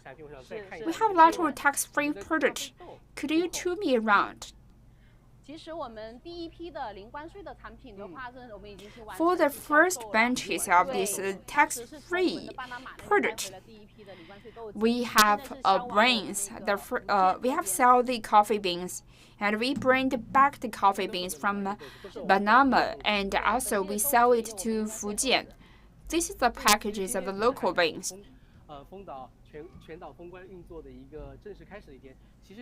Today marks the official launching of the FTA in Hainan Island. This launches the island-wide special customer operation in Hainan FTA. So what does today means for you? And I think that it's better for us to buy more raw products. We can also import more and more coffee beans. 我们目前进口到国内或者出口到国外的话，只是针对咖啡豆是免关税的，对吗？还是我们别的系列产品，比如说我们刚刚提到的咖啡的手链。As we have mentioned about the coffee products, is the coffee being tax-free, or are the other byproduct tax-free also? Today we are only coffee bean tax-free. So what is the best seller here? I think the best selling is also the coffee beans and also the coffee drinks. Because it's not only a treat for the local people, it's also a lot of visitors from Shanghai and Beijing. How many international visitors comes here? And we have a lot of visitors from Italy because they are also home to the coffee beans.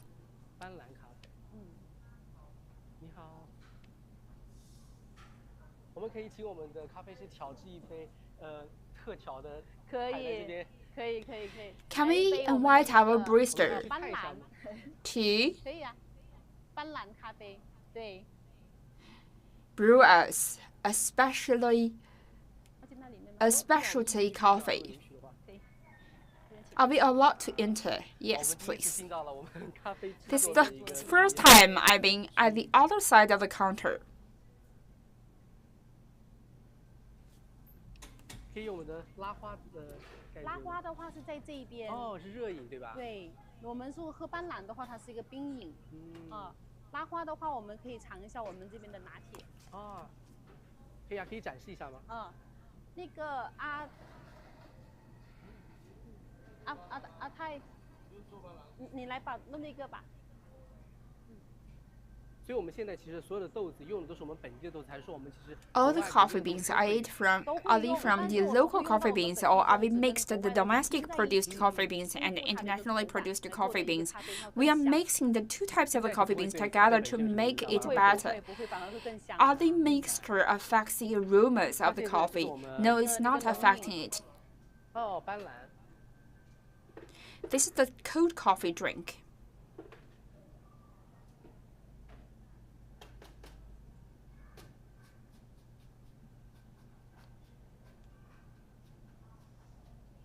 他现在目前是搓一个冰球，然后 he's trying to make a shape of the ice ball and pour the coffee in.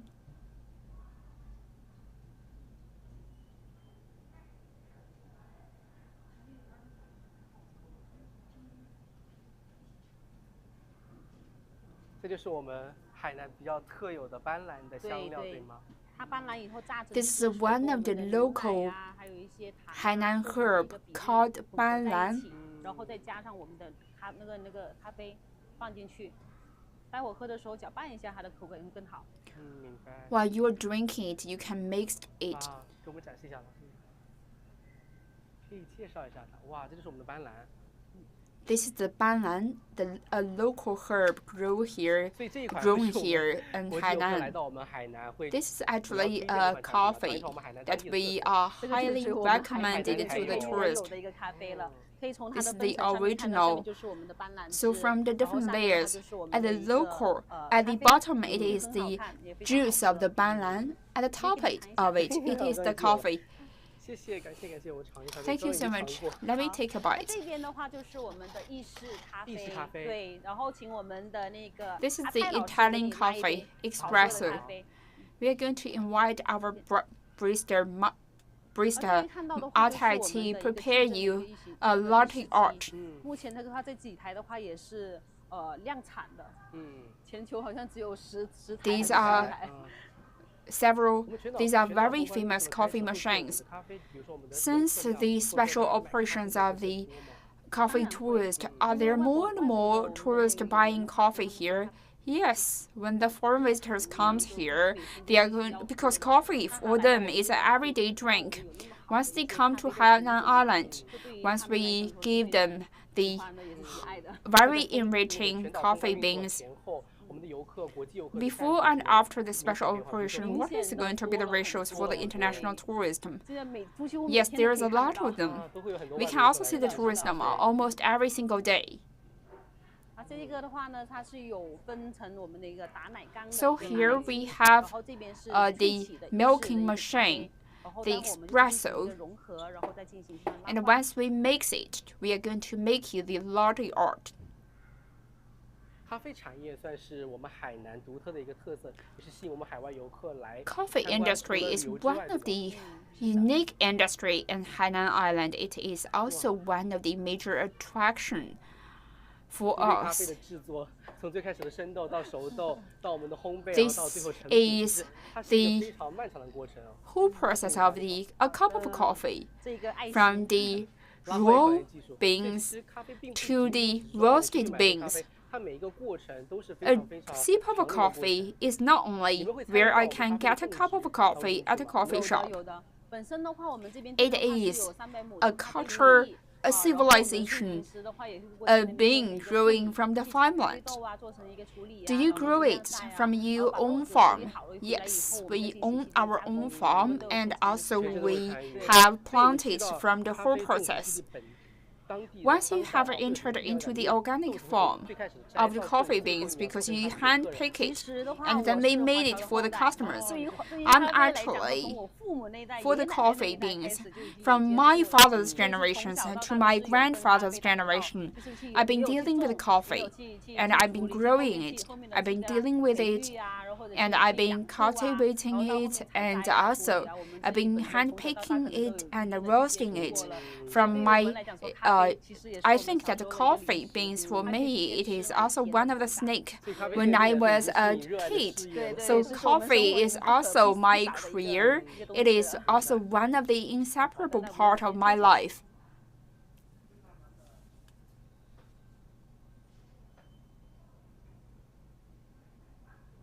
关于咖啡种植啊，你们是从您刚刚之前说你是华侨的后代，所以你从很早之前你的父母那辈就。You mentioned that you are descendant of the Chinese migrant. Did your parents grow the coffees? Yes, when my parents come back to China, they have bring the coffee beans and grow it at our backyard. And they roast it at my home. They just fry it using our own home pans, and then they ground it. This is a very good home story and home histories. Today it is not one of the, because it's not the heat seasons, and once the January comes, when the New Year comes, more and more tourists comes to the Hainan Island. It is also going to be the most wanted season for the coffee beans. Looks into a lot of details. It is coming to an end. But before it comes to an end, let's take another look at these beautiful places where the aromas of the coffee has been spreading at every corner.